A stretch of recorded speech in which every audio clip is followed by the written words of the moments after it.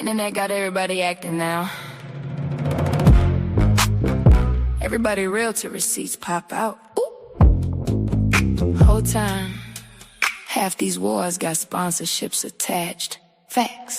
Ding.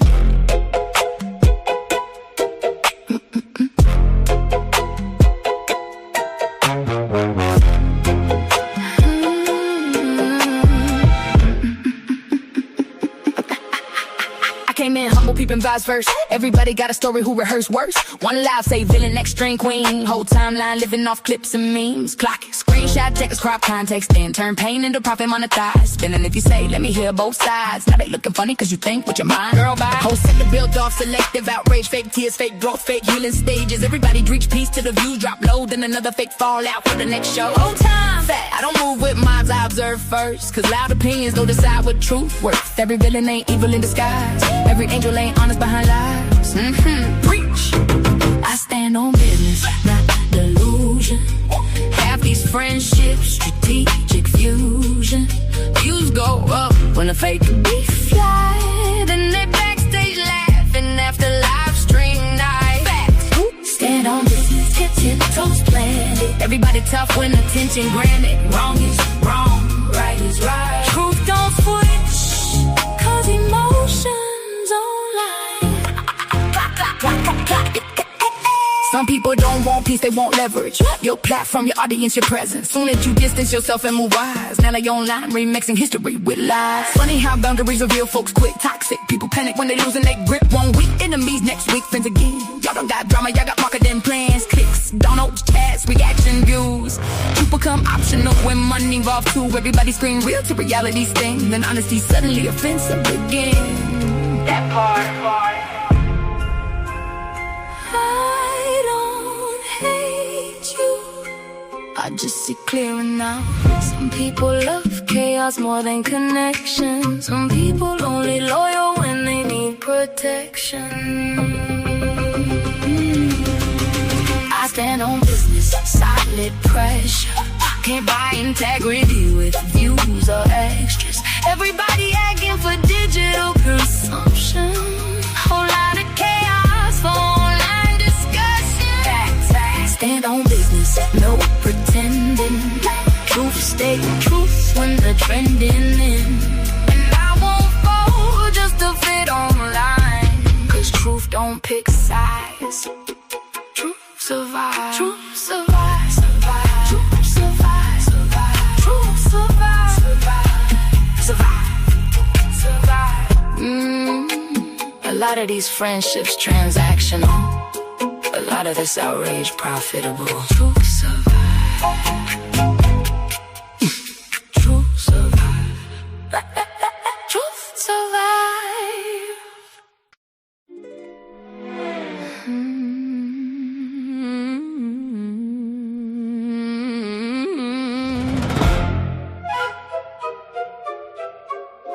Yeah.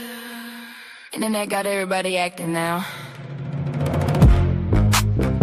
Everybody real till receipts pop out. Ooh. Whole time, half these wars got sponsorships attached. Facts.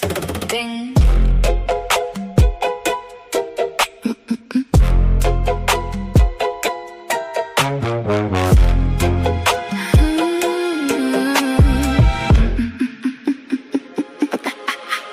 Came in humble, peeping vibes first. Everybody got a story who rehearsed worse. One live say villain, next string queen. Whole timeline living off clips and memes. Clock it, screenshot, checkers, crop context, then turn pain into profit monetized. Spinning if you say, let me hear both sides. Now they looking funny cause you think with your mind. Girl, bye. Whole sector built off selective outrage, fake tears, fake growth, fake healing stages. Everybody reach peace till the views drop low, then another fake fallout for the next show. Whole time, fat. I don't move with mobs, I observe first. Cause loud opinions don't decide what truth worth. Every villain ain't evil in disguise. Every angel ain't honest behind lies.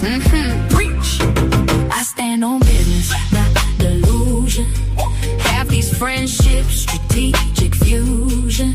Views go up when the fake beef fly. Then they backstage laughing after live stream night. Facts. Stand on business, tiptoes planted. Everybody tough when attention granted. Wrong is wrong, right is right. Truth don't switch, cause emotions online.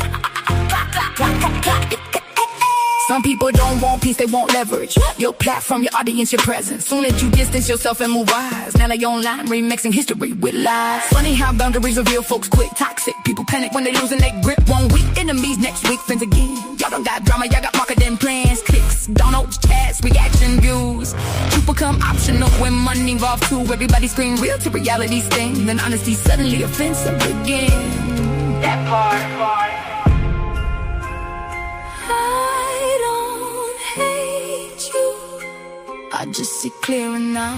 Some people love chaos more than connection. Some people only loyal when they need protection. I stand on business, solid pressure. Can't buy integrity with views or extras. Everybody asking for digital consumption. Whole lot of chaos for online discussion. Facts. Stand on business, no pretending. Truth stay truth when the trending in.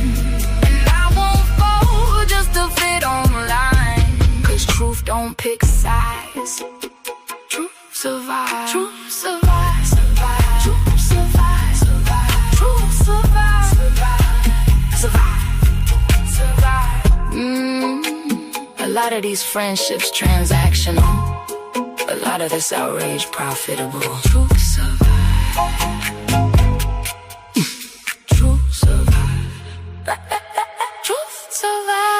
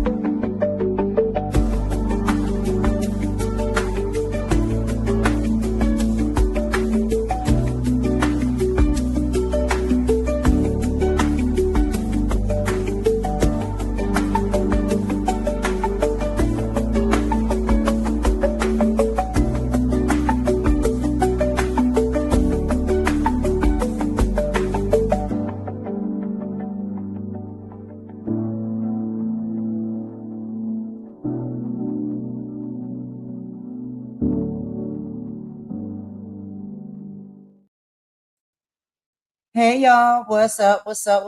It's your girl Golden, back with another live, y'all. We got a few things to get into today, okay?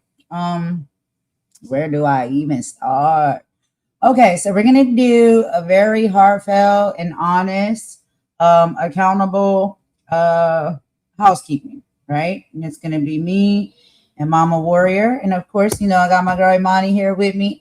Because we'll be doing our show together. So we do have a show for y'all. We have some, some things, real lighthearted things that we're going to show.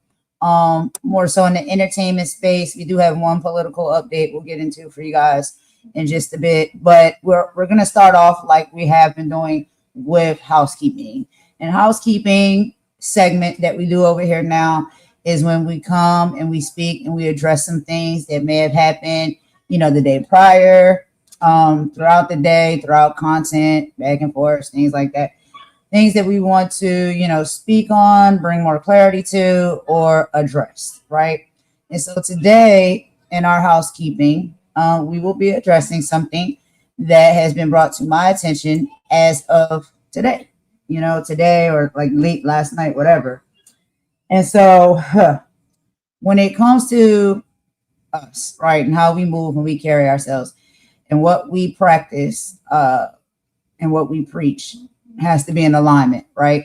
And so we talk about taking accountability, and we talk about being able to just be the bigger person and apologize when you're wrong, And so one of the things that have come to my attention when it comes to this housekeeping for today is that, and I have been hearing, and I was in total defense mode. I got to be honest about that. That there was a statement that my mom had made in a chat, right? When it comes to ICE and deportation and all of those things towards Vampy. Yes, we're talking about Vampy, okay?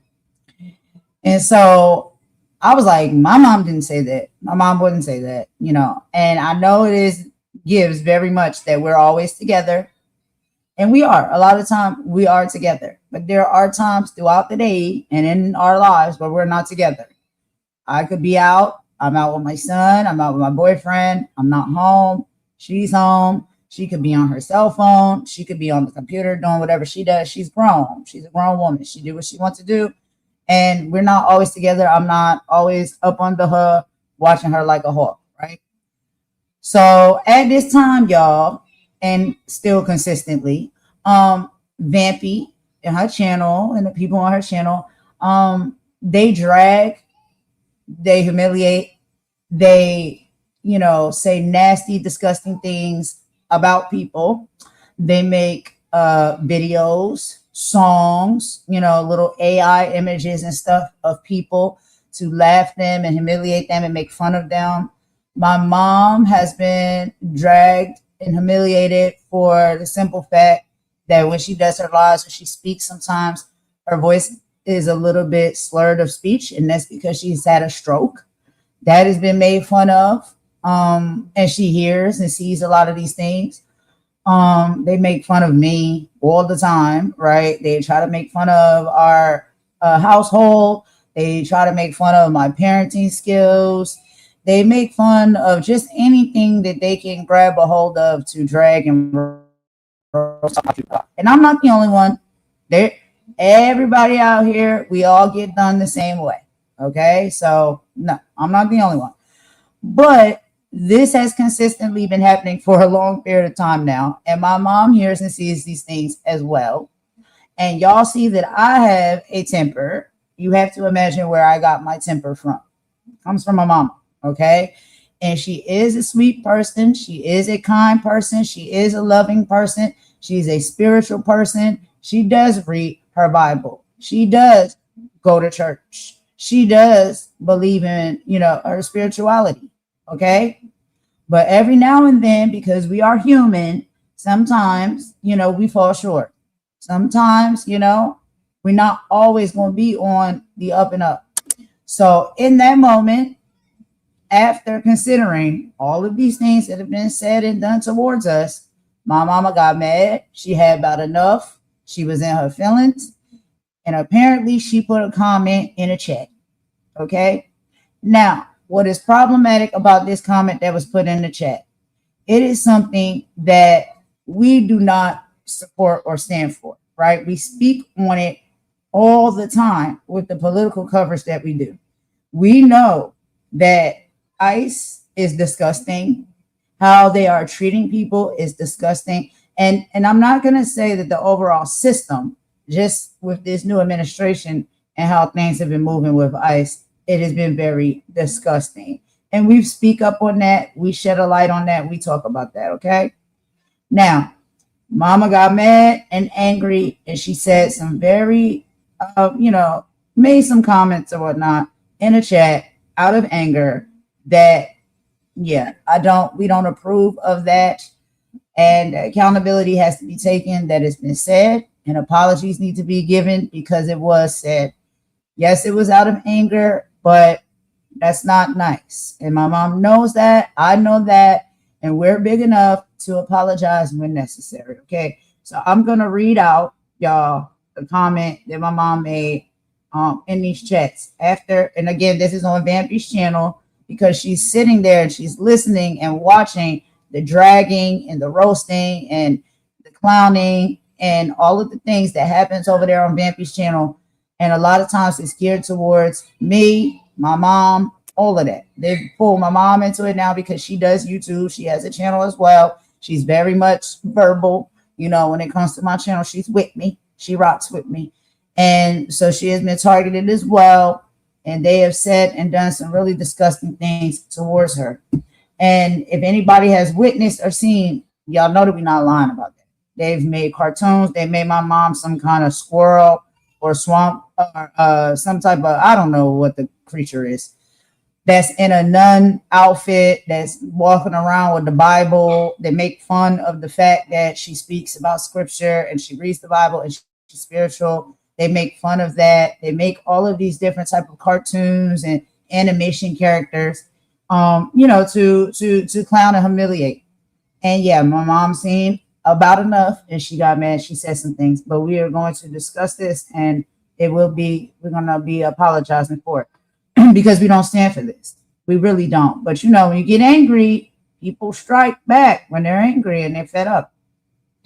So this is a comment that my mom made in Vampy's chat. And again, I'm not with my mom all the time. I don't know. If this was something that I could have seen my mama typing or about to post, I'll be like, Ma, no, you're not doing that. Don't say that. You're not doing that. I say that and I do that a lot. Y'all even hear me sometimes when I'm up here. My mom wants to come out and she wants to defend me and defend Imani and defend us.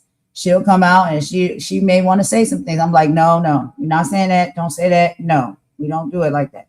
Because as much as people want to take you there, we got to discipline ourselves to not allow people to take us to that point. So anyway, this is the comment my mom made to Vampy. She said, when you get deported, you will be talking about Golden wherever they may put you. Peace out. So she said that. She said that in Vampy's chat. Okay, so that's one. The next one she said is, you can't hurt me or her. There's no criminal record over here. I'm here. I'm older. And I put my Bible down for this one. Second, kiss me and Golden, you know what? BITCHs. There, I said it. Okay? So my mom did say that because the constant dragging, right, that they do over there on Vampy's channel. Vampy laughs. She allows people to do it. She brings people up on the panel to do it. People are in the chat constantly do it, and it never ends, right? And we've seen this consecutively for a period of time now. And so my mom, like I said, when she get mad, sometimes she will say something. She said, I will feed you. You probably really need it after those pancakes. So remember, Vampy was making the pancakes or whatnot on her live one day. And so, around that time, that's when my mama said this. Okay. So those are the comments that my mama said in V Goddess chat. Because she's fed up and she's angry and it's constant dragging coming from V Goddess chat, her channel, and all of the people over there that support her. This is what they do all day, every day, right? So yes, my mama did say that. Now, the one thing that, the pancake thing is like, okay, whatever. But the main thing that we are going to be addressing when it comes to those comments that she made is just the one, really, honestly, about ICE. That's the only one, really. The other ones is like, okay, yeah, you can. Sometimes you tell people, kiss my so-and-so. That's it. And laughing at somebody's, thin pancakes, that's really, that's small, making fun of that. But what I will take into consideration, and I think is not right, is, and we talked about this, me and mama, when you get deported, you will be talking about Golden wherever they may put you. Peace out. I didn't like that one. And I told mama about that. We had a conversation about that because that's not something that we support. It's not something to laugh at. It's not funny.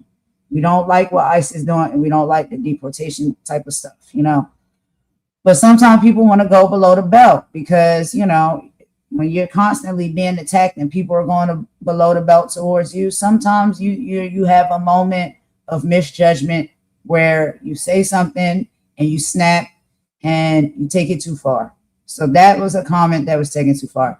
Imani, I'm going to let you go ahead and give a few thoughts real quick before we move forward. Mama is going to be coming. We're going to swap out in just a moment because she has some things that she wants to say as well, and directly towards Vampy as far as that.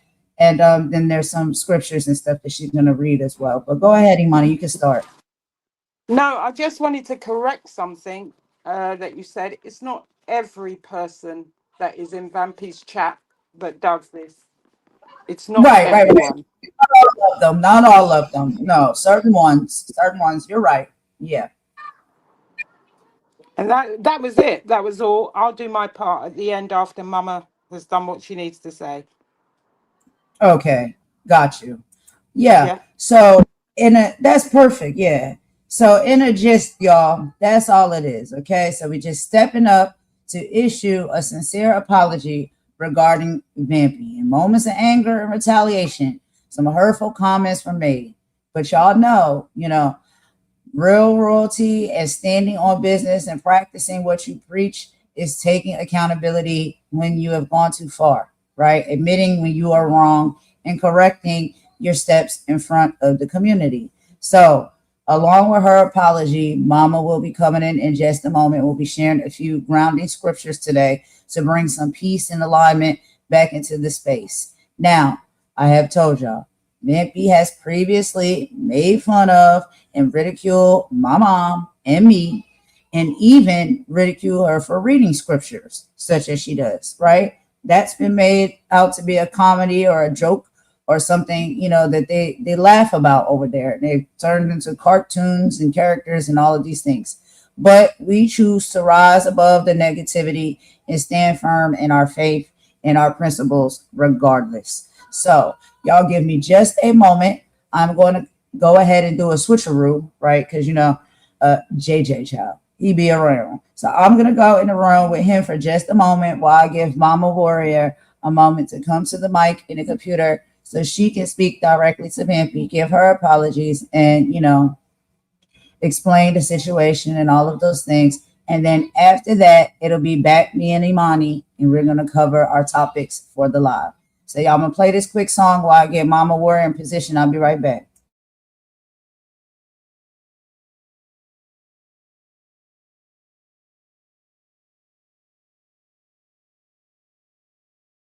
Sickness spreads in whispers, and poison wells in corrupted corrupted.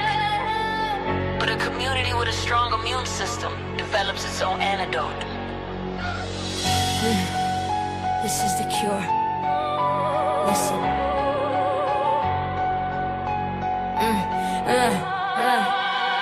Listen, there's a venom in the discourse, a toxin in the talk, a parasitic agent feasting on the soul of the block. It spreads through the timeline, infecting the youth, disguising as poison. In the fragment of truth, it preaches self-interest, promotes the individual dream. Anything to fracture the collective, to poison the stream. We see the symptoms in the envy, the distrust that you breed. You planting seeds of chaos, fulfilling the system's need. This ain't about a person, this is about a constitution. You're a weapon of division, a tool of social pollution. Like the agenda's getting bold. Why? Your people have been sold. Jig is up, you're the poison, the cancer, and the cold. You don't fight for the cause, you just lighten the load for the oppressed. Lie. Hear the conscience, see the fraud. Bye. Your whole damn act's a fraud. You're a symptom of the sickness, a tool of the trade. For every conscience that we take, you pull us from the shade back into the darkness. Fighting sister against brother while you collect the profits, then go poison another. You weaponize our trauma, you monetize our pain. Tell us to tear each other down for your temporary gain. You speak the language of the people with the motives of the state. Asleep, a cell of selfishness designed to make us hate. But the body's getting stronger, the fever's starting to break. We can finally see the difference between what's real and what's fake. Like, my, the agenda's getting bold. Why? People have been sold, jig is up. You're the poison, the cancer, and the cold. You don't fight for the cause, you just lighten the load for the soul. Yeah, the conscience, see the fraud. Bye. Your whole damn act's a fraud. But the antidote is unity, the cure is in the roots. It's the knowledge of the elders and the fire in the boots of a generation rising that refuses to be bought. Recalling all the lessons that our ancestors taught. We cleanse the foundation, rebuild the immune, to make the collective a garden where the real seeds can bloom. You can't poison a forest that shares a single source. We are the uprising, the unstoppable force. This is a conscious rebellion, a surgical strike to separate the healthy cells from the ones you're alike. This is more than a track, it's a call to the core, to protect the foundation of what we're fighting for. So let them have the clout, let them have the fake fame, while we reclaim the power that's attached to our name. Every word is a brick, every verse is a wall, to protect the community and watch the poisoners fall. So let the record show a community divided is a target, a community infected is a tragedy, but a community united is a revolution. And the golden rule: protect the people. Protect the people. Protect the people. Protect the people. People. The people presence.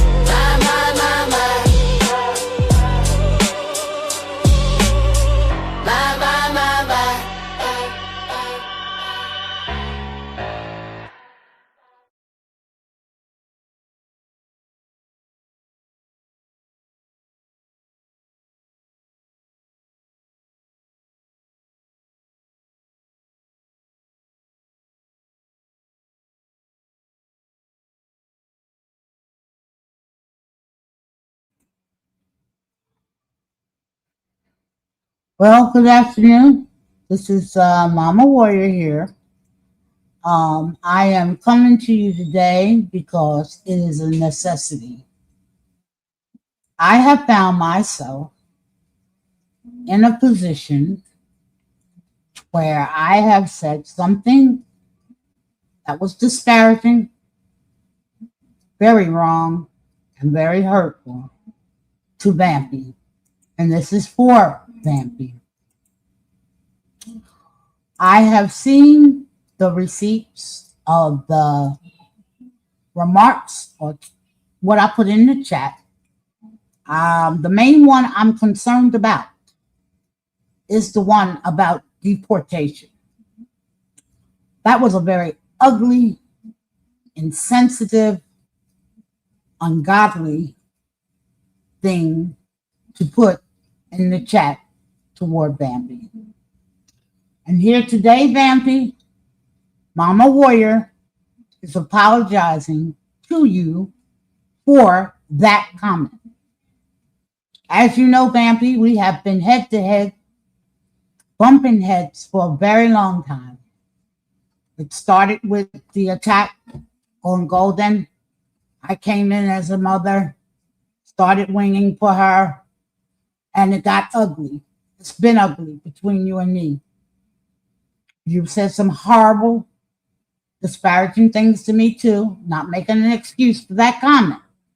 But you have been very nasty to me and doing nasty things toward me, my daughter, and my grandson within your chat. But like I said, this is not going to be a long, drawn-out thing.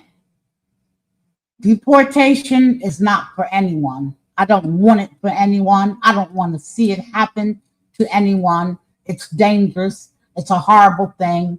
Many were unalived and hurt because of deportation. And this is a statement that I, myself, Mama Warrior, should have never, ever made a comment like that.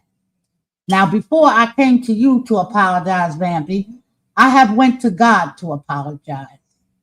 And I have something I want to share with you to tell you what I do when I fall short of the glory of God. So I first needed to apologize to God. And then I was instructed by God that I now need to apologize to you for that statement. And this is what I'm doing, taking accountability and apologizing for it. Now it was said by me that I did not say that, but I did not remember because we fight so much, Vampy. We go through so much, Vampy. I forgot I even put that in the chat. I really forgot. May God be my witness. I forgot that. And that's why I told you and told the rest of you that I never said that. But as we see, I did. It's a fact. It's there. I did. And I'm apologizing to you for that. And that's another thing. I do not want you to think or feel that Golden was a part of that. She wasn't even present when I was going through with Vampy that day. She wasn't even present, didn't even know that I made that comment. She asked me over and over again, Mom, did you make that comment? I said, no, I don't remember doing that. But I've been going through so much anger and enrage with Vampy, going back and forth. I actually really forgot that I said that. But now the proof is in the pudding. It's up here. I'm taking responsibility for it. I'm taking accountability for it. I took it to God. I asked God to forgive me for it. And I'm asking her to forgive me for it. And I'm apologizing to her for that. For that comment. The other stuff, par for par. We have been going back and forth anyway. She's been saying nasty things to me. I said nasty things to her. But this particular comment, no, that will not pass. That should have never, ever been said, especially knowing how I feel in my heart about deportation. I've seen what it's done to people, all kinds of people. I've seen what has happened. I see how they weaponize that to hurt our people. Not just our people, all people. They weaponize that to hurt all people, dividing mothers from their children and all sorts of things, horrible things. And I should have never ever said anything like that. So anyway, let me tell you what I did this morning, Vampy. This is between me and Vampy. Vampy, this is what I went to God and I read because I fell short of the glory of God when I did that. So I did. Have mercy. Psalm 51. Everyone can follow me. I'm pretty sure a lot of you know. If you don't know, it's okay. It's all right. Well, Psalm 51. Have mercy upon me, O God, according to thy loving kindness. According unto the multitude of tender mercies, blot out all my transgressions. That was a transgression. Wash me thoroughly from my iniquity and cleanse me from my sin. For I acknowledge my transgression, I acknowledge the wrong that I did. And my sin is ever before me, because I'm not perfect. I'm not 100%. And we all are with sin. No, not one is without sin. Against you, God, and you only, have I sinned and done this evil in thy sight. And I hurt Vampy, yes. Thou that might be justified when thou speakest, and be clear when thou judgest. Behold, I was shapen in iniquity, and in sin did my mother conceive me. Behold, thou desirest truth in the inward part, and in the hidden part thou shalt make me to know wisdom. So I'm asking God to purge me with his sop, and I shall be clean. Wash me, and I shall be whiter than snow. Make me hear joy and gladness, that the bones which thou hast broken may rejoice. It means God has corrected me for this. Hide your face from my sins, and blot out all mine iniquities, because I fell short from glory before. This is not the first time, nor will it be the first time for any of us. Create in me a clean heart, O God, and renew a right spirit within me. My spirit has been out of order going through all this. Yes, indeed. Cast me not away from your presence, Lord, and take not your Holy Spirit from me. Restore to me the joy of your salvation, and uphold me with your free spirit. Then I can teach transgressors thy ways, and sinners shall be converted unto you. Deliver me from blood guiltness, O God, thou God of my salvation, and my tongue, my mouth, shall sing aloud of thy righteousness. Lord, open my lips and my mouth, and shall show forth thy praise. For thou desirest not sacrifice, else I would give it. God doesn't want my sacrifice. Thou delightest not in burnt offering, nor do he want burnt offering. But what God wants is the sacrifices of God, a broken spirit. And my spirit has been broken when I found out that is actually something that I said. I cried this morning, Vampy. I'll let you know. The sacrifices of God are broken spirit, and a broken and a contrite heart, a sorrowful heart. O God, thou wilt not despise. Do good in your good pleasure unto Zion. Build thy walls of Jerusalem. Then shalt thou be pleased with the sacrifices of righteousness, with burnt offerings and a whole burnt offering. Then they shall offer bullocks upon thine altar. This is a psalm I go to when I mess up, guys. Anytime I mess up in life, when I make a mistake, this mouth, something comes out this tongue that shouldn't come out the tongue, this is where I go. It is a conversation with God, asking him to forgive me and let me start again and start anew. But Vampy, truly, I apologize to you. I apologize to you. I'm so sorry. I should have never made that statement and never meant to hurt you or insult you in that way. But for the rest of it that we've been through, come on, par for par, girl. You came after me, I came after you. But I'll tell you one thing, I am done with this. I intend to stay in my own channel, in my own life. I am not going to do any more commenting, not doing no more chatting, not coming up on any panels. I'm just going to go about my way. I'm going to ask God to bless you and let you go about your way and do your thing. If you want to continue insulting me, that's fine. That's fine. I can't tell you what to do. But as far as me, I am done with the whole situation. And that's all I have to say, y'all. And I just wanted to make sure that was public, because that chat, when I put that in that chat, that was public. So I need to publicly apologize to Vampy. And there that is. There that is. And I'm going to Thank bring you, Ma. Golden back to the, Golden comes back to the line. Thank And may you. God bless us all. Yeah. We all fall short sometimes, especially out of Anchor when all this stuff is like up and stuck and it's consistent and it gets very full. But Imani, I know you have some things to say. Would you like to chime in a little bit before we start the content? I don't know what you're doing, girl. It's loud.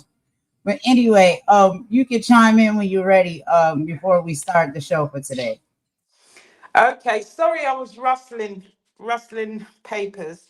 Um, Rustling these notes. I'll be doing the yeah, same no, thing. no, no. I was rustling some papers. Um, I think Mama said it all. I'm not going to add to that. There's no need to continue with it. I didn't know about it. You didn't know about it. And that is it. That's all. Now, before we start the content, just want to a little chat about stuff I when we're not doing lives. And I watch other people's stuff. I watched a couple of things. There's one that we were going to hope to review at some point. But just wanted to highlight some of the channels that I think, you know, these are my preferences or some of the channels that I support. They're not all the channels. And if I've forgotten anybody, I am sorry. But just today, just a couple of people doing some good things and a couple of people with some music as well. So we got Dropping the Tea. She does short video to the point, capturing the details in a very prompt, punctual way. And she also has music. We got Maggie. Maggie's Maggie, not afraid to go out there and do her investigations, fearless investigations, regardless of threats. So those of you who do support her, she has some good stuff out there. We've got Ralph. Ralph does spiritual stuff. Ralph also does takes on some of the activities that are going on the platform. He also has a music channel. I think it's called Atlas Family Music. Go over there, listen to some music. There's some great stuff on there. Another person Yeah, who does music is I remember that. Gooditopia. Gooditopia.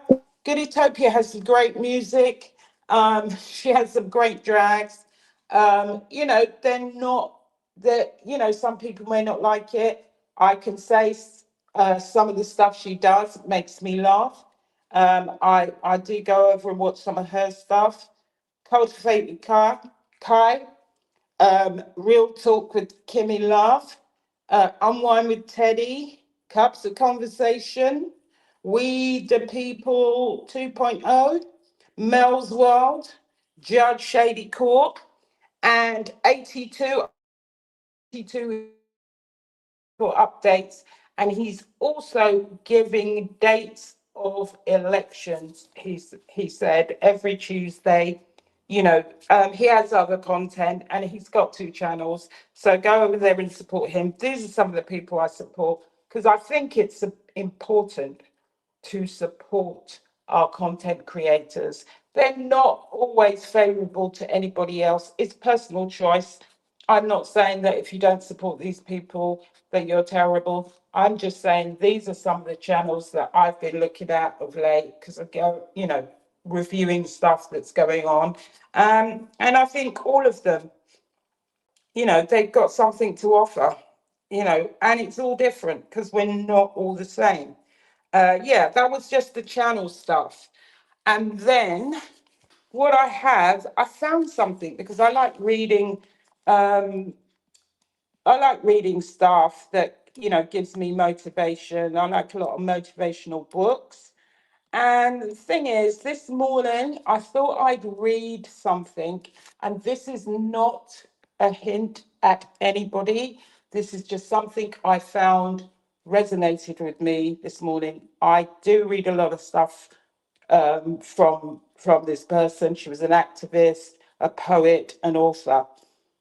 and she did something called The Power of Silence. So I'm going to read a little bit from The Power of Silence. I can't read all of it, but I'll read most of it. Not most of it, actually. I'll read a third of what it is. And it's from Maya Angelou. My dear ones, let me tell you something my grandmother once whispered while rocking gently on the creaky porch swing on a southern afternoon. She said, child, not everything that rattles deserves your tongue. And I've carried that wisdom in the marrow of my bones ever since. You see, we live in a world that rewards noise, people shouting over each other, flashing their joys, flaunting their wounds, posting every breath, every thought, every ache. Silence were a curse and privacy a prison. But let me speak this truth. Silence is not weakness. Silence is strength, folded in dignity. There's a rhythm to silence that only the wise can hear.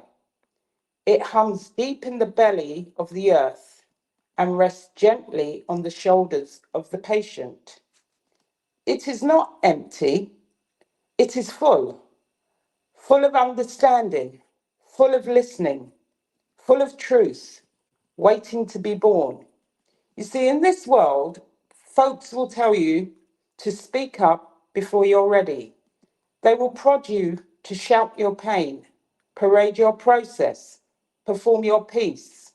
But let me whisper to you what the elders knew without ever having to say it out loud is that sometimes the most courageous thing you can do is to be still, to hold your words like pearls, too precious to cast before swine, to keep your mouth closed, not because you have nothing to say, but because you know that every word has a price, and wisdom teaches you how to spend wisely. You don't, sorry, you don't mistake silence for surrender. Don't let the world convince you that quietness is cowardice. Oh, no, no, no. Silence is strength wrapped in velvet. It is restraint refined by fire. It is the shield that guards your peace and the gatekeeper of your energy. You don't always need to clap back. You don't always need to correct. You don't have to post a response or explain your truth to people committed to misunderstanding you. What's yours will speak for itself in time. I've learned that silence is often misunderstood by the noisy. They don't trust what they can't interrupt. They don't respect what doesn't demand attention. But you were never made to beg for understanding. You were born with thunder in your chest and stars in your soul. You don't need to prove your storm by breaking someone else's peace. Let me tell you, it takes power to hold your tongue when your pride wants to speak. It takes discipline to bow out of the argument that your ego wants to win. But the mature woman or the wise man, the soul that's been through something and come out the other side, they understand every battle is not worth their breath. They've learnt to save their voice for praise, not pettiness. I've walked through fire and I've come out smoke-scented, but still shining. And along the way, I've come to realize that silence is a language. It says, I see what's happening, but I choose peace. It says, I could say more, but my spirit needs a rest. It says, God will handle what my words cannot. There's power in the pause, there's healing in the hush, there's clarity in the quiet. You don't have to answer every accusation. You don't have to match energy with those who are running on fumes. Let them talk. Let them throw their stones. Let them wrestle with shadows. You, beloved, were not built for petty wars. You were built for purpose. Silence gives you room to listen, not just to others, but to your own soul. When you quiet the noise of the outside world, you will start to hear the music of your inner knowing. You hear your breath, you hear your heartbeat, you hear God whispering, "Be still and know that I am." And when you come into that stillness, you become unshakable, not because you are untouched by pain, but because you've learned to sit with it in sacred silence. Not because you have all the answers, but because you've made peace with the questions. The woman or man who holds their tongue is not weak, they are powerful beyond measure because they know when to speak and when to let silence carry their truth. She, they know that their worth isn't measured by volume, but by their presence. They know that their silence can move mountains, shake hearts, and part seas. So do not be afraid to step back. Do not be afraid to keep your peace when others lose theirs. You don't need to rush to defend yourself. Your growth is your defense. Your peace is your power. Your silence is your sanctuary.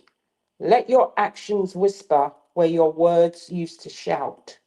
Let your presence speak when your tongue takes a rest.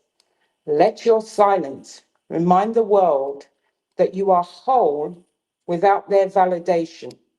And when the time comes to speak, because yes, the time will come to speak, you will find that your words will carry more weight because they were born not out of impulse, but out of insight. They were shaped not by noise, but by wisdom. So walk tall in your silence.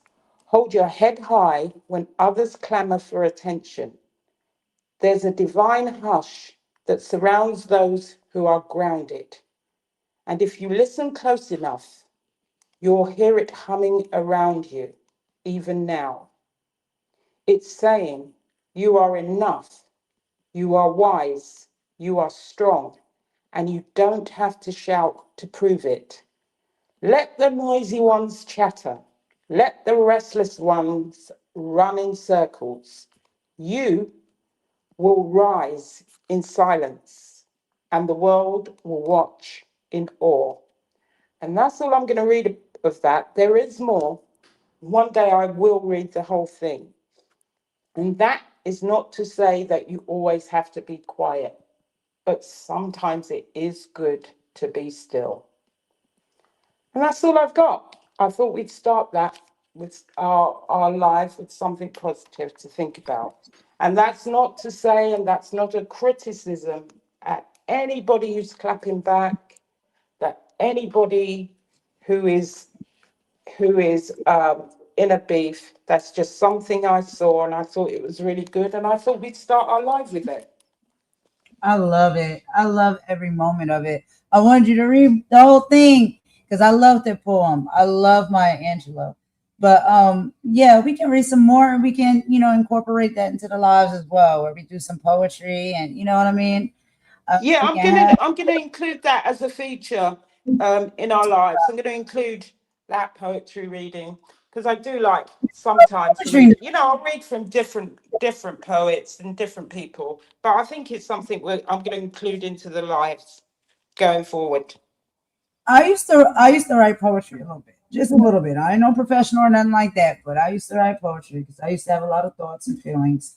And one of the best ways to express that, sometimes and vent, is through poetry. And poetry is a lot of the time what gets turned into lyrics and turned into songs. So that's why a lot of songs and music, I think, resonate with people so much and have, like a heavy influence on, sometimes feelings and emotions, depending on what type of song it is and what the lyrics and the vibes of the songs are.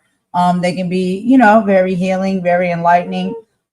Because yeah, typically with lyrics, that's literally what it is. Like it's basically poetry that's just given a melody, and a rhythm and some music behind it and some sound behind it, and boom, now you got you a song. And so I don't know, when I make my songs and stuff here, these little AI songs that I be making, that's typically where it stems from. Is I write things down that I'm thinking and that I'm feeling, or that I want to express, a story that I want to tell, um, things like that. And then I just, I put all of that in, and I find a nice bop and a nice little sound and tune to pair with it, which, these AI softwares are tools that we can use to do that, that are beautiful. And I love the fact that you've been, and we're going to incorporate that into the lives regularly as well, where we're going to be uplifting and shouting out people and channels that are doing some really great work, no matter what Just it one, may be, as far as their just, content. just one more thing. I just wanted to say thank you, Mama, um, for your apology and taking accountability. That's what we need to do. Um, some of the stuff that's thrown is not necessary to even acknowledge, but that was something that did need to be acknowledged. And thank you, Mama, and thank you for the reading. Yes. And like I said, that is my mom. That's who she is. That's how she operates. That's how she leads. That's how she teaches. That's how she raised me and taught me, how to be. I am a reflection of her. When we have our parents and stuff, that's basically how it works. They teach you based off of their wisdom and based off of the things that, they feel as though they can equip you with to go out in this life and be the best version of yourself. And yes, sometimes due to, how life and society is set up, you sometimes have to be able to battle and combat, because it's not always going to be smiles and rainbows and daisies and all of those things. Sometimes in life, there's going to be things that are thrown at you and come to you, your life and your doorstep, that you may have to battle yourself out of and fight yourself out of. If you're not able to survive it, then you let these things destroy you, or you let individuals destroy you. And I've never been raised and I've never been taught, with those type of teachings. So it's a Just, little bit of everything over here. I've been taught the light, I've been taught love, but I've also been taught how to protect myself and defend myself as well. And I think many of us have. just one more thing. When I gave that list of channels, I don't know if I included, I might be repeating, Mel, I think I might have forgotten to say Mel's World and Judge Shady Court. Um, I can't remember whether I said them or not, but I just wanted to add those two in case I didn't say them. Okay? Yeah. And we can start incorporating it into like an actual list we can put up so we can keep track or whatnot. So we make sure we're not leaving anybody out. And repeat. I mean, a repeat is, there's nothing wrong with a repeat, because we want to keep reiterating, like, yeah, these people are doing great work. They're making great content. They're very talented and good at what they do. And I think that that's what we should be doing. We should be celebrating one another and uplifting one another. That's why I say I like, I understand the concept behind the, like the list or whatnot for the Black tea sector, but the positivity and what came from a lot of that, especially shout out to Trevor Green and the way that he, just was excellent with the artwork and the video that he made. It was literally like an award show. I just thought that was an excellent, excellent piece of art that was created by him. And we could be making things like that. We could be spending our time doing things like that. And it doesn't have to tear people down. It can be comical, but it doesn't have Oh my to be God. It don't have to be evil comedy. Like comedy is comedy. And we know sometimes comedy, you poke a little bit of fun, but it doesn't have to be evil and it doesn't have to be fictitious. But I thought that video was amazing. What did you think about it, Imani? You saw it, right? Sorry, am I muted? Hold on a sec. Yeah, I thought it was amazing. I forgot to include Trevor Green in my list. Of course, we have to include Trevor. But yeah, let's so what have we got on the agenda today? Hold on for the Let's, live. let's go ahead and move right along, y'all. Let me give y'all a brief synopsis of what we're going to be talking about on this live, okay? We already did handle, the housekeeping with a level of integrity and accountability and apologies, right, that were necessary. And thank you, Mom, for doing that and really standing up and being, an example of how we can navigate through things when we do make poor choices and we make uh, mistakes. We can take accountability for those and we can apologize and move forward, right? That would be the goal. But let's get into what we're going to be talking about on the live, y'all. So I don't know if y'all seen it yet, but there's the White House lockdown, okay? Details are emerging on a powwowing that was right outside the complex that put the campus on lockdown while President Trump was inside. The suspect has been identified, and he does have a wild history with the Secret Service. We also were talking a little bit on culture, and Senator Tim Scott is making a direct play for Black voters with a new message. We'll talk about if it's landing or not. Also, there's some comedy beefs going on, as there usually are.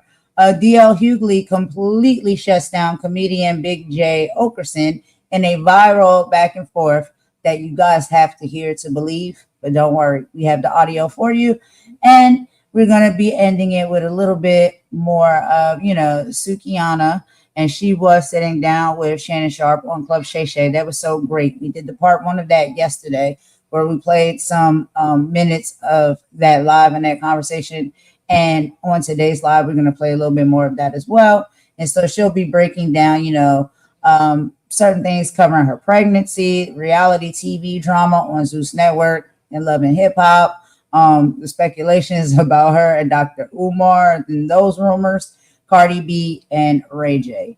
So we got a few things that we're going to play. But first, I want to go ahead and get into the most serious stuff.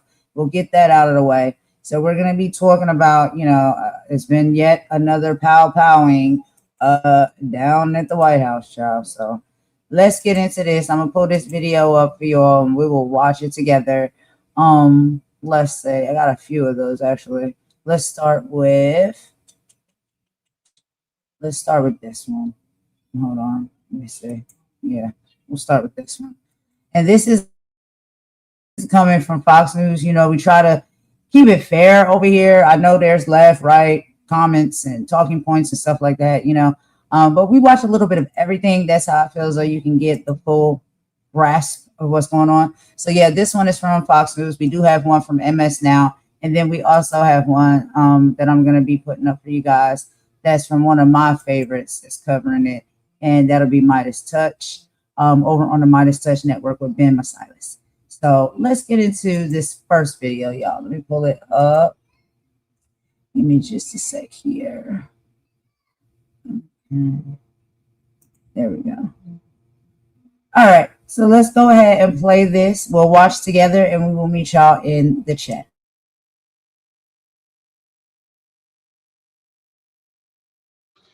Now let's go to Madeline Rivera in Washington on the shooting outside the White House yesterday. Maddie, what can you tell us?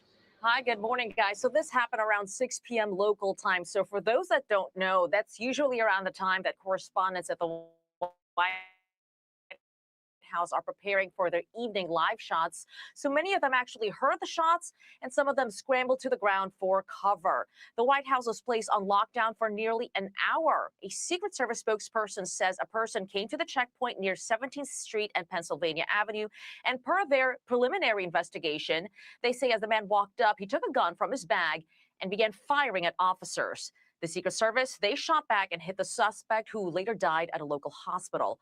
Multiple sources now tell Fox News Digital the suspect was identified as 21-year-old Nazir Best from Maryland. Best allegedly had multiple run-ins with the Secret Service and had a history of mental health issues. He was reportedly detained by Secret Service on June 26 last year for flagging down agents and making threats, and again the next month for entering a restricted area. President Trump was at the White House when this happened, but he was not affected. The president later reacting onto social, saying this: "Thank you to our great Secret Service and law enforcement for the swift and professional action taken this evening against a gunman near the White House who had a violent history and possible obsession with our country's most cherished structure. The gunman is dead after an exchange of gunfire with Secret Service agents near the White House gates." This event is 1 month removed from the White House Correspondents' Dinner shooting and goes to show how important it is for all future presidents to get what will be the most safe and secure space of its kind ever built in Washington, D.C. The president there appearing to refer to the White House ballroom. White House aide Stephen Chung says the president continued working through the evening, posting, "It's 9:30 p.m. on a Saturday night, and President Trump is still in the Oval Office working hard for the American people. He's simply one of one."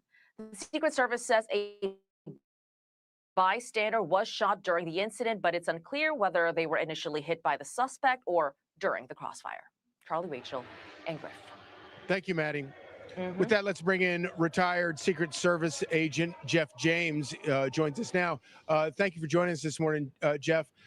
Based on what the information that we have right now, and there have been a number of run-ins with this suspect over the past year and a half, do we think that the obsession of this shooter, this gunman, had to do with President Trump specifically, or just the presidency and the White House? Is there anything that gives us any indication about that? Nothing initially, but that'll be figured out. And in my career, I did 2 years as an intelligence specialist in our intelligence division. And we would see that. We would see people who were obsessed with the presidency, period, not just one person. That goes all the way back to John Hinckley. John Hinckley actually had plans to shoot President Ford before he eventually shot President Reagan. So it wouldn't be unusual to see an obsession with the White House and the presidency as a whole rather than one president. So, Jeff, let me ask you what you make of when we look at the actual location, which I believe is 17th in Pennsylvania, where the gunman was able to at least get to and fire off shots. What do you make of where this occurred? And does it call for even more hardened security around the White House by Secret Service? Well, the first thing I want to point out is that, the security measures work. This person didn't get inside the perimeter. He shot through the fence. The fence line from the north portico, you have about 70 yards to Pennsylvania Avenue, and then this was down on the corner. So you're a good couple hundred yards away from the White House itself by the time you get to 17th Street. We can't continue. If we tried to move the cordon out any farther at that point, we're starting to encompass businesses, which really lends itself to less security when you encompass a place where more people have to come and go. So the perimeter, the 18 acres that the White House covers, the perimeters are literally pushed out as far as they can go, right in the center of D.C. there. All right. All right. Jeff James, thank you for joining us and for all those details. Appreciate it. Be sure to like and subscribe for all the Fox News latest on YouTube, and catch full shows streaming now on Fox. All right, y'all. So let's move on ahead with the next video. Like I said, I got 3 when it comes to coverage of this, as far as, this powing that has happened within the White House. And so now we're moving on to the next platform. And like I said, this one is MS Now. And so they will do their coverage as well. And then they also do have the identity of the individual that, did have the pow or whatnot. So let's get into that. And then the final one we'll be listening to is from Midas Touch and Ben Masilis. He'll be breaking that down as well. So, yeah, I did want to go ahead, y'all, and I'll put that up. Y'all see the trigger warning because, yeah, this is it's a bit triggering, some of the footage. But let's go ahead and get into it.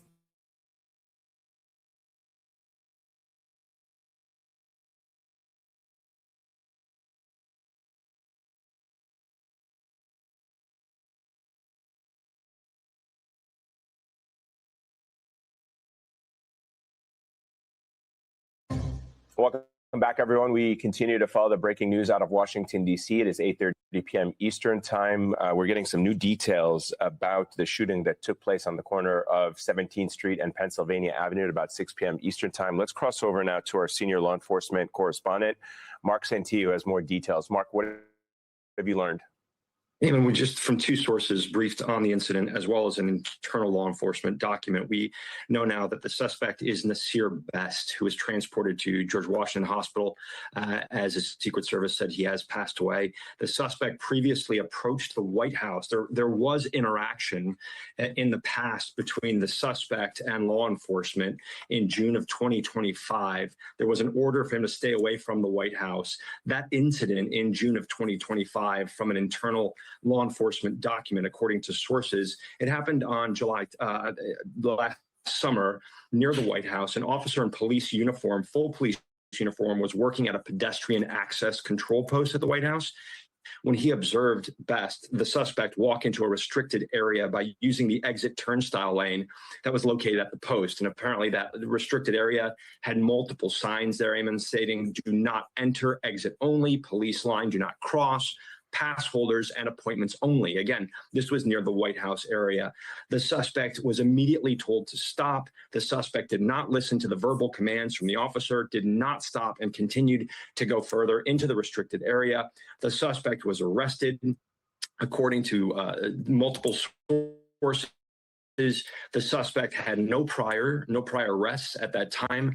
The suspect claimed he was Jesus Christ and he wanted to, quote, get arrested. The suspect has a history of mental health issues. Again, suspect known to United States Secret Service for walking around the White House area complex, inquiring how to gain access, and was taken into custody last year. Again, the suspect being named as Nasir Best. We know tonight, just after 6 o'clock, President Trump was in the White House. That's when law enforcement sources say Best walked up to that checkpoint with a bag, took a handgun out of that bag, opened fire on Secret Service officers who returned fire, killing Best. Best was rushed to the hospital, died at the hospital at George Washington Hospital there in D.C., and they're trying to gather more information at this time. You're taking a look at that video on the side of your screen, left side of your screen. Those evidence markers, it appears several rounds were fired. Rob would be able to speak to this much more than me, but you see all of those orange cones, those evidence markers on the ground there. It appears multiple rounds were fired in a very busy portion of Washington, D.C., near the White House there. But again, the suspect being identified from two sources, 21-year-old Nasir Best. He was transported to the hospital after law enforcement says he opened fire on Secret Service officers. Secret Service officers returned fire. Best has died. The 21-year-old suspect has died. He was known to the Secret Service. He was taken into custody last year when he entered an area that was off limits, taken into custody. Again, law enforcement sources say he has a history of mental health issues. They are now trying to gather more information if Best was speaking to anybody about what he was planning to do this evening, if he has any connections, if he talked to anyone else. So a lot of work happening behind the scenes right now. Again, you heard Tom and Rob both say law enforcement will be looking at that weapon, at that handgun that Best allegedly had in his bag. They'll see if that was used in any other crimes, where that was purchased, how he may have gotten to the area. So a lot of work happening right now. But we know this suspect, Nasir Best, 21 years old, has died. Best was known to the Secret Service, was known in that area near the White House, was taken into custody before, and this investigation at this point is continuing.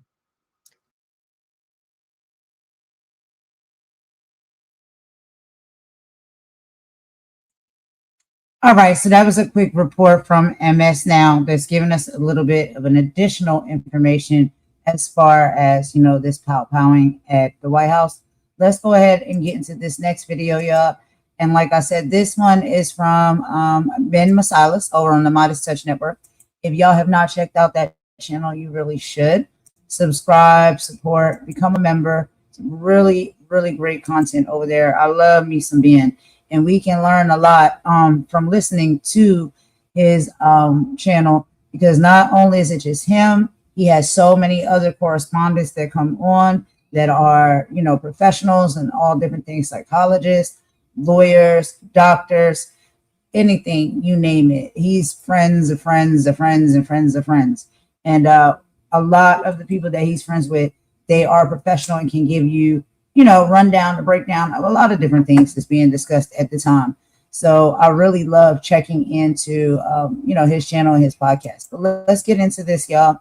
And again, extreme trigger warning, because in this video, there is some raw footage of what happened during the Pow Pow incident. So let's go ahead and get into it. We'll meet y'all in the chat. To remain far apart.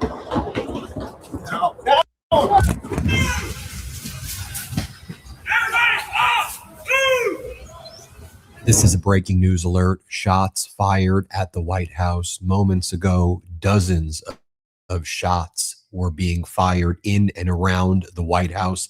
We saw reporters like Selena Wang and others who were doing reports right at the White House lawn, had to shut down the reports as people were scrambling. Let me tell you the latest about what we've learned, and then I'm going to show you some of the video footage. But shots fired at the White House. We just learned that the suspect has indeed died after the Secret Service apparently returned fire on the suspect. Here's what CNN said moments ago. We just have a statement from the Secret Service, who has updated that the suspect has died, according to the Secret Service. I'm just going to read this statement. They say shortly after 6 p.m.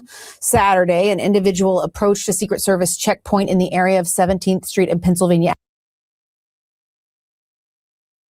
Avenue Northwest.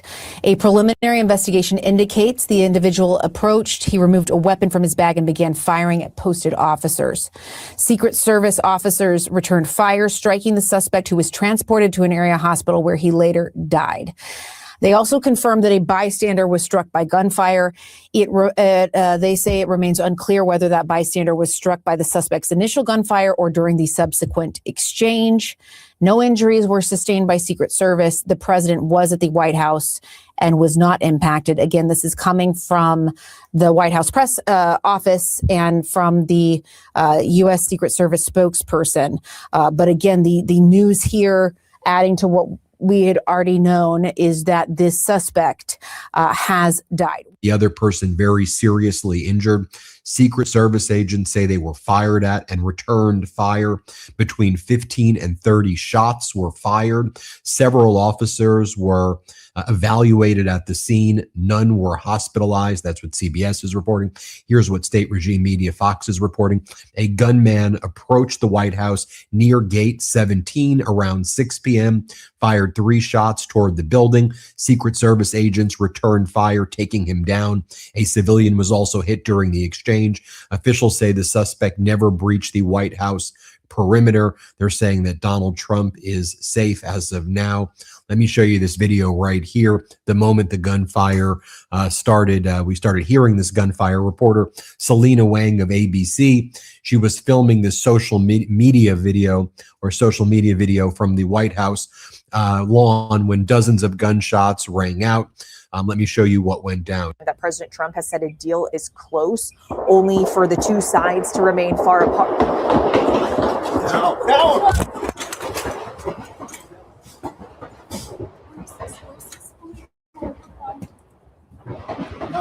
No, she says that we were told to sprint to the press briefing room where we are holding now. Wang posted this video after the chaotic scene.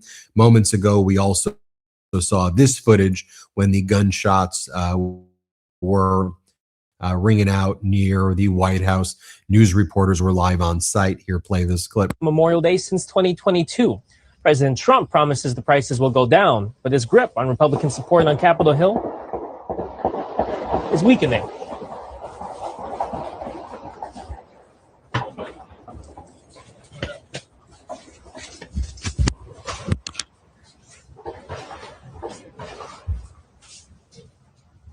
There's shots fired. You have to get down. Shots. There are shots fired. You're going down. Yeah, we might do that. Go down. Okay. I'm here. In addition, NBC News Capitol Hill correspondent Julie Serskin was preparing to report from the White House when multiple shots were heard. Here's what went down when she was reporting. Let's play this clip. What is that?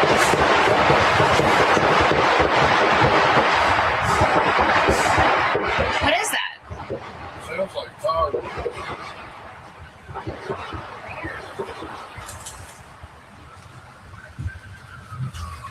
Today, but this obviously comes. You can also see in this next video, turn the sound up a little bit here, Secret Service ordering members of the press to abandon their reporting pods on the north lawn of the White House and go toward the briefing room after dozens of shots were heard nearby.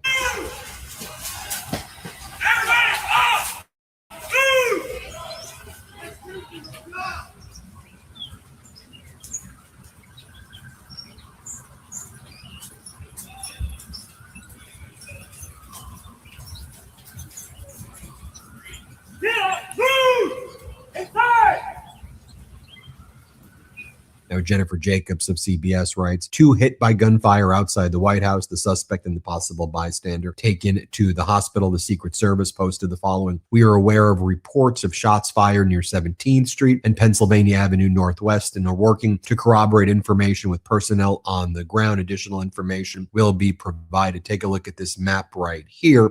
As Gary Collins writes, sources say that the U.S. Secret Service shot 2 men outside of the White House on the 17th and Pennsylvania side right here. I mean, take a look at where that actually took place. Here's how state regime media known as Fox is reporting. Here's what they had to say. We have you by phone. Can you break this down for us? Well, Tommy, this is what always happens when we have something like this. I always start to check in on the security situation at the White House, but this is what happened around 6 o'clock this evening. I'm told that a gunman came up near the White House on the west side, what is described to me as Gate 17. This is kind of near 14th Street on the west side of the White House, and came up and brandished some sort of a pistol. We don't know what type of pistol it was, but he then fired toward the White House 3 times. And the United States Secret Service, they returned fire. We don't know how many shots that they got off.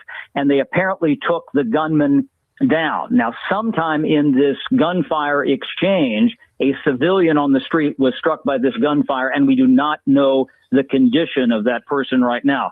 But the important thing to know is that the gunman who came up with the pistol and was taken down by the Secret Service, and we don't know his condition right now, but he never got inside the perimeter of the White House. And this is according to a senior administration official with direct knowledge of. All right, y'all. So I just want to go ahead and take a brief pause right there for a little commentary, when it comes to this, because, this is very unfortunate. We see that, a lot of these things are happening very frequently, but we want to get into the roots of, what a lot of this stuff can be derived from and what could be possibly happening. So let's get into the details of this attack. The suspect is a 21-year-old Nasir Best, approached a Secret Service booth at the Western Gate near 17th Street and Pennsylvania Avenue. He pulled the revolver from his bag and fired several rounds directly at the security booth. Secret Service uniformed division officers immediately returned a barrage of fire, between 15 to 30 shots total, neutralizing him on the spot. The innocent bystander. A bystander was critically injured during the crossfire. The Secret Service noted it is still under investigation whether that individual was hit by the suspect's initial rounds or the returning gunfire. A severe paper trail of delusion. Court and law enforcement records show that Best's mental health had been deteriorating publicly for a year. In June 2025, he blocked traffic near the White House, claiming that he was God and was involuntarily committed to the Psychiatric Institute of Washington. Just weeks later, in July of 2025, he was arrested again, trying to bypass a restricted pedestrian turnstile at the White House complex, telling officers he was Jesus Christ and wanted to get arrested. System failure and the stay away order. After his 2025 arrest, a judge issued a pretrial stay away order, legally banning him from the White House grounds. By August 2025, a bench warrant was issued because he stopped complying with the court's terms. Furthermore, investigators have uncovered disturbing social media profiles where he claimed to be the one real Osama bin Laden and made threats regarding Donald Trump. So, an explanation is not an excuse. Okay? We have to be clear. Pointing out severe mental illness is not an excuse for pulling a revolver out and endangering lives at a federal checkpoint. Nasir Best made a violent choice that put a completely innocent bystander in critical condition physically. And the Secret Service did, exactly what they were trained to do to protect the perimeters. But if we don't look at the why, we can't prevent this from happening again. So let's talk about the system is dropping the ball before the crisis hits. Look at the timeline. This young man was involuntarily committed in June of 2025. That's last June. He was arrested again in July of 2025, last July. He was openly experiencing severe delusions, claiming to be God and Jesus Christ. The system's answer to a severe psychiatric breakdown was a piece of paper called a stay away order and a bench warrant, which he didn't show up to. A piece of paper cannot heal a sick mind. We are failing people who are completely disconnected from reality by letting them wander the streets until it gets to a point where they may be able to pull a trigger. The disconnect, jail versus actual help. How many times does someone have to show law enforcement that they are entirely undergrounded before real intervention happens? We see people in our communities suffering from severe mental illnesses every day. And instead of getting them into intensive care, the system waits until it becomes a criminal matter. By that time, the police or federal agents are forced to step in to stop a threat. It's already too late. A 21-year-old's life is gone. A bystander is fighting for their life in a hospital, and the whole nation is on edge. So, a call for community and spiritual alignment. This is why we have to talk about mental health without shame. If you have loved ones, especially young people, who are speaking erratically, detaching from reality, or showing signs of deep distress, we cannot just ignore it or brush it under the rug. We have to fight for them to get real professional help before the streets or the system handles them violently. When we talk about checks and balances, it's about holding the individual accountable for their actions, but also holding the structure accountable for letting them fall through the cracks. Now, speaking of people trying to speak directly to the needs of our community, we'll be pivoting into Senator Tim Scott and the political side of culture. Okay, that'll be our next video that we'll get into, but we're not quite finished with this one. And as y'all can see, I have been dropping a few helplines here in the chat, right? Because there are a lot of people that right now are in the need of help. Okay. And one thing that I know that we can pay attention to, if we care to do so, is that these patterns are, there's something we see on a day-to-day basis, right? There's so many different individuals, that it's questionable, could they be possibly going through something mentally? Are they in crisis? Do they need help, right? And if someone is, exuding those types of behaviors, right? And looking as though they may be in a state where they're not so stable, that's how a lot of these things come about, right? And if you're a friend or you're somebody who is just bearing witness to these things and you're thinking to yourself, this person may be going through something, this person may not be totally stable, something may be a little bit off here, that, they may need some help. They may need some help. I know that a lot of people have pride. Okay, that is one of the things that holds a lot of people back from being honest when they are going through something and they are having issues. There's a lot of pride. They don't want to admit it. They don't want to tell anyone. They don't want anyone to know. Okay, if you are a close friend or family member, it's even sometimes hard for you, to approach individuals that may be in this predicament. But you are the ones that I think, sometimes are the first line of action when it comes to, paying attention to the patterns, the behaviors, things of that nature. And maybe saying a few things, dropping a few gems that may or may not make a difference, but at least you can try. And sometimes it's outside people that actually can make the best, outcome and change when it comes to individuals going through this. Because sometimes people are, like I said, prideful and ashamed, and they don't want their family or their close friends to know that they're falling apart, they're crashing out, and they're having a problem. Sometimes it's easier for them to confide in a stranger than what they would do with their own loved ones, So us as people in the world, you never know what someone is going through. You never know what kind words you may could say to someone that can change the whole trajectory of their choices in their day, right? If they have something planned or in their mind, to do something like this, right? You could just meet that person right where they're at a bus stop, on a street, in line, at, a fast food restaurant or something. And just a few kind words and you just acknowledging that that person exists and have a conversation with them can make the utmost difference. But we got to love and care more. But anyway, Imani, do you have any thoughts when it comes to this so far? We're going to continue this video in just a minute. You can go ahead and just some of these resources in the chat. Yeah, I think you're right. And we have a similar problem in the UK where resources have been reduced drastically in mental health. Hospitals have closed down, whereas people used to be voluntarily or involuntarily sectioned. They don't have the resources to take care of them.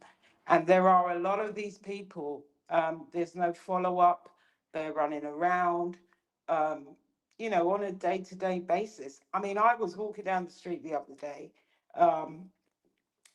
walking the dog, and a guy came up to me. I thought it was funny, but it wasn't funny because then I realized he had mental health, because he actually said to me, "Am I eating the cats and dogs as well?"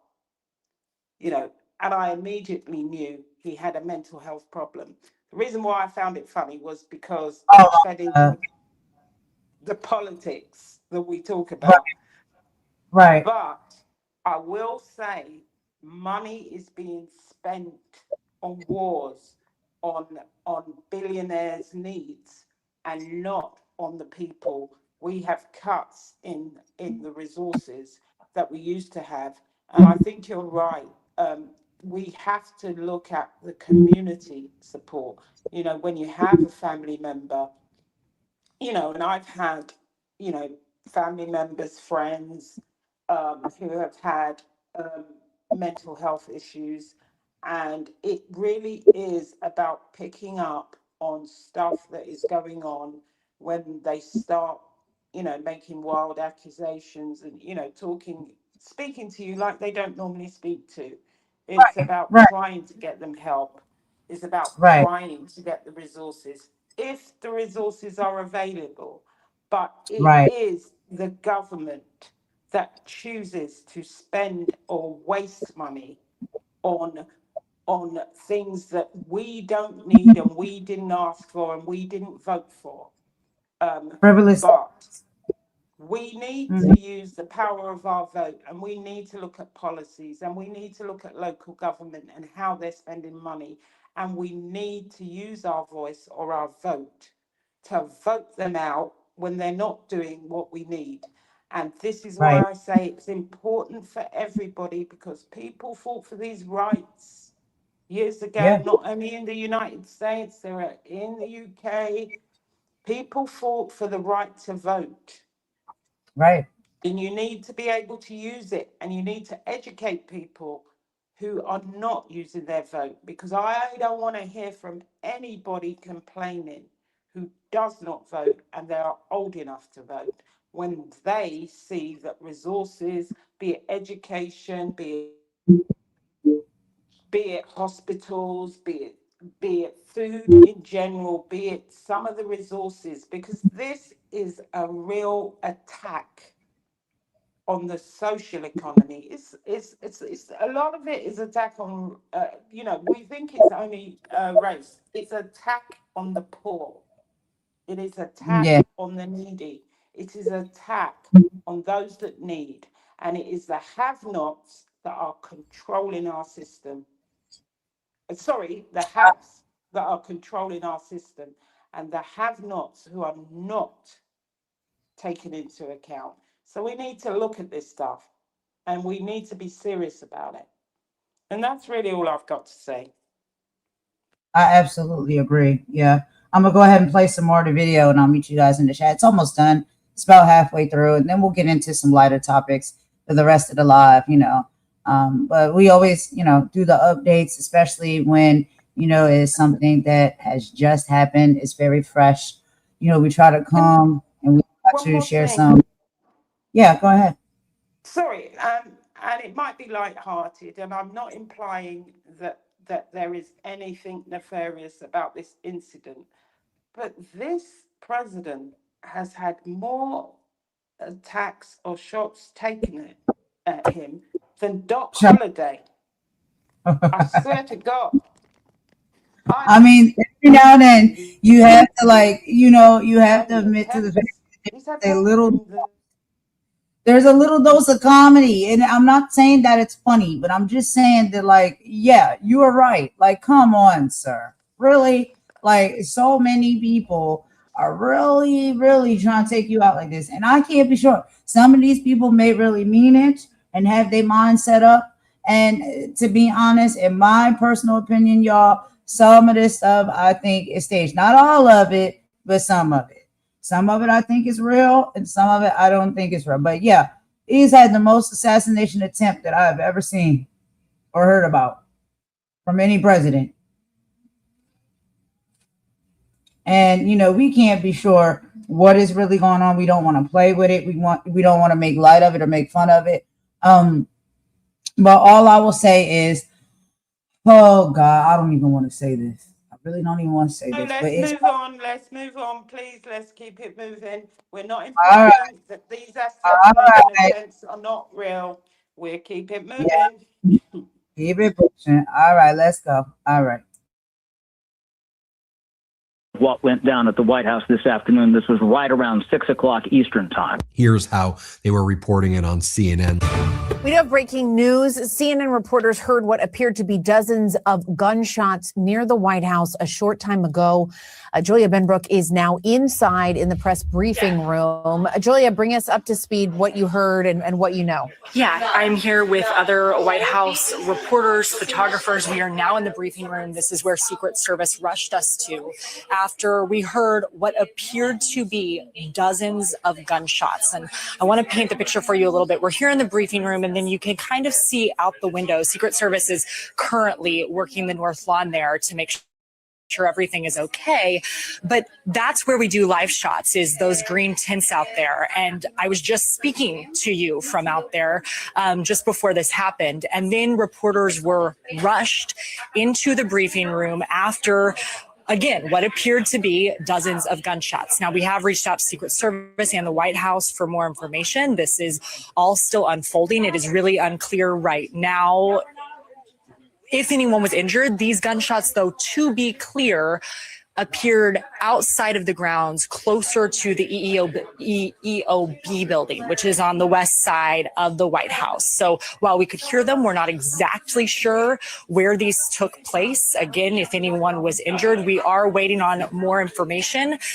But just the visual of all these reporters running in here, this happening just about a month after the White House Correspondents' Dinner, where a lot of this same group was on the ground in a situation where there was a shooter there as well.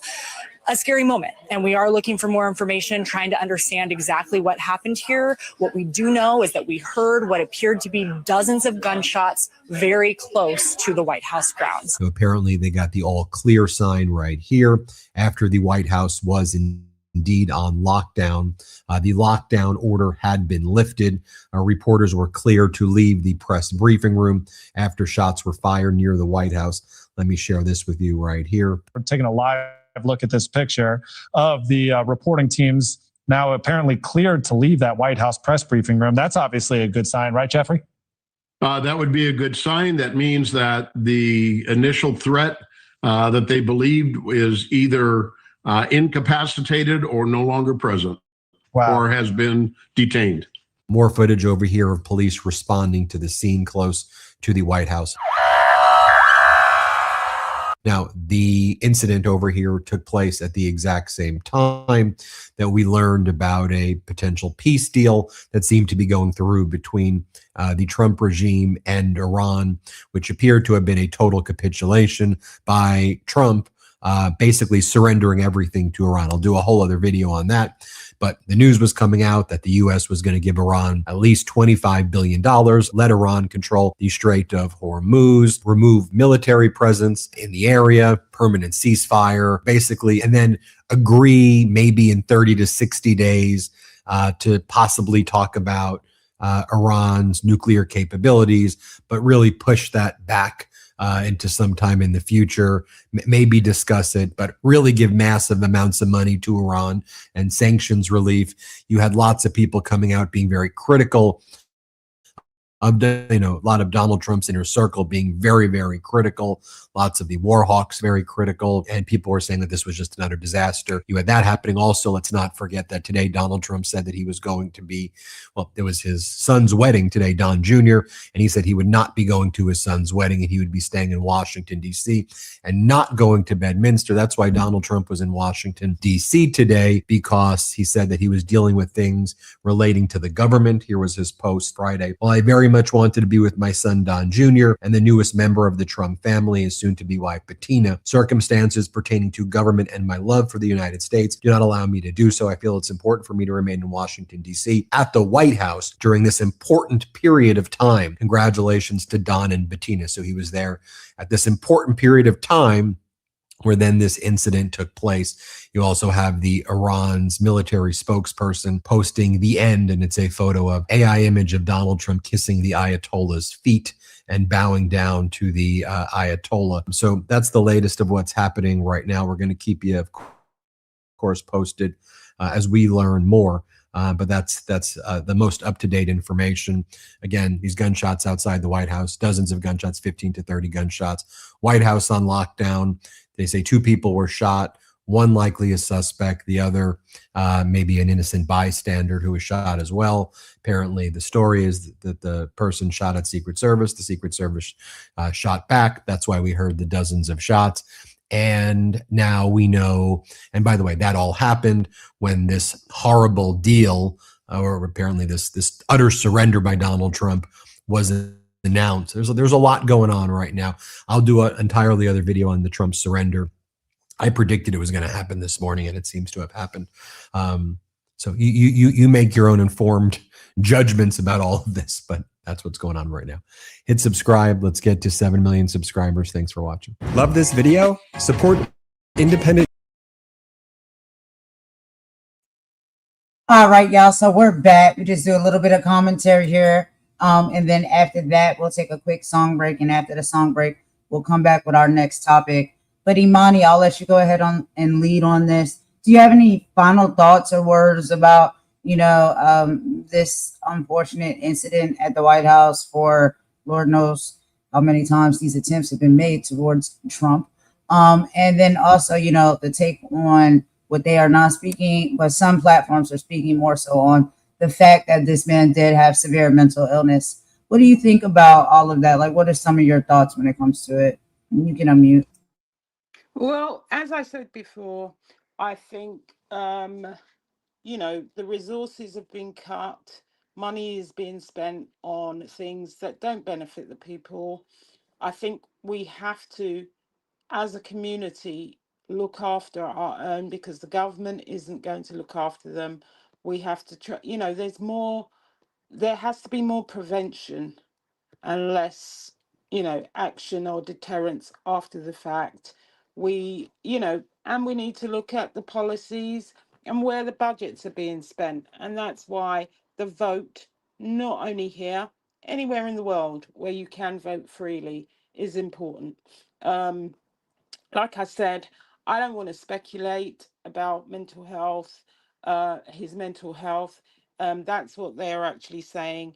And if that is the case, and that timeline of the amount of times he has come into focus, then there's not an awful lot that can be added to what you said before and what's already been said. It's a very, very sad situation. Thoughts and prayers, I hate saying that, by the way, go out to the person who was injured. And we just hope and pray for a recovery. And, it's a frightening situation for anybody. And, the work people take for granted, the work from people like the security services and the Secret Service. They have to put themselves in the line of fire, and their husbands and wives have to think about what on a day-to-day basis whether they can come home. So, it's it's a scary time, but hopefully now that they've got this peace deal sorted out, hopefully things can get better going forward, and the government can start concentrating on the people who put them in office and not on the billionaires who I are agree. buying the office. And that's it. I That's all for me. No, I absolutely agree. The government is definitely, and I can speak on for here, in the US, and I know you speak on a lot of times when we come and we did the lives on the UK. And yeah, the government is neglecting the people in more ways than one. Okay. And one of, I think, the most major things that I think they really need to pay attention to and really see the importance of is that people are not doing well for many different reasons. And we can't be sure what those reasons are, but I can almost suspect that a lot of people are not doing well due to a lot of the things that the government is doing. Like people can't eat, people can't pay the bills, they barely can fill up the gas tank, they're angry, they're frustrated, they're tired of turning on the TV and seeing, their friends and their family being wrangled to the ground at the hands of, like we talked about earlier, ICE and deportation. They're tired of seeing people unrightfully and unjustly unalived right in front of them. And one of the things that, has us in a place where I think the mental health can be, for many people, bad is because we live in a time now where we have social media and the internet. And it is all day, it is constant, it is nonstop. We see everything, we hear everything, we bear witness to everything. And for some people, it really can send them over the edge, right? And when they're angry or they feel like they're fed up and they're tired, sometimes they may feel as though they want to do something about it and take matters into their own hands and become, self-appointed vigilantes of some kind. And we're seeing a lot of that. People are hopping out with the S on their chest and their keeps on, and they're trying to do, what they feel as though, or they may see is, being noble, right? That they're trying to combat some of this stuff because it just seems like, the government structure is just allowing terrible things to continue to happen and no one is fighting against it and the people are suffering from it. And so this is what literally we are turning into Arkham City, from Batman. Like there's so many vigilantes out here that are trying to step up and do, what the government is not going to do, what the political structure is not doing. They feel as though they have to take matters into their own hands sometimes. And the hate and the rage that they hold because of how maybe they've been treated or, how they perceive their treatment that is coming from the government, while also standing maybe possibly on unstable mental levels, that all mixes together and becomes, you know, a toxic mix, right? And this is some of the things that we're seeing playing out and happening. And someone doing and saying and supporting and, you know, moving things in the direction that they are, that person has got to understand that there's going to be a lot of people out there that they really don't care for you. They don't care for you, and they're tired, they're fed up, and they want to see you gone. And I'm not saying it's right, and I'm not saying it's up to us to do. You know, spiritually, I don't believe in that. It is never our place as human beings to take a life, right? But a lot of people are getting to that point where they're just like, yo, the very structure that's supposed to protect us and help us is what is hurting and harming us. And we're tired of it, and we want it to end, and no one cares to end it. And here come the vigilantes wanting to put matters into their own hands. So anyway, y'all, that's all I got to say on that. We're going to move on to some lighter content. I promise y'all, with the political stuff, y'all know it can be very heavy and it can be very serious, but we're going to get into some celebrity gossip stuff. So right after this song break, y'all, we're going to get into DL Hughley, and he's having some type of back and forth he got going on with Big J Okerson. And when I seen this, I was like, oh, what is happening here? I'm not familiar with Big J Okerson. I do know DL Hughley very well. And so once I watched this, I was like, oh, this is kind of interesting. So we'll play that in just a moment, y'all. They're going toe-to-toe and head-to-head. So let me go ahead and do a quick song break for us. I'm going to get me some water, and then we'll come right back, y'all, and we'll get into that video.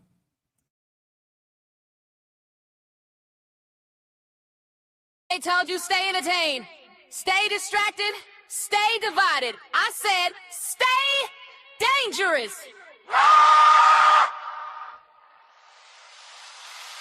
Let's go. We here. Universal.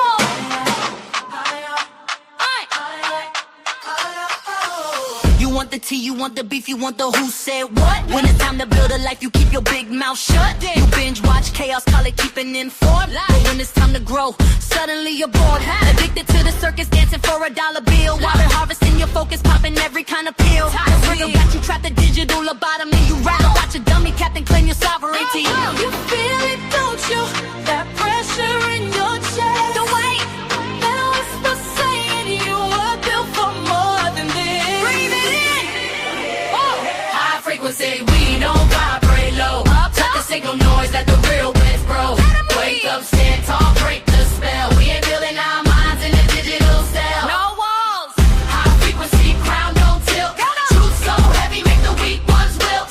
The numbers drop when the truth gets strong, then let them fall. We moving on. Yeah, they call it just contend, I call it control. If it numbs your spirit, it's a tax on your soul. You're arguing in comments about a rapper summer dress. Why you suffocating slowly in the world of curated stress? Hate the woman who thinks for herself, who won't chase drive, wake up, tree stealth. Mama don't and queen 10 toes down in the mud. While you're tracing lights and spilling everybody's blood. Warrior! Are you entertained or enslaved? Choose. Are you informed or inflamed? Think. Is the gossip worth your soul? Is it? Unplug the wire, activate the cell.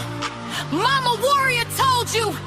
Don't breathe the scroll. Outbreak was we don't vibrate low. Digital noise, let the real ones grow. Get up, stand tall, break the spell. We ain't building our minds in a digital cell.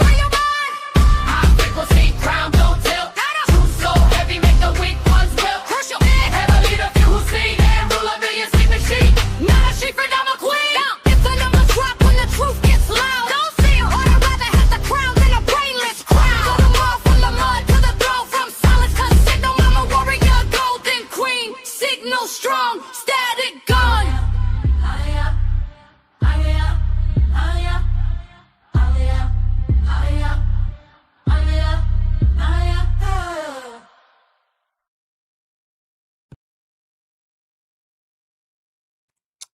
All right, y'all. So thanks for rocking with me with that quick little song break there. So let's go ahead and get into this next video, y'all. So let me give y'all just a quick rundown of what's really going on here with D.L. Hughley. Hold on, y'all. I'm just trying to get up my give me a sec. Okay, there we go. All right, so quick synopsis and breakdown. Okay, so comedian D.L. Hughley released a sports news segment on his show, Uncertain, with D.L. Hughley addressing fellow comedian Big J. Okerson. Hughley completely set boundaries and shut down recent comments on Okerson made about him.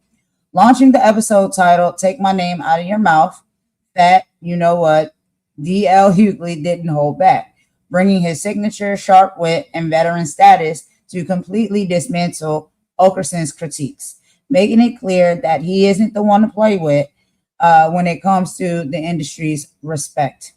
So let's go ahead and get into this video, y'all, and listen to a little bit of this and see exactly what was said and what is going on.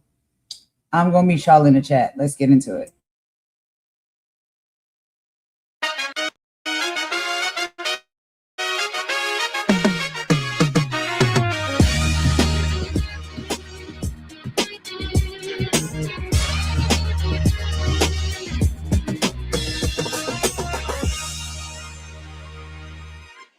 Hey, it is me.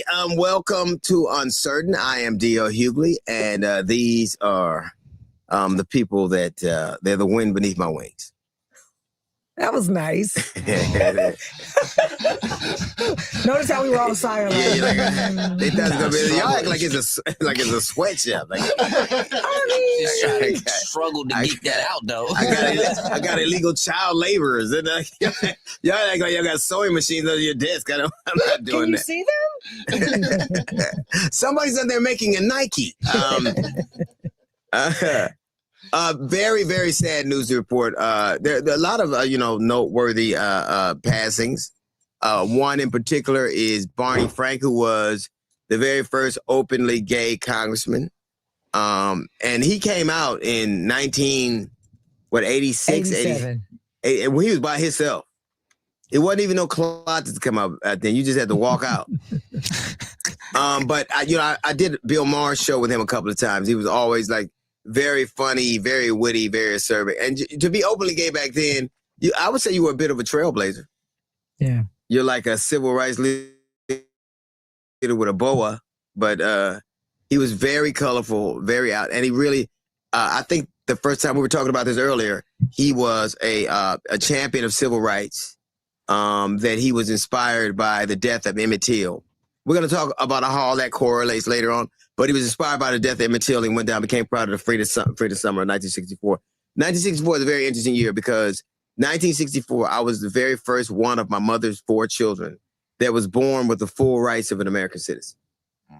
1964, right? All the Voters' Rights Act, affirmative action, all of that stuff had passed. What is interesting, contrast that to the fact that my 2 granddaughters, Nola and Stevie, who are 2 and 5, have less rights than me. So I was the first black person in my mother's family, first child that my mother had, was born with the full rights of an American citizen. And now my grandchildren have fewer rights than I. Affirmative action has been rolled back. Affirmative action has voters' rights has been gutted. Roe versus Wade has been shuttled a bit. Mm-hmm. So it seems to be that we're regressing a little. But Barney Frank, I thought, I think it had to be brave to be the first one to do anything. Like the first one, when you're the first one to do anything, and he was all by himself at a time when, that would have been when the AIDS epidemic was, and there was all this mystery, and people had there were all these things going on, and he was just a bright, urbane, humane man, and it is 84 years, lived a good life, and helped a lot of people, and ran his race, and now he's gone. And I love the way that he came out. He was known for kind of moving about in circles of the gay community. Right. And there was a reporter that was invited to his residence to have a conversation about it. And when asked, are you gay? He was like, yeah, so what? Right. Right. I was like, if you're going to do it like that. Lindsey Graham, we're talking to you. It's no excuse now. Lindsey Graham, Tim Scott. Tim Scott wanted to be president so bad. He pretended to like chicks. Remember that? And Barney Frank would be rolling over this grave. You ever just kiss him on the cheek? Man. But I really liked him a lot. We did Bill Maher's show a number of times. It's a very sad passing. Another passing is Furman, Mark Furman. Yes. And Mark Furman was indicative of, like, the LAPD then and even now is the most deadly police department in the country. As a matter of fact, it has its roots, like it would, Parker, who has Parker Center, was a racist. So was Daryl Gates. They were like, and they would recruit dudes from the South to handle their so-called nigger problem. And the last time I saw Mark Furman was when I was doing Megyn Kelly. I was on her show to talk about Philando Castile, and we had this huge argument. And Mark Furman was the guest she had on before me. Like, we were talking about police shootings, and he has the guy that lied and said nigga so much he got OJ off. Right. And I remember it being really weird because I got the sense that they were trying to throw me out on my game. Anyway, he passed on, and true to form, he left the LAPD and moved, and of course he passed in Idaho. This is something about Los Angeles people don't know. Like, the sheriff's department here has a gang that everybody knows exists. A gang, like a little, and their initiation is to kill black and brown. Like, I'm not even making that up. Yeah, yeah. We had a sheriff and an under-sheriff, I think Tanaka, and I forgot who the sheriff's name, who were both indicted. So LA has been a really kind of an interesting place. Mark Furman represented a time when they could just kind of do what they used to have. I think it was called the Rampart Division. And they used to have, it was a guy who used to come when we started doing comedy. He was a police officer. And I think Raphael, I forgot his last name, but he would come to the Comedy Act Theater all the time. He would be there all the time. And he was so corrupt that anybody who had his name on their paperwork all got out. It was thousands of people in LA got out just because that's how corrupt he was. Yeah. And so I think Mark Furman was indicative of a time when, you know, it was just kind of wild open. The Rodney King thing had happened. But you got to remember, LA was a really kind of, like I said, it's the most deadly police department in the country. Yeah. Statistic. And interesting enough, if you remember, he would always say that's not true and, you know, tell all these lies. Do you know the cause of his death? What? Throat cancer. Of course. Because you know you lie when your throat sees up on right. Your throat stopped. But you know, even that to me, I could never, I never really celebrate even somebody. I think he was a horrible human being. I think he did a lot of horrible things, even if you look at his book. But I think once somebody's run their race or like dies, he has a hard time feigning empathy. But the San Diego mosque shooting had three things that, you know, he just has an aversion to. One is Muslim in a mosque. The other is that it's in California. And the other is that it had guns in it. Like, he just will not mention guns because I think he thinks he's political. He don't even talk about the nigga that shot him. He doesn't even talk, like, he doesn't mention guns. But the fact is, as a nation, there should be times when we can all just kind of put things aside. You know, but this was a shooting that happened. And there's so many shootings in this country. We have different, like, mass shootings, domestic violence, workplace shootings, random shootings. You know what I mean? And you can't really, like, we shoot. The thing about America that's so funny is, in America, it is easier to get guns than Sudafed. Like, literally. You could buy all the guns you want in a lot of parts of America, and nobody said, you buy 2 packs of Sudafed, you got to write your name down. Right. Somebody got to come from behind the counter. Like, I remember one time, this is how, like, kind of topsy-turvy we are. At one point, Walmart wouldn't sell rap albums because of the violent lyrics, but they sold guns. Right. nobody, like that was the most, so that's the kind of backwards approach we have to it. But I think if we can't mourn together, like I don't care what religion somebody is, I don't care what part of the country they are, I don't care who did what. I think it's sad when a life is taken and the leaders of a country that is so divided, we didn't even pretend to pray. Right. Thoughts and prayers. We didn't do that. Like, nah. We had J.D. Vance, who kind of started it. And J.D. Vance is in the weirdest position right now. Because I think that everything that happens that Trump doesn't want to be involved of, he makes J.D. Vance explain. which they're gonna run commercials when he's trying to run and say he's gonna explain the debacle in the Middle East. He's gonna have to explain, in Iran. He's gonna have to explain the mosque shooting. He's gonna have to explain giving, terrorists, which is what the J6 is. He got to explain giving them reparations. Yeah, but Trump doesn't care. No. He is so used to and makes a habit out of passing the blame on to somebody else and saying, "Oh, they did it, not me." I think it's deliberate too. I think that Trump wants to diminish anybody. The way he arose Marco, like they're gonna show Marco wearing shoes he made him wear that was too big. They're gonna show he does this all the time. I gotta tell you, getting older is rude. Like in your 20s, you miss one workout and you can still look beach ready.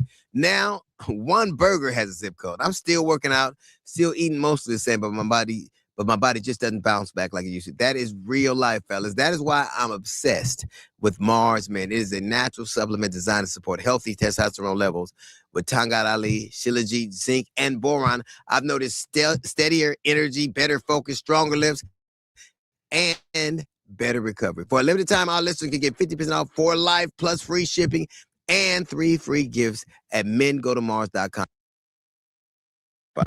So you can't want to protect some and not all. And my whole thing with the George Floyd joke, Hinchman had told that joke about George Floyd at the Tom Brady roast, right? Yeah. Then he comes back and does another George Floyd. My thing is that first off, it was 7 years ago. Second off, you used it before. So not only is it insulting, it's hacky. It's hacky to keep, because when you do it like that, when everywhere you go, every roast you have, this is your fail-safe position, even though it was a long time. Nobody tells a joke for 6 or 7 years ago. He's trying to be inflammatory, which I understand. Like I said, every joke has a victim, but you deliberately removed 18 jokes and kept the one about the dude who got killed by the police. I think that, and it's an old joke, and it's done before. So if anything, there should have been a creative entity that said, "No, we've done this before."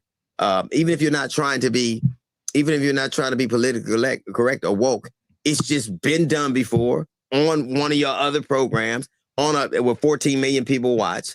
And why do we need to do it again? That's a How little about hacky. this? How about George Floyd wasn't the one that was supposed to be being roasted? It wasn't supposed to be about George Floyd, period. The roast was of Kevin Hart. Stick to jokes about him or anybody else up on the stage, any number of people who were there. Stick to that. Why are you bringing somebody else in who has nothing to do with it? Well, I think it's not even funny. That is the thing. That is where we are right now. First off, I don't think comedians should apologize, like I said earlier. But the only reason I would say that's because Kevin apologized to the gay community for a joke he told. So once you set that precedent, if you're going to apologize to one community and their variances and you don't do it all, there's a reason for not doing it. And certainly not your own community. Yeah, you apologize. You made it. Not only did he apologize, he apologized so much. I'm like, God damn, how many times can you apologize? This motherfucker is really sorry. I remember you saying he was really sorry. But you can't do that. If you break that, you break the seal on that. And for telling a joke, and I thought it was kind of an inaccurate joke. But then you don't for this. I think it sets you up for criticism. And the other thing, who is this kid? Who was this kid that was the fat dude that was talking shit? Who is that? Oh, dude? Big J Okerson. Big J. First off, Big J, that sounds like a biscuit, right? Like a sandwich. I know that dude about as much as he knows salads. I don't know who he is. And I would be angry too if I had actually said that he was a Nazi. I said I thought Tony Hinchman was a Nazi. I don't even know who this kid is. I have no idea who he is. I think somebody put up a picture. I guess his name was on it, was one of the pictures, and he was responding. I want to apologize for the picture because. All right, y'all. So I played a little bit of DL Hughley's podcast from the intro and kind of skipped around a little bit because the entire thing was good. And, he was making some good points on some other topics that we also covered as well. So I wanted to listen to a little bit of that. But right now, y'all, this is where it's going to get into the beef or whatever is going on and the exchange between DL Hughley and Big J, whoever Big J is. So this right here now, y'all, we're getting into that part of the conversation here on his podcast. So I know sometimes y'all probably wondering, hey, you said we talk about one thing, but what is this? This is not that. I played it on purpose, some of the other things, because it kind of tied into and honed into some of the things that we previously spoke about. But yeah, we're gonna get into the Big J part now. Hey, Imani. Yeah. Yeah, I had to do some cleanup in the chat, girl. I see y'all was doing some cleanup in the chat. No. I was just going to talk about Barney Frank, the first openly gay congressman coming out in the 1980s. Imagine that. Right. Imagine that. How courageous. The thing is, there wasn't even a closet then. You just had to walk out. You know what I mean? And Beautiful so, thing. I think it was really, really interesting about, he just passed away. And I don't know, did DL talk about the rights that he was born with in this section? No, I don't think he tapped all the way into that, did he?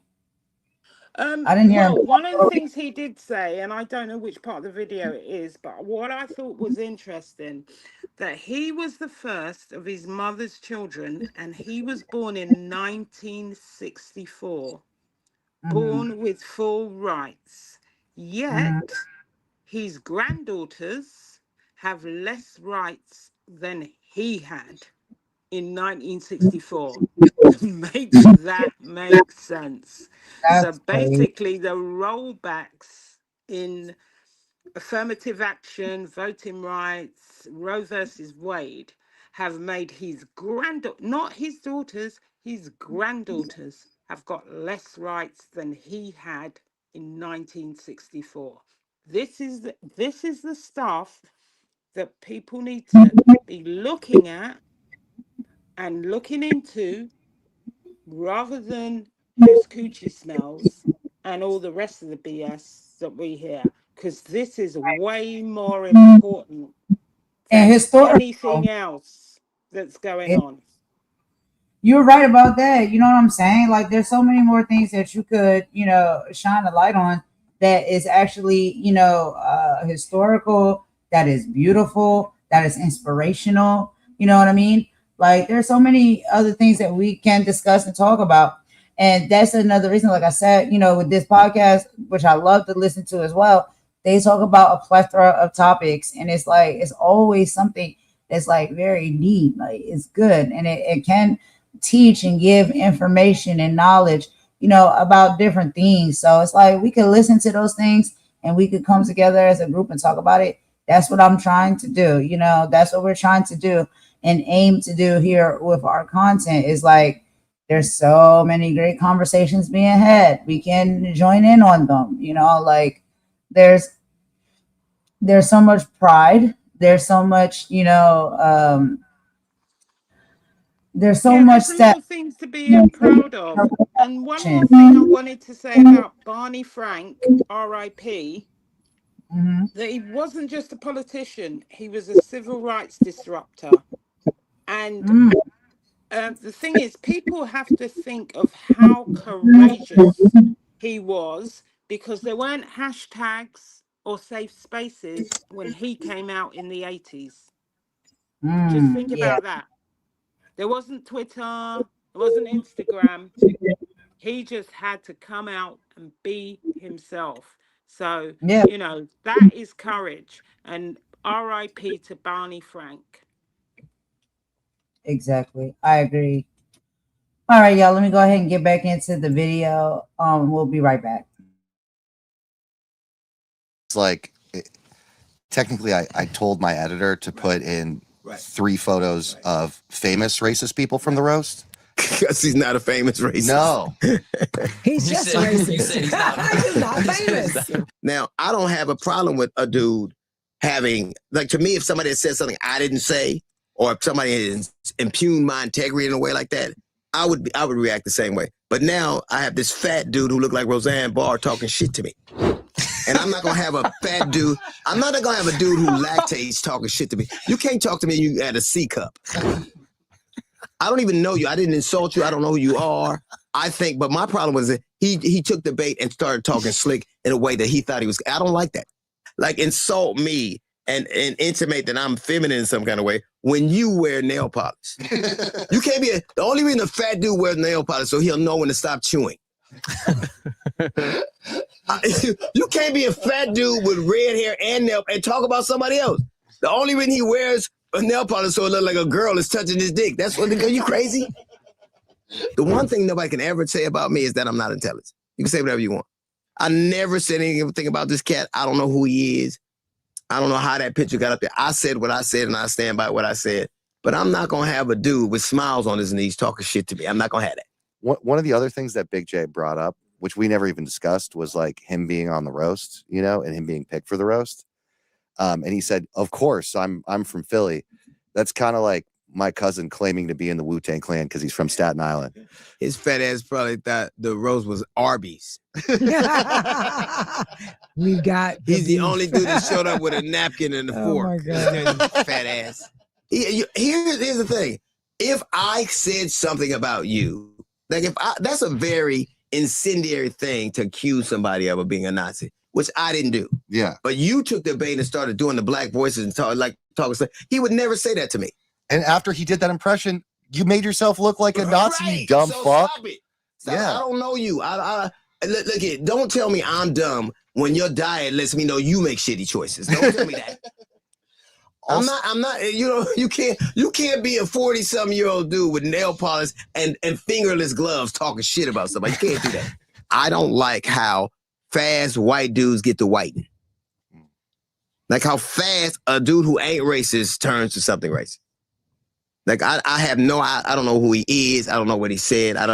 But we did have a conversation over lunch, and you did say that you could understand how, I said it here, if the picture came across and it said Nazi, that if that were you and something similar, I'd said the same you thing. could understand. Right.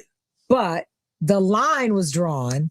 When you start talking crazy like that, yeah, okay. Start watching black guys in fucking Django hats. Fucking tell me how the world works now, and let me know that I'm a Nazi. I saw this lineup, and I thought to myself, the world's going behind us. He's got to let you know what he feels about the earth. I don't dislike you now, Dio, because you're black. It's because you're black and dumb. And you know, I see these white boys up there. They doing the fuck out of here, these white boys. It's kind of racist, Jay. Yeah. Like I could admit I was wrong, just like his diet choices are wrong. We can admit that too. Don't talk about where I put my dick when you can't see yours. That's crazy. All right, y'all. So we'll stop it right there for a quick commentary break. Imani, I'm gonna let you go first, y'all. What do you think about this? Listen, I don't condone the fat jokes, okay? But we are talking about comedy, and these are views of D.L. Hughley. Do you know something? I got to tell you something about pronunciation. I struggle with that name because in the UK we would call him Hughley, not Hughley. Hughley. Yes, Okay. I always struggle with the pronunciation of his name. But let me just talk about some of the stuff he said. We talked about Barney Frank. He also talks about Mark Furman. Do people remember who Mark Furman was?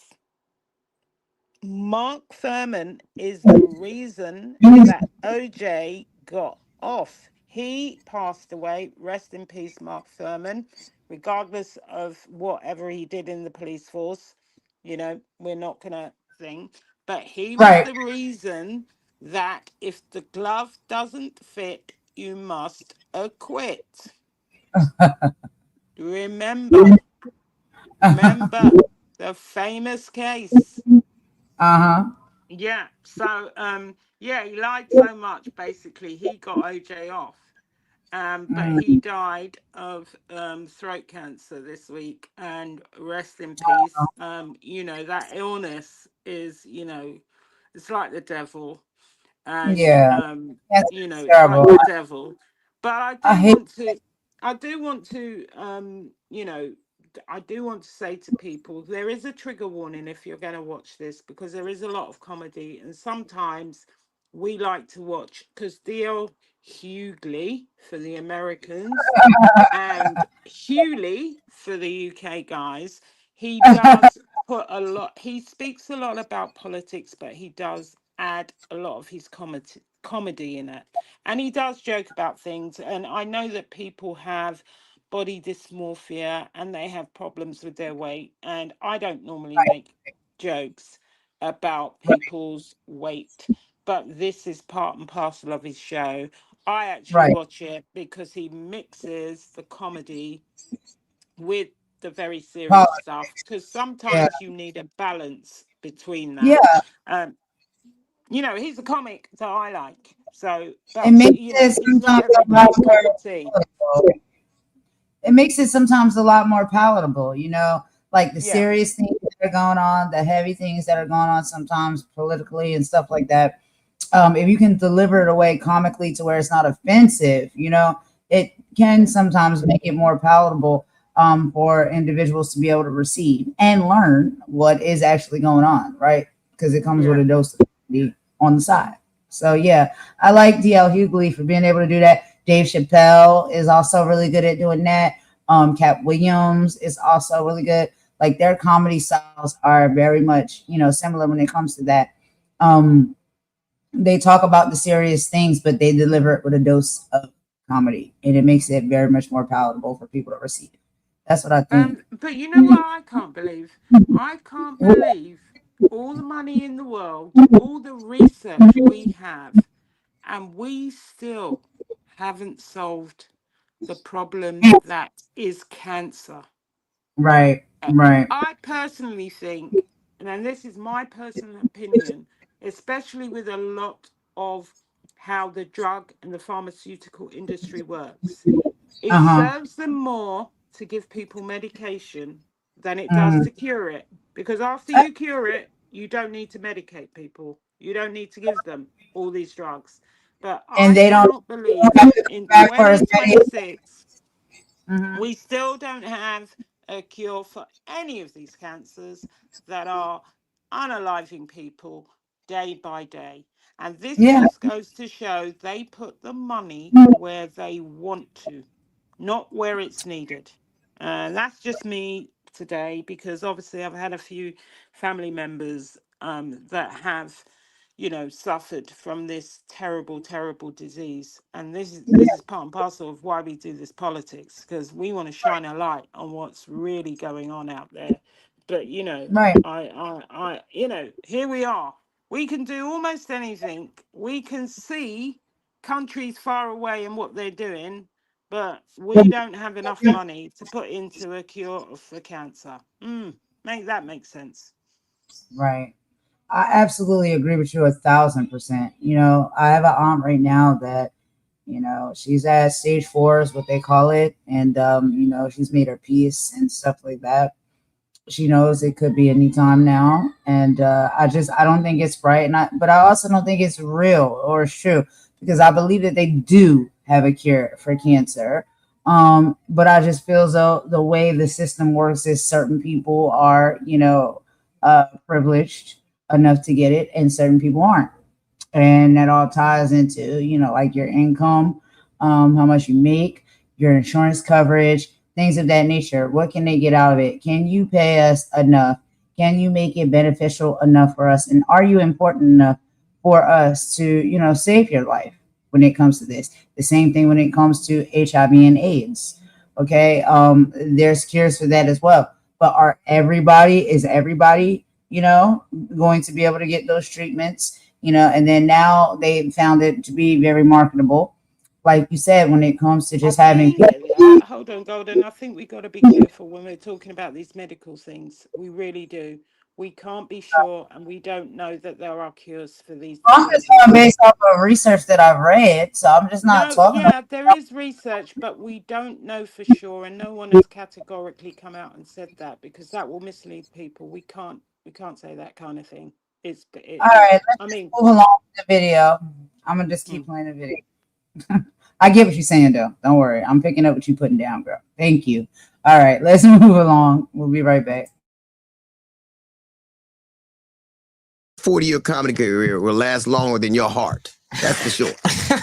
And like he even said in there, that you've been famous for 65 years, and yet he can't even sell at the Bricktown Comedy Club in Oklahoma City. I don't know who Big J is. It sounds like a drag queen. I have no idea who that is.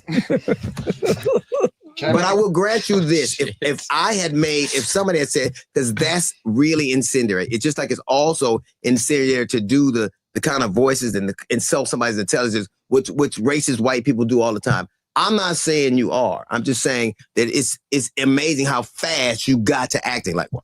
Well, I'm saying he is. And like, look, I would like to have a couple things that we bring up from that clip. Like first, when you made the joke in the clip, like all these racist white guys want to do with freedom of speech is say the N-word. Right. You see him slow motion going like this, like, I know what I've done my whole life. Right. Secondly, he brought up you talking about Farrakhan on the show. I've never once mentioned Louis Farrakhan at all. Yeah. So he's fat and a liar, just like he lies on his diet plan. He's I've never want. And if I had, here's the thing: if I had said something, I would have no problem saying I said it. I'm not one of these dudes who does this for effect. If I said anything, you'd know I said it because I'd say I said it. And he's not even a literate enough racist to think Farrakhan's funny. And then also what I'd like to note too is if one of his only quote unquote decent jokes, was talking about your hat, right? But the kicker is you didn't even wear that hat in the episode where the clip is happening. So he's been watching our show from 2 episodes ago where you wore that hat. Here's a true thing. That is a Nick Fouquet hat, right? Yeah. I could trade that hat in and it'd be bigger than any payday he ever got. That's true spiel. Anybody, I'm an old dude, but I'm a dope old dude. What is he, 48? Yeah. I guarantee you I look better than him. I guarantee you I do. So I can understand on one point if somebody had said something that was incendiary and a lie, I could understand you going, but when he started acting like acting out and talk about intelligence, which is what racists do, that's what we draw. And I guarantee you, if he and I were alone, I would say just what I said. I doubt that he talked like that. And I think what happens to people like that, they think when they hang around black people and they're in that little sphere, he grew up and he was hanging out with Keith, who was a dope dude, and Patrice, who's dope. You think you get to say stuff like that. Take my name out your mouth and you'll have more room for snacks, fat ass. And on that note, let's move on. You start something new that's going to mess with your head. You start a dream and 5 minutes later, your brain is like, what if this goes bad? What if nobody... All right, y'all. So we'll stop it right there because that was just the clapback, or the response or whatnot that DL Hughley had with Big J, whoever Big J is. I guess he's a comedian and has his own podcast as well. And apparently Big J was talking about DL and DL had some things to say back, child. So I wanted to just go ahead and play that. I thought that was pretty entertaining and interesting to listen to. But we'll be moving past that and we're going to get into, Tim Scott. Because Tim Scott has a lot to say to the black community, child. And y'all know Tim Scott has not necessarily stood up or been on our side. But one of the things when it comes to the Tim Scott coverage that I love is we'll be listening to some audio and seeing some footage from Reese Waters. And, Reese Waters also is a stand-up comedian as well. So he mixes politics with comedy, and it just comes out, and it's really great, a great mixture. So that's the next topic we'll be getting into, y'all. But before we get into that, do you have any final thoughts about this, Imani, or anything you like? Please go over and watch this video because he does have a long skit about Donald Trump, and it is really funny. It is. Go over to he does about 2 videos a week. I think 1 or 2 videos a week, but it's very funny. He talks about D.L. Hughley or Hughley. Here you see, I'm struggling, but I love it. He calls President Trump the father of the country, or the deadbeat dad. So you got to go and watch the whole video. It's hilarious. Please do go and support DL's channel. It is funny. And then he goes on to the roast of Kevin Hart, but we've done so much on that. It would be repetitive, but please go and watch that because the deadbeat dad skit is hilarious. But we're going to move on to Reese. But we'll be showing you more of this stuff because we love looking at some of the comedy skits, Yeah, like I love a good comedian that incorporates politics into their comedy. Because like I said, sometimes you just need it makes it more palatable, because politics can be very serious. It can be very triggering. And I just think like when the comedians come in that are very like seasoned and very skilled, and they learn how to incorporate like the important things that we need to know, we need to talk about, and that we're all thinking anyway. And this wonderful art of comedy, right? It just makes it so palatable, but yet you're also learning at the same time. So you're laughing and you're learning, like you can't go wrong with that. Yeah, and also what he reminds us is like comedy is a scalpel, but it's not a shield to offend people at will. And when he does his takes, he cuts through all the hypocrisy, he exposes the power, and he refuses to let people hide behind jokes or politics for the shite that they're doing to people. So, it's messy sometimes, but he's very sharp. And that's why it's funny, and that's why it hits. For me, it hits. It might not be palatable to everybody, but it does hit. Anyway, sorry, Golden. That's it. That's all I've got to say. Yeah, just go over there. He's got lots of videos. He normally does a take on what's happened during the week. I find it interesting. It gives you a bit of knowledge of what's going on, but it also, it delivers it in a different sense without, all the scary headlines sometimes. Yeah, exactly. It doesn't come off like fearful, you know what I mean? Like panic mode. And some of it is, it is very serious. And we do need to take, heed to it, and learn about what's going on, know fully, and not what's going on, and prepare accordingly. However, sometimes for people it can be too much to stomach, you know what I mean, because it can be very serious and it can be very scary. So one of the things that I really love, like I said, with people like Reese Waters, which we're about to get into, D.L. Hughley, Cat Williams, Dave Chappelle, they give it to us with that dose of comedy and lightness that just kind of dilutes it a little bit. That's all. They dilute it with comedy. And sometimes I think, some people can't always handle the concentrated version. They need it to be watered down a little bit. And that's nothing wrong with that. And they do it so beautifully and so excellently, and leave you, they leave you walking away with learning sometimes, right? Because sometimes you may learn about politics specifically just because you pay attention to comedy, and we have comedians like this, right, that add some of the things that we need to know, and teach us and educate us through the art of comedy. And so that's a beautiful thing, right, that you can that can be delivered in that way, right? Because maybe if it's not delivered in that way, or that option is not out there, some people just may not know because it's too concentrated and it's too serious, and a lot of people shy away from it. But when comedians like that, go ahead. Person is Godfrey Oh, the comedian. Yeah, we can't forget about Godfrey. Is dope for real. I love Godfrey. He is funny to me. I talked to, not talk to him, but I went over because he does. He has a YouTube channel, and sometimes he goes live. You know what I'm saying? He does, and he sits up there and he talks, and he does comedy while he's talking, and he talks about certain topics and stuff like that when he's on live. But I've ventured over and been to a few of his lives and stuff. For Godfrey is dope. I like him. He's really cool. But I love that. I love that, incorporating the politics and the education and the things that we really do need to be informed about, incorporating that in and delivering it and really making a home run, when it comes to that, mixed with comedy. I think it's the ultimate best thing that I've ever seen or experienced in my life. I think it is really great.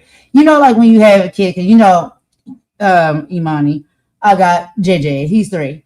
And so it's like, when you got to give them the medicine, or something like that when they're sick. You got to make it palatable or they're not going to take it. And they're too smart. So they already know, like, I don't want that. So you got to make it tasty or serve it up to them in a way where, you know, they'll consume it, you know, and it gets in there. So that's what it makes me think about when I see these excellent comedians that really incorporate comedy with politics and just important things that we need to be aware of just going on in the world, you know. Asher says, yes, you did cover when Tim Scott spoke out against the racist video depicting Obama as animals. Yeah, yeah. As I'm saying, you know, like, child, it's just been, it has been a roller coaster. But we talk about it over here, you know, and Asher, you've been supporting us. You've been here in the chats, you know, and listening and rocking with us and stuff. So thank you so much, Asher. You are really appreciated. We love you over here. And anybody else that want to come in and join as well, that's always the goal, right? Unity is the goal. Community is the goal. Don't forget V V Love, yeah. support. V Love and support. Hope. Thank you for anybody who's come over today to support. Yeah. Thank you for joining us. Even if you're in the bushes, thank you for joining us. Thank you. Control. I think Control is from the UK. That's why we were talking about UK politics. And I want to add in a little bit of UK politics because there is some similarities that are going on with the far right in the UK and it's in Europe as well. And we need to wake up. Wake up. And that's what I love because me and Imani, we converse and we have conversations about the politics, you know, because we both are heavily into politics and we talk about it. And I think that's the beauty of it all. It's like, yeah, of course we see, you know, most of the time what is going on with the US politics, but everybody else's politics is just as important as well. And the main way that you can get that information directly from the sources if you talk to somebody directly who is into it, pays attention to it, and lives there and experiences it.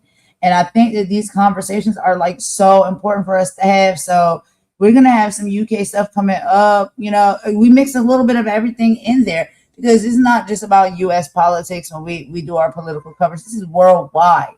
When it comes to political and governmental structures and stuff like that, this is about what is happening all over the world because everybody is going through something and they can speak on that. They can attest to that. And I love it. And that's what I want. You know, that's what it's always been about. I want to talk to everybody. Even if you're from a different part of the globe, I want to talk to you so I can learn, so I can know what's going on over there where you at. Like what's happening with y'all. You know what I'm saying? One little note, Golden, because we talked about Elon Musk the other day, and I just wanted to remind some people. I pointed out a film that if you want to know about the apartheid and what was going on in South Africa, go watch a film. It's from a journalist's point of view called Donald Woods. It's called Cry Freedom. And it really is about the life and times of Steve Biko, someone who doesn't get mentioned because normally people only mention Nelson Mandela, but there were other people in the struggle. It's a really good film. It will give you an insight to how apartheid was back in the 80s. Have your tissues ready. But it's a very informative film. You can get what you need if you watch a film called Cry Freedom. Just to let Cry you know. Freedom. Okay. Let me put that in the chat. Hold on. Film. Okay, hold on. Film to check out. Film to check out. Okay.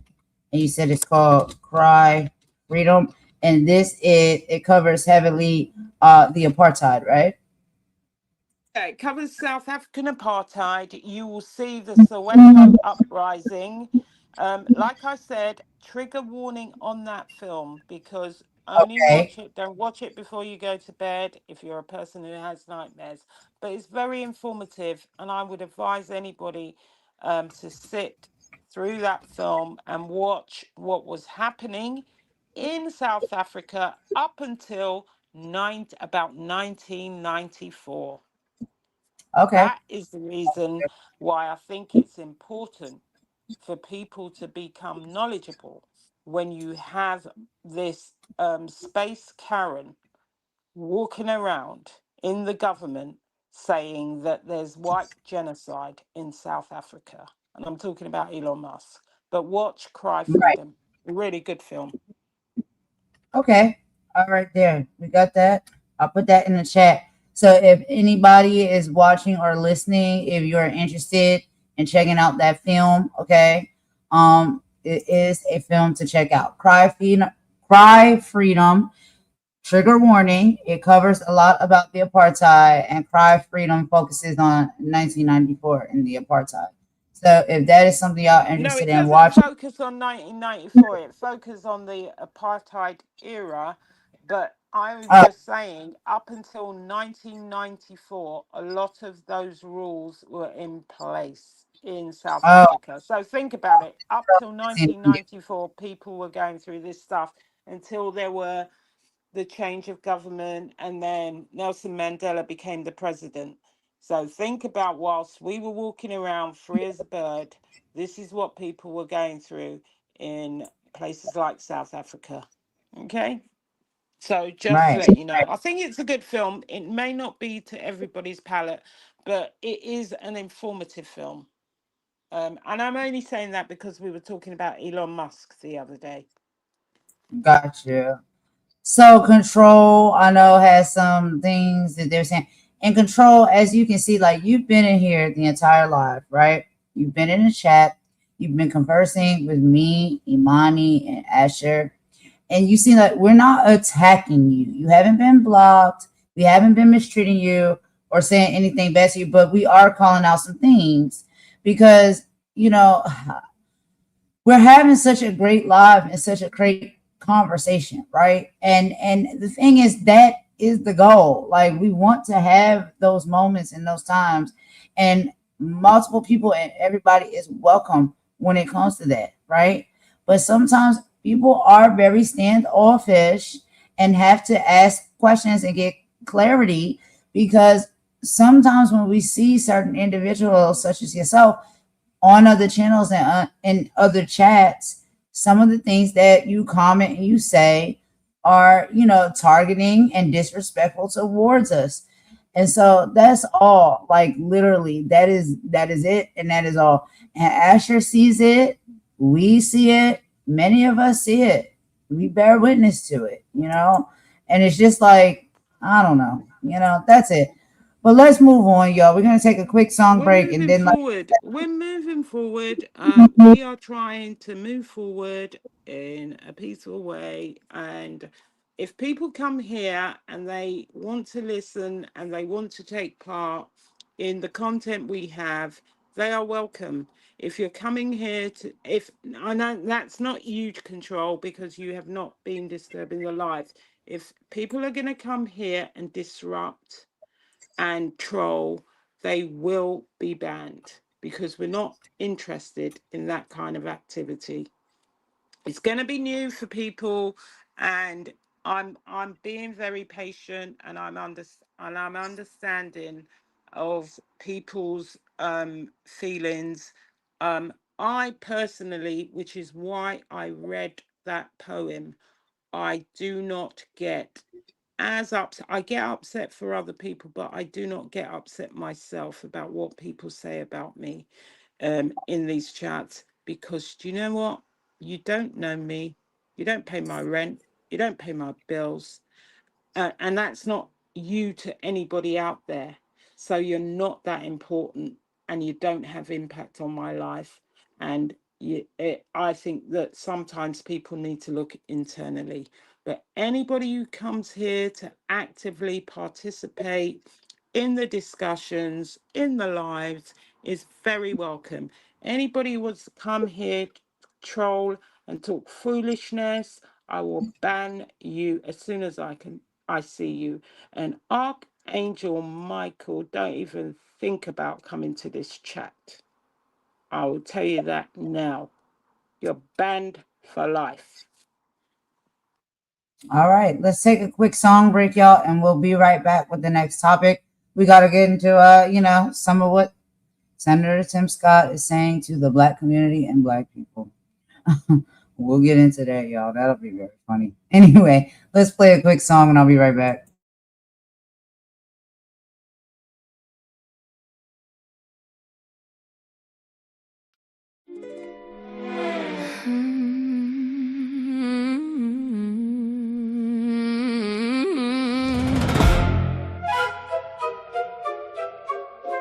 Yeah, internet got everybody acting now. Everybody realtor receipts pop out. Ooh. Whole time, half these wars got sponsorships attached. Facts. Ding.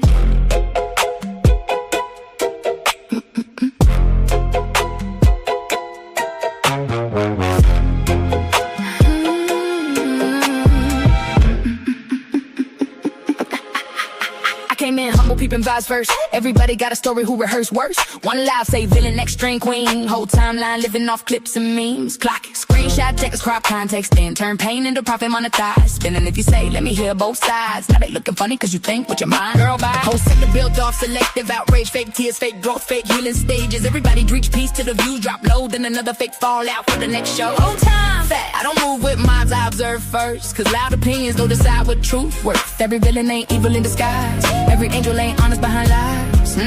Preach. I stand on business, not delusion. Half these friendships, strategic fusion. Views go up when the fake beef fly. Then they backstage laughing after live stream night. Facts. Stand on business, tip toes planted. Everybody tough when attention granted. Wrong is wrong, right is right. Truth don't switch, cause emotions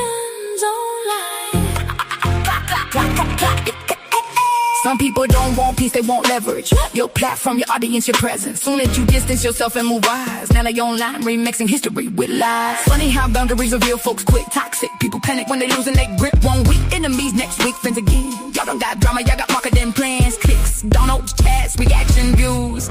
You become optional when money involved too. Everybody scream real to reality's thing. Then honesty suddenly offensive again. That part.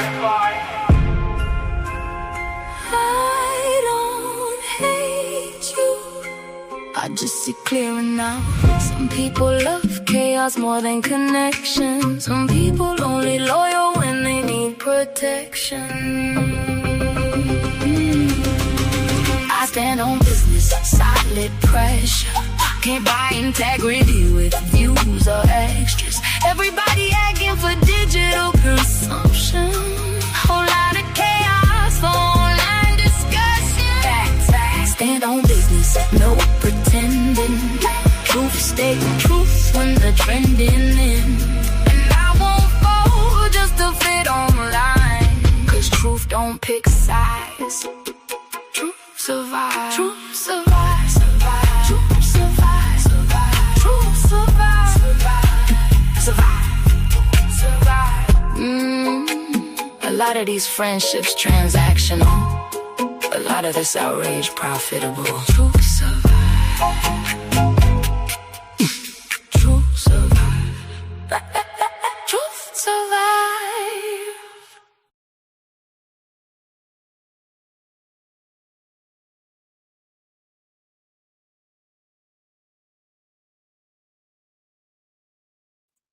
All right, y'all. So thanks for rocking with me with that little song break right there. Now let's go ahead and get into our next video. So again, y'all, let me give y'all a quick synopsis overall about what's going on here. Okay, so this one is with Tim Scott, and he wants Black people to know he's here for us. Transitioning into political news, Senator Tim Scott is making an explicit targeted push towards Black voters. Scott is leaning heavily into his background, identity, and position as the most prominent Black Republican in the Senate to bridge the gap between the GOP and the Black community. Oh my God, Imani, I need help. I'm sorry, y'all. I do not mean to laugh. I'm laughing because I'm like, are you serious? But anyway, so the message, okay, is messaging focuses on economic empowerment, opportunity zones, educational choice, and community safety. He is framing his platform not just as a conservative alternative, but as a direct answer to the felt needs of the Black families, telling voters, I am here for us. Now, here's the political impact, y'all, okay? This comes at a crucial time as the GOP actively attempts to chip away at the traditionally solid Democratic voting bloc. Scott's strategy centers around showing up in spaces Republicans usually ignore and pitching conservative policies through the lens of shared cultural experience and mutual advancement. And y'all probably like, yo, what the heck is wrong with Golden? Yo, why is she laughing? Child, if y'all have seen and if y'all have been paying attention to how Senator Tim Scott moves, operates, and the things that he's been saying, child, when I tell y'all the switch up is real, the switch up is real. But again, that's my personal opinion. Y'all ain't got to agree with me on that. But we got Reese Waters, one of our favorites here. He's gonna go ahead and cover this story, y'all. And I bet our sentiments are exactly the same because it's almost laughable. It really is laughable when you hear, child, what changed your mind? What changed your mind? You can never change your heart. Don't get me wrong now. People can never change your heart. That is life. That is human. That is fair. You can't have a change your heart. But child, the way this man was Imani, do you have any thoughts and feelings before we start the video? Are you gonna reserve yours to the next break? I'm gonna try and control myself and reserve my thoughts until the next break. Okay. Because I believe you me, if he could act, he could have auditioned for Stephen in Django. I just remember when he was on the stage with Donald Trump and he was telling people that he loved this man or some absolute crap that he was saying. I can't be sure whether I saw that. I can't be sure whether he did all that shucking and jiving and didn't even get a job in the administration. I can't be sure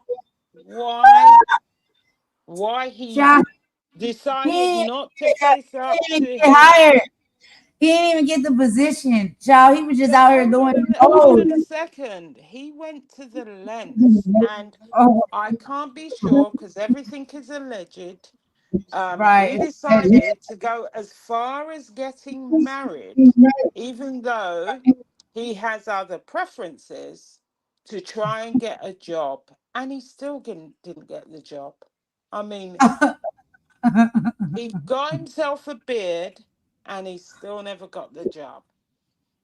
So all I'm going to say is, Tim, you did everything except get on your knees in the White House.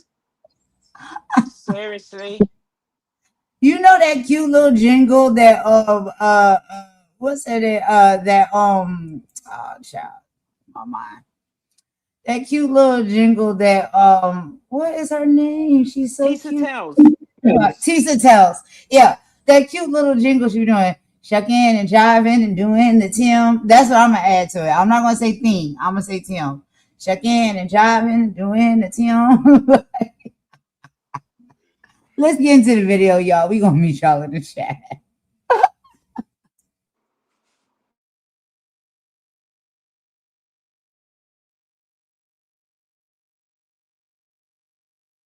And fight like the tree of liberty is on fire, because I guarantee you it very much is. To this committee and to every member of the legislature, hear me clearly. Came to remind you all that every single seat in this body is up for re-election. And to understand it clearly, you're not just voting on the bill, you're defining yourself for history and posterity, and the world will be watching. Talk to him, Lindsay! Talk to him, Lindsay! I I will come back with the same righteous indignation that has always risen when power like this forgets who it serves. And I will use every avenue at my disposal to flip all of your seats like Jesus flipped the tables at the temple. And that is a promise, not a threat. I know her. I know her. Yeah, that's my cousin. That's my cousin. Yeah. We came in the same car together.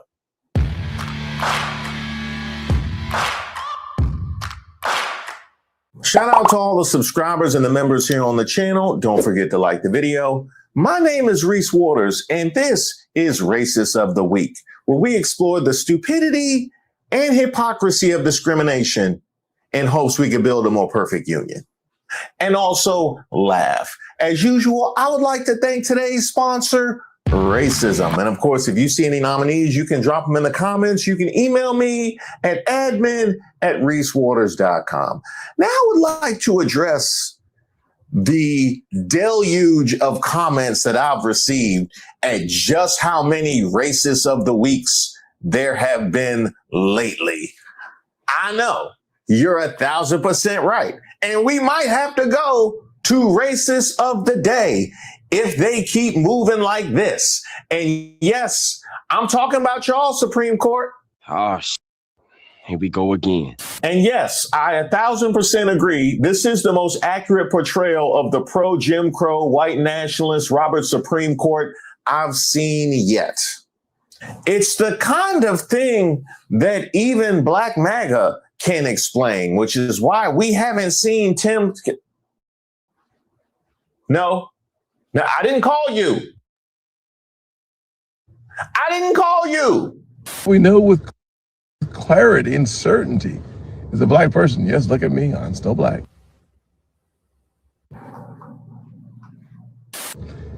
who ideologically is aligned with their state or their district can win anywhere. Okay. So a Black person that is aligned with their state or district can win anywhere. Now, what does being aligned with your state or district sound like, Tim Scott? Hear me clearly. America is not a racist country. America is not a racist country. America, by and large, is not a racist country. You must really hate her. No, it's a shame. It's a shame. Uh-oh. I just love you. No, that's... I have had the pain of rejection from the African-American community. It's because you're ideologically aligned with your state and district, Tim Scott. That's what that is. I'm surprised they didn't have you pounding the table talking about America is not a racist country, but I know you only pound the table to support Donald Trump or any of the other guys who you spent your wedding with. That I can understand. But Tim Scott, just how that went for you and your relationship with the Black community, as is the case with MAGA, because there's a level of incompetence that ensures they will pay double for all of their misdeeds. And with every action, there's an equal and opposite reaction. And this one was loud. I have no doubt in my mind that the map's going to pass. If y'all can give us less than 0 seats, you would do it. Y'all do this under the orders of somebody that said the Civil Rights Act was harmful to white people, that it caused reverse racism. RFK said that Black children are overfilled on antidepressants and that they need to be reparented on different farms, all of them. Pete Hegseth constantly brings Doug Wilson to the Pentagon to give a prayer service. Doug Wilson is the same pastor that said that slave owners were on strong spiritual ground. I don't have no belief in no morality on anybody that followed Donald Trump.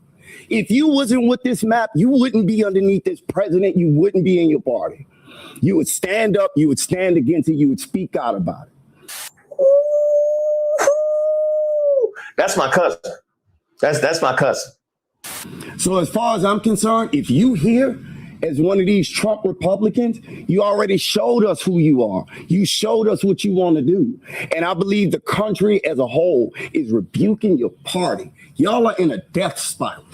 That's why y'all have to redistrict. Y'all heard him. Yep, y'all heard him.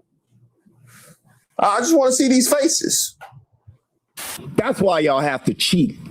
That's why Trump got to go to Texas and say he entitled to 5 more seats. It's because y'all know what y'all doing is abhorrent. We letting our people die in Iran based on false pretense that Tulsi Gabbard and Joe Kent say it ain't real. Y'all okay with all that. So I'm positive y'all gonna be okay with the maps.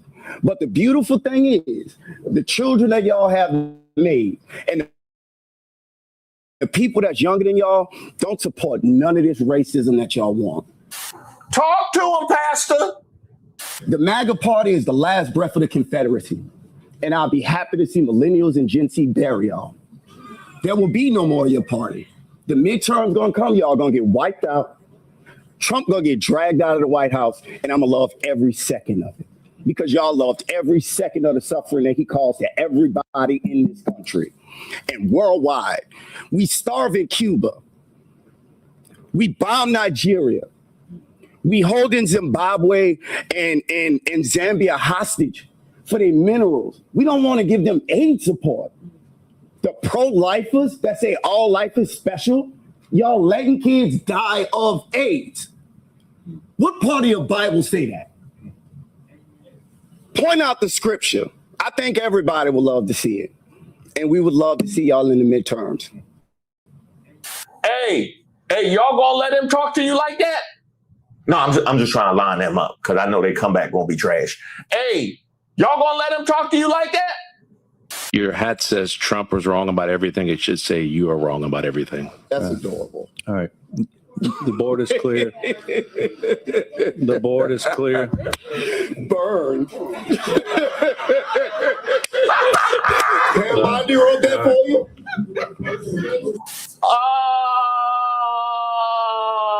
Oh, bro. If you come with somebody and their response is that's adorable, you should lose your seat. Honestly, that should be grounds for a recall or something. That's adorable.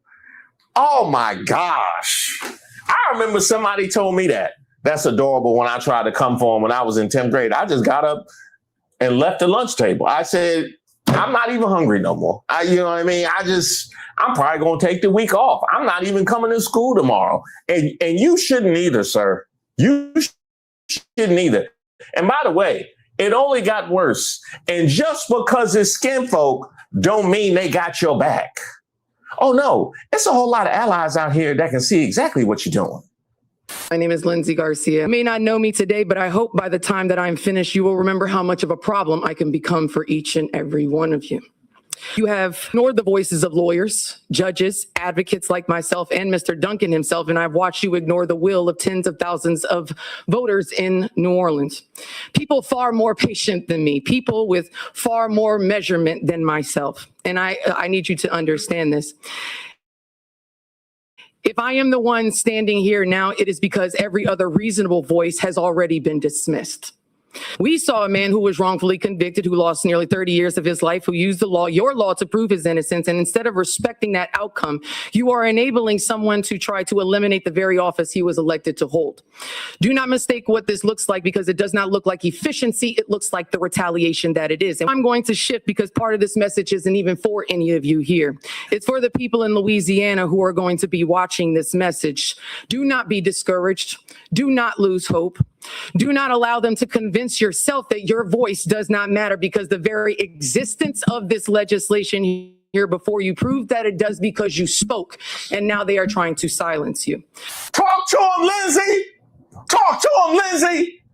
So I need you to fight like everything that you love is on the line, and fight like the tree of liberty is on fire, because I guarantee you it very much is. To this committee and to every member of the legislature, hear me clearly. Came to remind you all that every single seat in this body is up for re-election. And to understand it clearly, you're not just voting on the bill, you're defining yourself for history and posterity, and the world will be watching.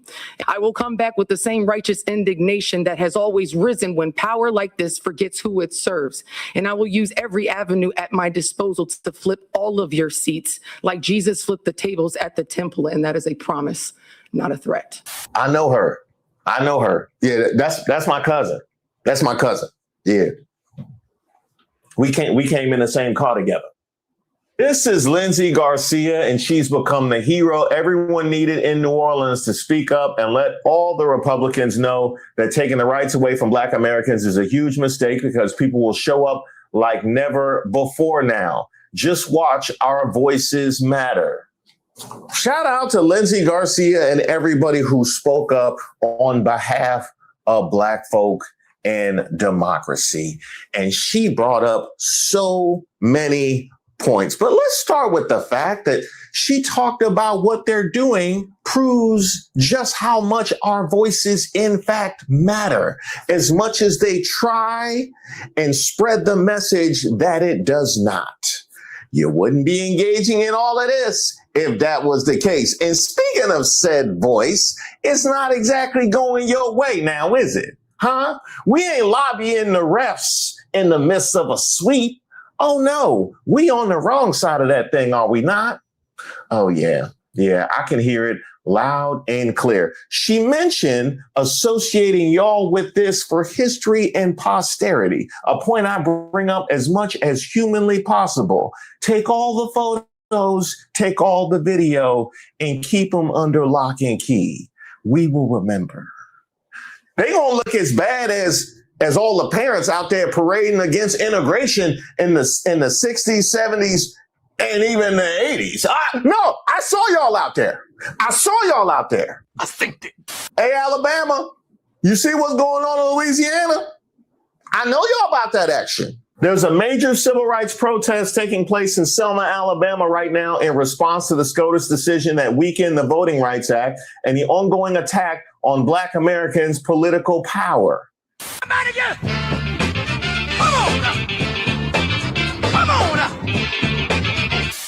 I want to tell you why I'm standing in Montgomery, Alabama today. It's not because I was invited. It's not because it looks good on the content calendar. It's because the Supreme Court of the United States just told Black America that the vote we bled for, the vote John Lewis took a baton to the skull for, on this very ground is no longer protected. And I refuse to watch that happen from my couch. This is about Louisiana versus Calais. The decision didn't just weaken the Voting Rights Act. It handed every gerrymandering Confederate racist legislator in the South a green light. And they are already moving not in years, not in days, but in hours. So in more than 90 organizations with leaders, labor unions, and everyday people say all roads lead to the South, I got my ass on the road. Now, some moments don't wait for you to be ready. Some moments just ask, are you coming? Are you going to show up? Are you going to be there? And that's why we're here. All of us. That's what we do. And a huge shout out to Zachary Kirk for that. I'm not a hit dog hollering that you there, and I didn't feel a ways about that. I was gonna go. Ain't nobody tell me in advance. I didn't. All right, y'all. So we're gonna pause right there to take a quick commentary break. Okay, Imani, I'm gonna let you lead with this one, child. I got some thoughts and feelings and opinions of my own, but oh my. What do you think? Right. What do you think about Tim Scott, child? Because we watch closely, and we've been watching for a very long period of time now. And for me, the switch up is real. Well, I just wanted to talk firstly about the great speech by Lindsey Garcia in Louisiana. She is, basically warning the lawmakers that their votes define them for history. They will be remembered for their votes, not for just that moment. And I think this is a lot. This is really important, because we're talking about core themes that we've been talking about for the past 3 weeks. It's about the voter suppression and the fact that people need to understand, if your vote didn't matter, they wouldn't be trying to suppress it. So people need to keep their head on a swivel, know what's going on, know when you're supposed to vote, know when you're supposed to vote in these primaries. And as I said, 82 is giving out information on the states and the primaries and the voting. Now, Tim, he did a little bit of it. I told you he told Donald Trump he loved him. he did a little bit of a remix on Tim Scott. It's too late for Tim to backtrack because most of these guys like Tim Scott, Byron Donalds have enabled this man. I mean, Byron, is it Byron Donalds? Right. That actually said that things were better for black people during Jim Crow. Right. Let's Right. just let that resonate. He actually said, that's like saying that things were better for black South Africans during apartheid. And people might think that's an exaggeration, but let's be clear. There were a lot of similarities in Jim Crow and apartheid. Now, I don't want to say too much about Tim Scott because I can only I've only got negative stuff. It's too late to do your backtracking. You chucked, you jived, you tap danced for this man, and you still didn't even get a position. Neither did Byron Donalds. Neither do you get his support, even in your primaries, because he uses these people, and they're always people that are used in these situations. And that's like when he was at his rally, when he said, "My African American." It's like the sneakers. Everybody and several people have hopped and jived and gone and performed for this man at the White House, including Snoop, Right. including Right. Minaj, including Mega Minaj. no, several of them. Several of them. They need to be named and shamed. And it's Yeah. not only, I mean, my biggest shock was that the guy that used to play Superman in the series, Dean Cain, I didn't realize that he was an ICE agent. Mm. He Yeah. is an ICE agent. So it's not only the black people, it's where are your morals, principles, integrity that you can think that this is great. There are certain people like John Voight, James Woods, they've always been that way. I'll tell you the one that surprised me is, what's the name that played Roseanne? She surprised me, but she's a whole nut of a different sort. But that's by the by, because I used to, I think there are people that are, it's shocking to me that they support this. But also what people have to realize is people vote for their own interests. So you have a lot of celebrities that are out there talking big shit, excuse my French, but they vote with their pocket because they know that the taxes and the other benefits, the other things that benefit them are Republican policies. And you have a lot of people talking out of both sides of their mouth on this stuff. Many people that we know and love and think are, are leaders, mentors in all walks of life, like Mr. Gates, mind you, I think since he left his wife, he's gone all upside down. And, a lot of the media companies, they're doing what benefits their company because they know if they do not get the old D suckers out, they're not going to get what they need for their company. So, like I said, Tim is acting like any other person. It's self-interest. It's always been self-interest. But what I think is more important, I think the people that are quiet, like the previous people like Chris Christie, like what's her name, Nikki, she's from South Carolina, Tim Scott State, all these people are being very quiet. Kristen Nikki Haley. Lemon, Are you talking about Nikki Nikki? Haley, all these Yeah. people are being very quiet and not saying anything either one way, apart from Chris Christie. But many of them are not saying anything one way or the other because they're getting ready for their run for the presidency.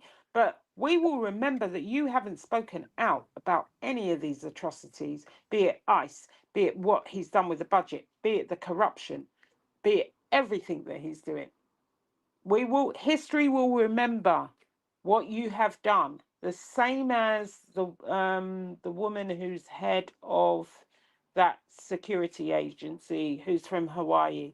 I don't know, my name recall is terrible today. She's head of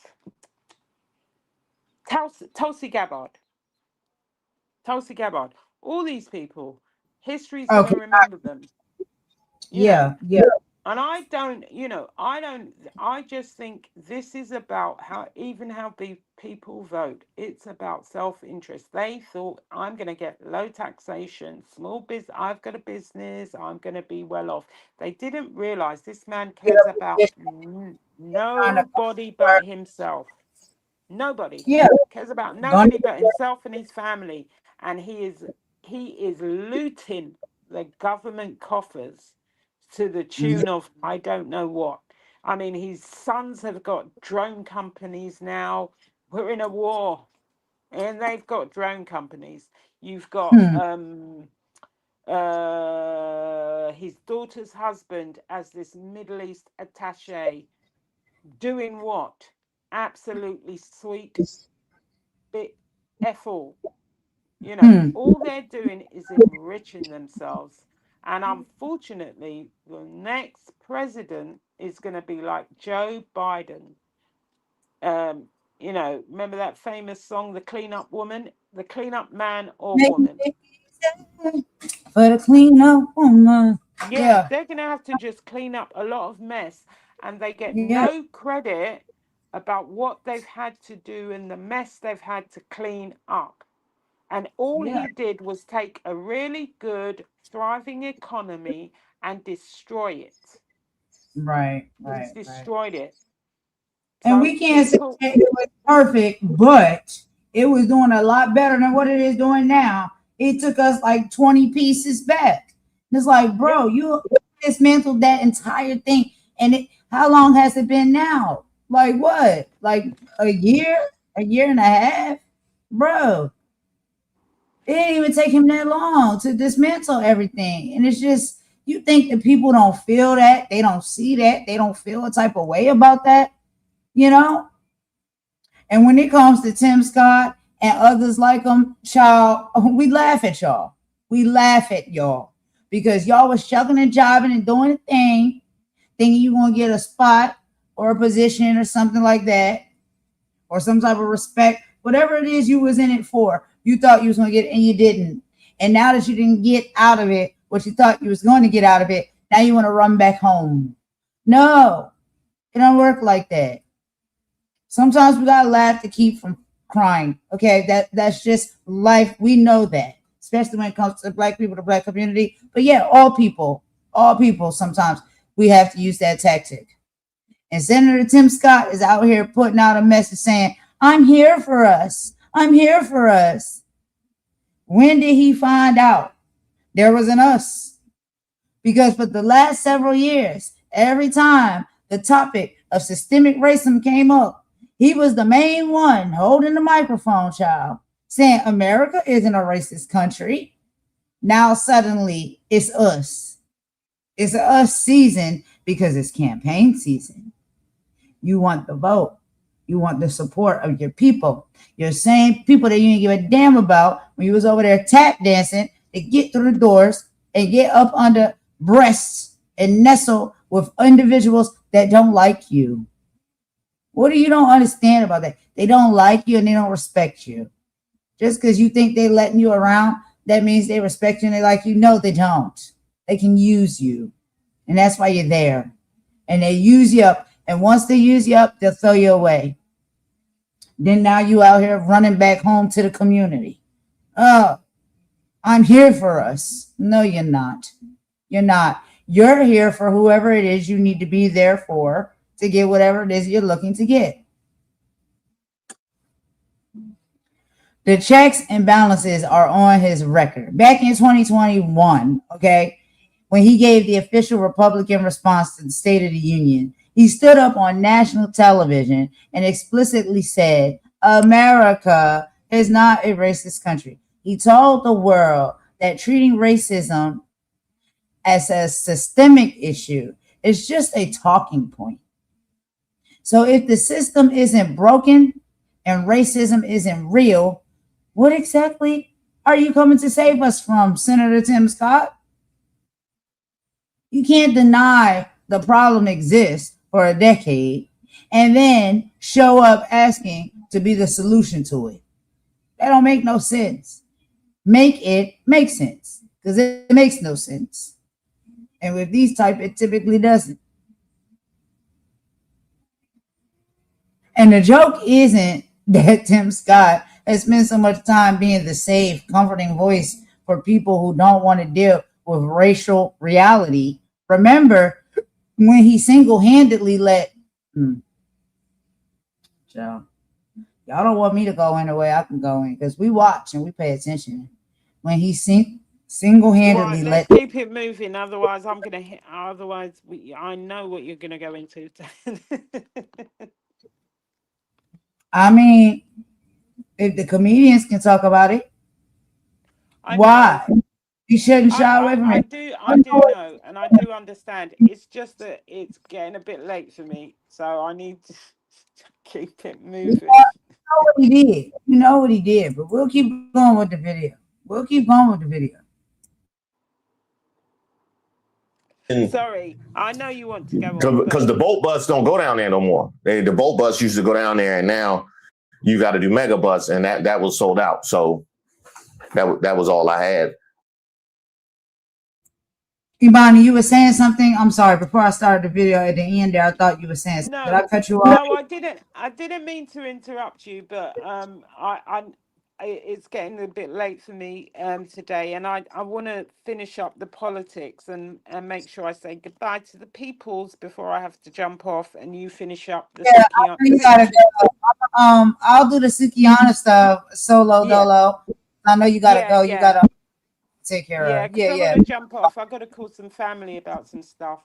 Okay, let's just get holiday this weekend. So let's just get through this then, so you can go, and then I'll do the. Let's finish up this video because I did enjoy this. This stuff is great anyway and informative. Okay, no problem. All right, let's go. Shout out to everybody who showed up and showed out in Alabama as well. And at the end of the day, the one thing that we can push to, the one thing that will be the true scoreboard of all of this is how active folks are convinced to be in the 2026 elections. And they are. Black voter turnout soars amid GOP's racist map rigging. GOP-controlled states in the South are pushing to redraw their congressional maps after the Supreme Court weakened the Voting Rights Act, paving the way for Republicans to draw new lines that eliminate seats held by Black Democrats. But while Republicans may have a short-term high, their racist gerrymandering appears to be having the unintended and politically damaging consequence of boosting Black voter turnout in the midterms, erasing any gains the GOP made with the voting bloc in 2024. In Louisiana, where Republicans went as far as to throw out already cast ballots and delay the House primaries to redraw a new map more favorable to their party, Black voter turnout is skyrocketing. According to data compiled by Louisiana pollster John Covillion, Democrats are turning out in higher numbers than Republicans for the May 16th primaries for Senate, State Supreme Court, and the Public Service Commission, and some ballot measures which he described as atypical for the state. Not just that, but Black voters make up a larger percentage of the primary electorate than previous cycles. Covillion said the current makeup of the primary electorate is 62% white and 35% Black, a major shift from 2023 when the turnout was 71% white and 26% Black. That doesn't bode well for Republicans in a set of GOP-pushed ballot measures. Ballot measures, you say? Huh. I wonder how that's going to go. Louisiana voters reject all 5 constitutional amendments. This country was built on the black back of black people across this country. And if we don't have it, you ain't gonna have it either, because we gonna tear it up. Oh, I love it. I love it. Now, that is extremely toxic when it comes to relationships, but I love it when it comes to this country. It is 1,000% correct. Now, one of the things that the civil rights pioneers of her generation understood is we weren't necessarily all going to get on the bus to freedom, but things have been made so clear when it comes to the white supremacy of the GOP that Black MAGA is out here looking crazy. The Democrat Party is in disarray, and they're pulling out every stop to try to scare their voter base that some kind of magical oppression is hovering over them. Hey, what that disarray look like with these special elections? What the disarray looking like? Okay, got you. I got you. Yeah. Disarray. That's where we always go to the gerrymandering. And then you look at Tennessee. They are losing their minds in Tennessee. You look at people like Justin Pearson, who is a clown in blackface, okay? Because 1 minute he started as a well-talking black person, college educated. Now all of a sudden he's Malcolm X and Martin Luther King had a child.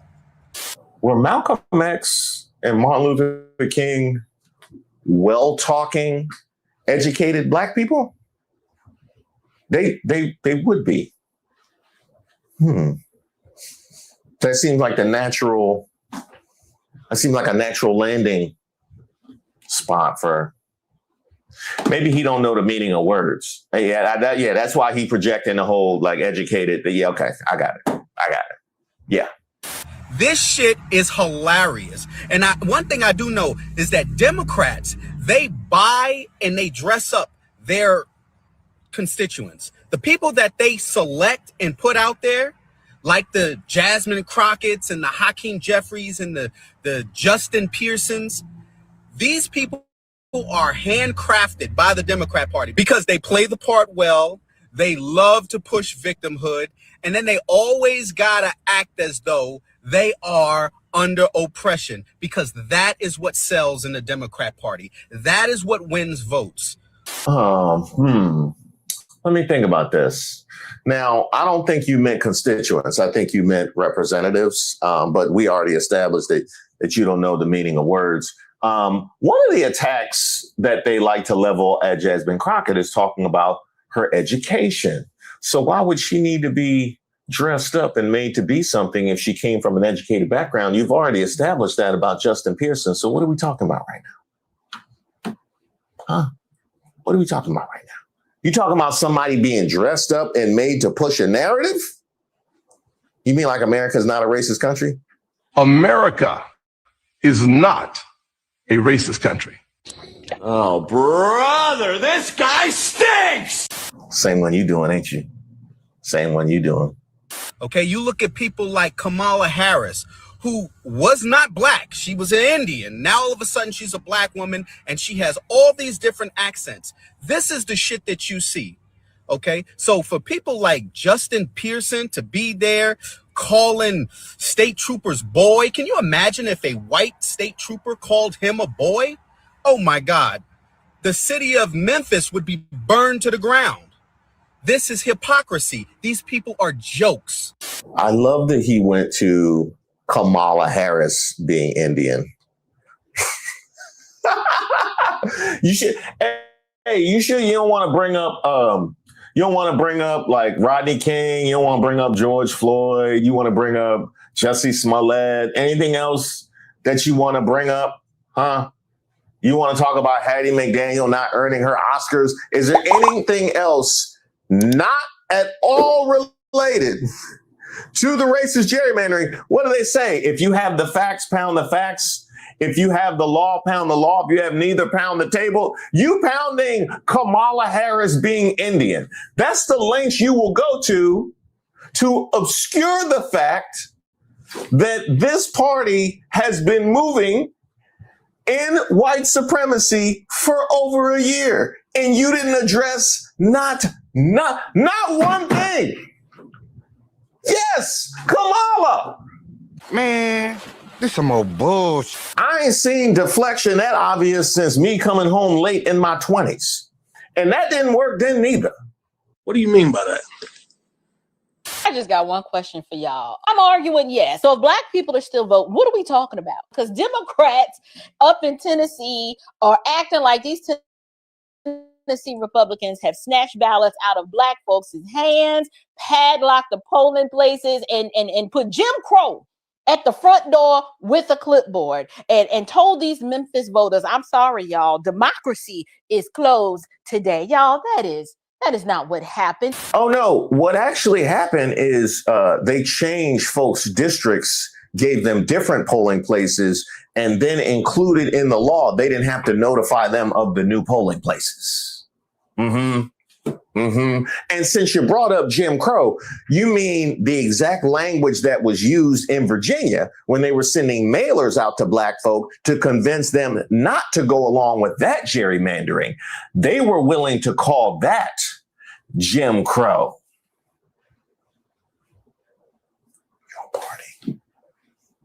Let's not do this. Let me break it down and explain to you what happened down in Tennessee. Tennessee redrew. They redrew their congressional map. And yes, the Democrats lost their guaranteed political playpen down in Memphis. You see, they've had such a political stronghold for so long, and they've been emotionally using the fight and the struggle of civil rights and the Edmund Pettus Bridge and all the bloodshed that happened. They've been using that in order to maintain political power in this one particular district. But y'all, lose democracy.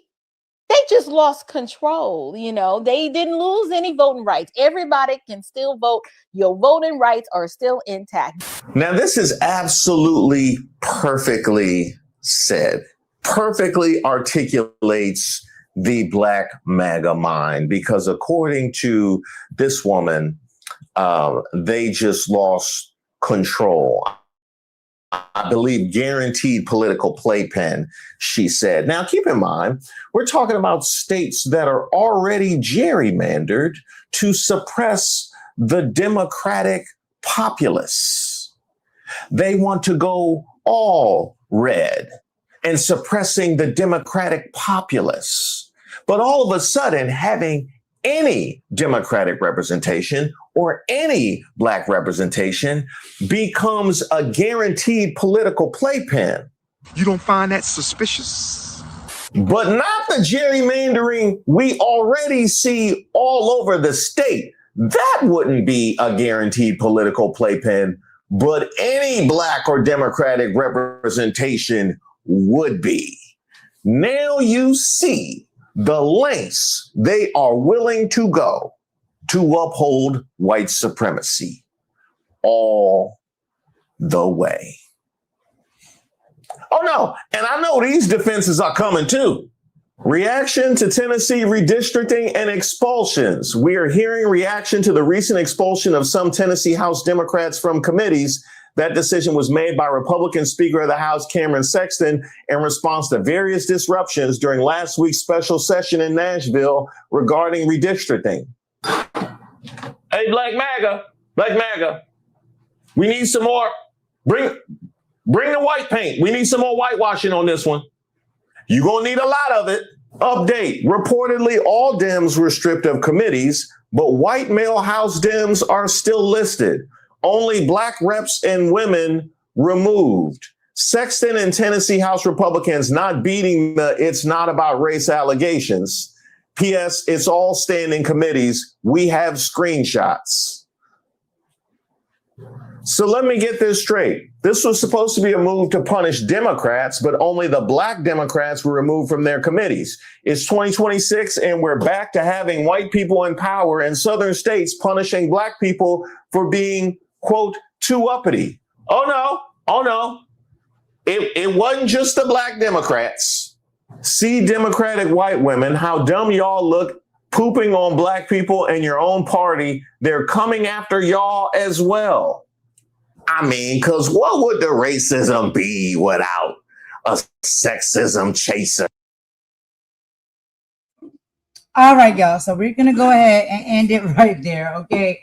Like I said, Reese Waters, child, he be having me cracking up. And if y'all not familiar with his platform or his channel, I'm telling y'all for real. Like, please go and check him out. Subscribe to his channel. Become a member over there. Great content. Okay. Reese Waters is hilarious. But I'm gonna go ahead and cut that off, y'all, because like it's like another 20 minutes to go. And I can't play the whole 20 minutes for y'all because we got some more things that we got to move past and get into. And like I said, Imani has some business things to attend to. So she's going to go ahead and dip out. And for the final video, you know, we'll play a little bit more of the conversation with Sukihana and Shannon Sharp on Club Shay Shay. But do you have any final thoughts on Tim Scott? You know, the switch up shop. What do you think about this, Imani? Well, I just want to talk about what Reese was talking about. He was talking about the hypocrisy of denying, racial denial. He's talking about the black MAGA contradictions and it's weaponized respectability. And really, it's a lot of self-delusion. The thing is, people have to be aware, and this will be really what my statement is about all of this that's going on with this administration. It's an organized attack on the poor, the working class, and anybody who doesn't have a lobbyist on their speed dial. They're cutting everything. They're cutting safety nets, raising barriers, and calling it reform. They're punishing the needy and calling it responsibility. They're starving communities and calling it fiscal discipline. But they don't want to face, here's the truth, yeah. The poor are not powerless. The needy are not invisible. And the people they counted out are the same people history has always counted on. And every time in this country and any other country that has a similar type of government tries to crush the vulnerable becomes the backbone of the next movement. Every time they've tried to silence the struggling becomes the loudest voices in the room. And every time they try to bury the struggling and the poor, they come back even stronger because, they think poverty is weakness, and they think need means shame. It doesn't. And being overlooked doesn't mean that people are defeated. They're not defeated. So that's why I really like to say to people who feel they've been ignored or written off, they're not the problem. You're the proof that this government doesn't care. Proof that this country still has a conscience. Proof that compassion still matters. And if they think attacking the poor is going to break us, they don't know the history. They think that their stripping resources will make the poor and the needy disappear. They don't know resilience. If they think hardship, which many of us have gone through, will make people quiet, they don't know the power of the voice. And that's why people need to stand together, stand tall, and stand in the truth that people at the bottom have always been the ones that lift the country up in times of struggle. Because when the poor rise, the nation rises and thrives. And when the needy are protected, the whole community is strengthened. And when the day of justice comes, it might start with the midterms, but I think it's going to go on and on. It won't come from the top, from the billionaires. It always comes from the people at the bottom that are below that elite class. And that is never going to change. It's always going to stay the same. And that's all I've got for this and the politics. And I like to say to everybody, have a very happy holiday weekend. And I'm sorry I have to cut it short and leave Golden to wrestle with the well, she's not wrestling actually, she's going to just deliver the stuff on deliver the rest of the stuff. I hope you all have a wonderful weekend. Stay blessed, keep your head on a swivel, stay out of trouble, and keep fighting, but not physically. Trouble, stay out of trouble. I'm going to try and stay out of trouble. And thank you for listening, and thank you for giving us your time. And I'm sorry I've got to cut it short. But Golden, what did you have to say about this? Because I want to hear what you've got to say before I leave. You know, I typically we're always on the same page a lot of the times when it comes to most of these things we talk about, and it's because like we talk about them prior anyway. And, you know, I absolutely agree. And I like that you go deeper, you know, into certain topics and subjects and stuff. I kind of keep it more surface level. And when it comes to Senator Tim Scott and other individuals like them, when it comes to surface level commentary for me, I just keep it real simple and I keep it real cute. You know, we have seen these individuals such as Tim Scott shucking and jiving and doing the thing and tap dancing, you know, on the other side. And I just feel as though, you know, when it comes to something you need from us or you need from the community, now all of a sudden you act like you care and you're part of it. And I don't like stuff like that, you know, in communities and households and neighborhoods and stuff like that, how we were raised and where we come up. We don't play those type of games. You with us or you not. And once you show us that you aren't with us, is redemption possible? And can people be forgiven? Yeah, of course. That is a thing. We do understand that. But too much of that is like, no. You are way too performative at this point. So when you really show your true colors, people see them, they take them for what they are, and they move around you accordingly. And so when it comes to Senator Tim Scott, he's just switching up his dance moves and he's switching up his tone and his rhythm right now because there's something he wants from us. He wants our vote. He wants our support. He wants our backing. But you want that from us. But when we need that from you and you hold a position as to which you can actually make some change in a certain way, you don't have nothing to say. You don't care, right? You want to be all up under somebody else's coattail, kissing their butt and doing all of the things. And so for me, I'm just saying that's just how we see individuals that move and operate like that. And it's like, yo, we're good on you. Like, nah, we're real good on you.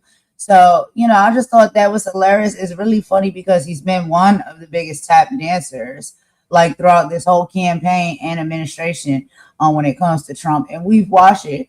Because we watched the politics. We've seen him. We've seen what he was doing. And now all of a sudden you're thrown out from the camp that you're in. They don't trust you. They don't like you. They don't want you around no more. Now you come running back home. Well, you might can run back home to mama, but guess what? There's a community as well, okay, that you affect when you make these type of choices and you present yourself the way you do.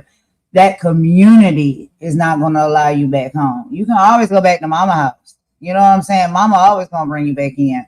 But the community, no, sir. No, sir. We're not going to invite you back in when it comes to that. Okay. So that's all I got to say about that when it comes to, you know, Senator Tim Scott and any other individuals, political figures or anything else, right? That is how people really feel. You know, like you want to turn around and you want to switch up when you need something and you want something from the community, from the group. It doesn't work like that. You made your choice. You make your bed, you lie in it. All right, y'all. So Imani had to go. She's got some things to tend to today, the rest of the day, because, you know, we're on different time zones and stuff like that. So she's out. We're going to get into a little bit, not a lot of it, a little bit of the coverage with Sukihana having a conversation with Shannon Sharp. She had some more things that she was honing in on. and talking about as well.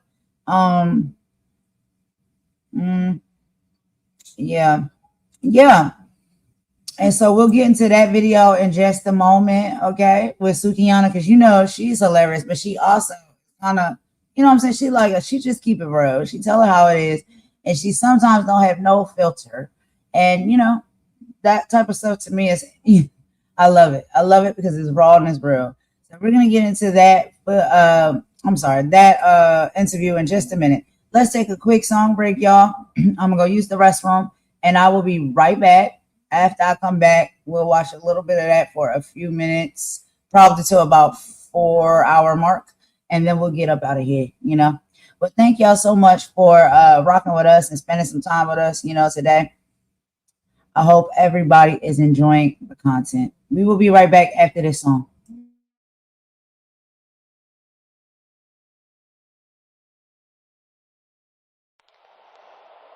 Everybody got a panel. Everybody got a problem. Let's talk about it. Why everybody beefing? Nobody believing. Everybody scheming. Everybody streaming. Started as a work, now the whole thing bleeding. Fake friends switch sides every season. New face, new team, new lie every evening. Everybody hungry for the clicks and the reasons. Views up, drama get the views up. Look, everybody suddenly a journalist now. Microphone tough with the filters and cloud. They don't even know what the culture about. Just smell a little smoke, then it rain in the house. Boxing sector looking WWE. Fake press conference turn reality TV. Started with a live stream, now they selling PPV. Best friends yesterday, now they scream RIP. Cat ding ding ding, another fake rivalry. Cameraman zoom while they build hostility. Comments get toxic, ego get slippery. Now the work turn real and destroy the chemistry. Used to throw punches in the ring for sport. Now they throw friends under buses for support. Everybody got receipts and folders and reports. Whole sector acting like spiritual court. Site TC spilling all over timelines. Screenshots, leak calls, everybody prime time. No context, just captions and headlines. So get traded for algorithm deadlines. And I ain't saying everybody fake, but let's be honest, peace don't pay. We worked it out, get ignored all day, but I exposed him, get 100K. Why everybody beefing? Nobody believing. Everybody scheming. Everybody streaming. Started as a work, now the whole thing bleeding.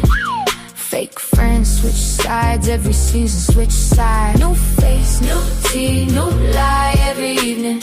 Everybody hungry for the clicks and the reasons. Views up, drama get the views up. See the algorithm hunters lurking in the dark, jumping in beefs just to build up a spark. Never put work in, never had heart. Now they commentary kings from a Walmart cart. Everybody got an inside source now. Everybody got a truth exposed now. Soon as the views did blow, somehow they manufacture anger just to go viral. It's a circus with ring lights. People losing real friends over click bites. Whole panel screen fights every midnight. Then they text backstage like, you good, right? Girl, bye.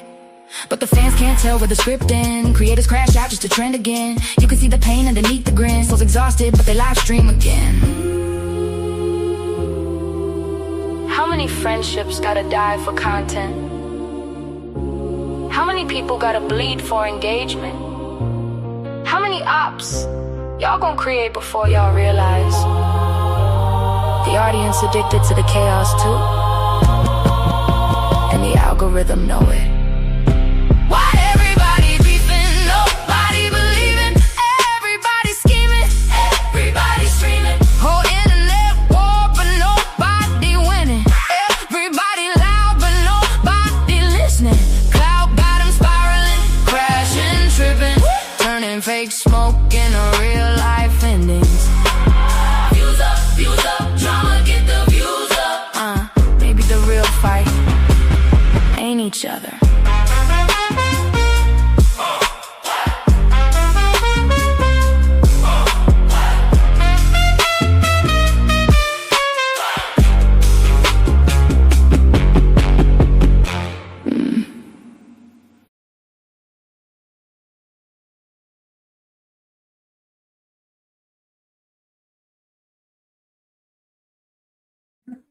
All right, y'all. So thanks for rocking with that song break right there. So let's go ahead and move right along. We're going to get into our final topic for the live, y'all.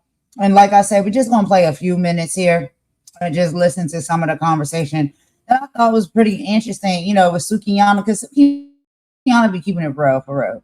She is very, very much down to earth, and she's expressing a few things and having a very open and intimate conversation with Shannon Sharpe here. So we did play a little bit of this interview yesterday, y'all, like the very beginning of it, and so I'm just gonna play a little bit more of it. And I might do that, maybe we'll do a little bit more of it on Monday too until we get completely through it. But if not, that's okay. Because guess what? Y'all can watch if you want to watch it on your own time and your own leisure, without the commentary in between. Y'all can do that. Please check out, if you haven't, and if you don't know about Shannon Sharpe's channel, Club Shay Shay. Really great channel, really great podcast, has excellent conversations with the guests that comes on. And I really love his approach as a host. And a lot of y'all probably know Shannon Sharpe from when he, did his reporting and whatnot over with sports and stuff on ESPN. But yeah, now he's got his own platform. And, he talks to a little bit of everybody, whether it's rappers, singers, athletes, comedians.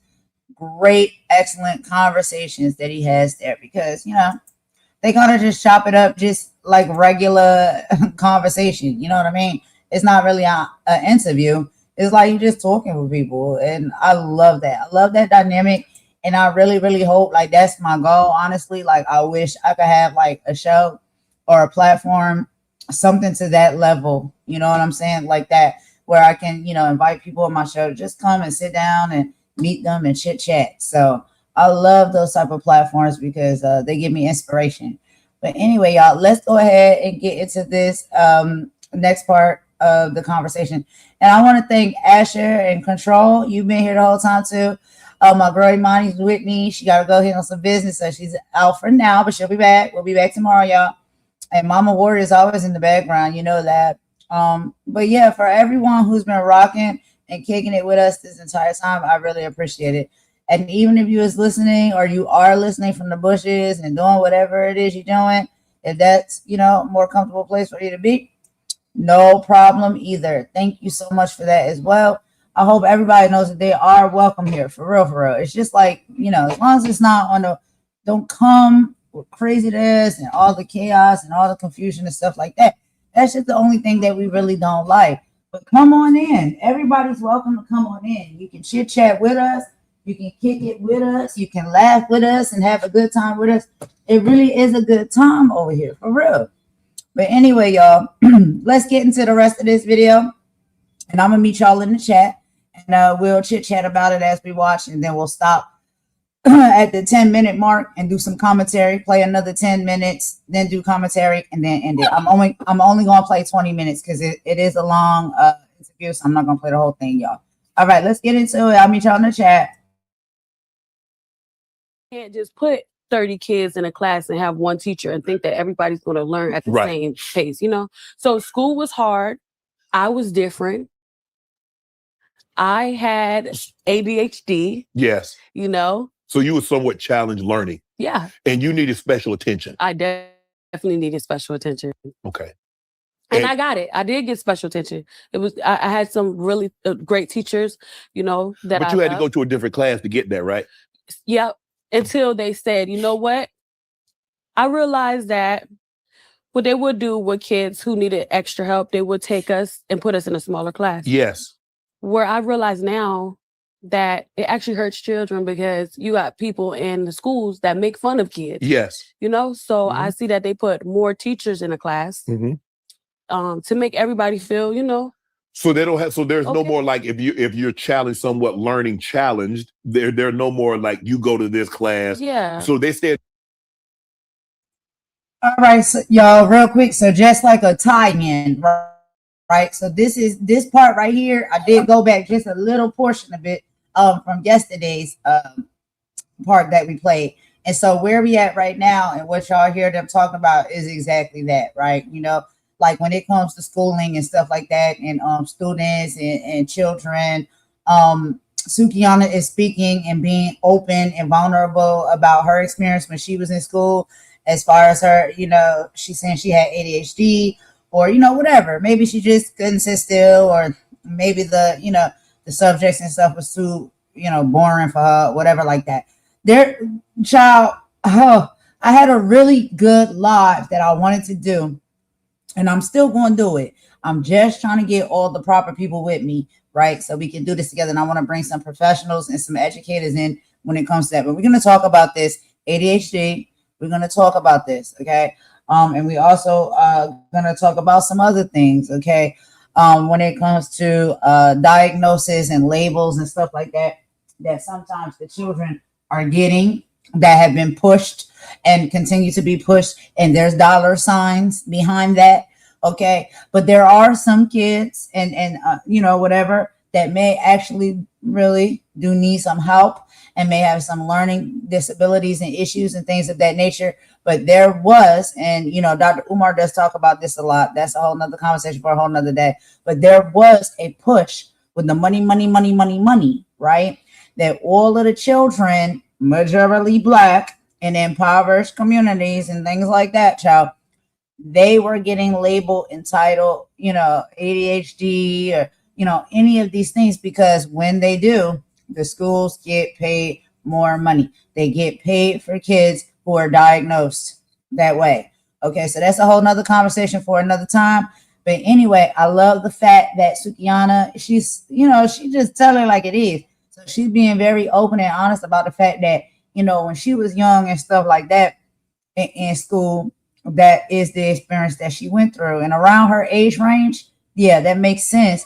And even my mom can attest to that. When I don't know if y'all ever heard her talk or say or mention those things, and she'll probably come on again one of these future podcasts that we do and tell y'all that she worked in the school system as a teacher, and the classes that she would teach would be, kids that would have, like disabilities and stuff like ADHD, or they would have Down syndrome, and all of the different type of things. And so she noticed and witnessed firsthand how there was a big push, right, to put a lot of students in those classes.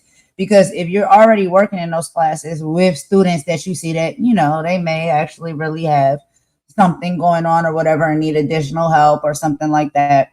And then you see students coming into your class and you pay close attention to them and you're like, there's nothing wrong with this student. You know what I'm saying? And it's not to say that those conditions make it wrong. I don't mean to say it like that. I'm not saying there's anything wrong with children who may have those conditions or diagnosis. I'm just saying there are students that come in to those classes or whatnot. And my mom being a teacher over one of those classes, she's seen that some of the students that was being put in her class, those were not the diagnosis, and those were not, the behaviors and the activities that those children, were doing to, what I'm saying? It wasn't warranted for them to be in that class. She could tell that, like, oh, they're just putting them in this class. And she was wondering why. And then we start finding out. And if you listen to some of the conversations Dr. Umar has as well, because he's a child psychologist when it comes to, in the school systems and stuff as well, he speaks on that and tells you, like, it is a program and is a system that's set up for the dollars, y'all, for the money. Because if you put these children in these classes and you label and you diagnose them a certain type of way, the schools get money. But anyway, y'all, let's keep going. I love the fact that Sukihana is being open and transparent and honest about this. And I know she's not the only one. It's probably a lot of other people out here that experience this as well, whether it was during your childhood or with maybe, children that you have and stuff like that.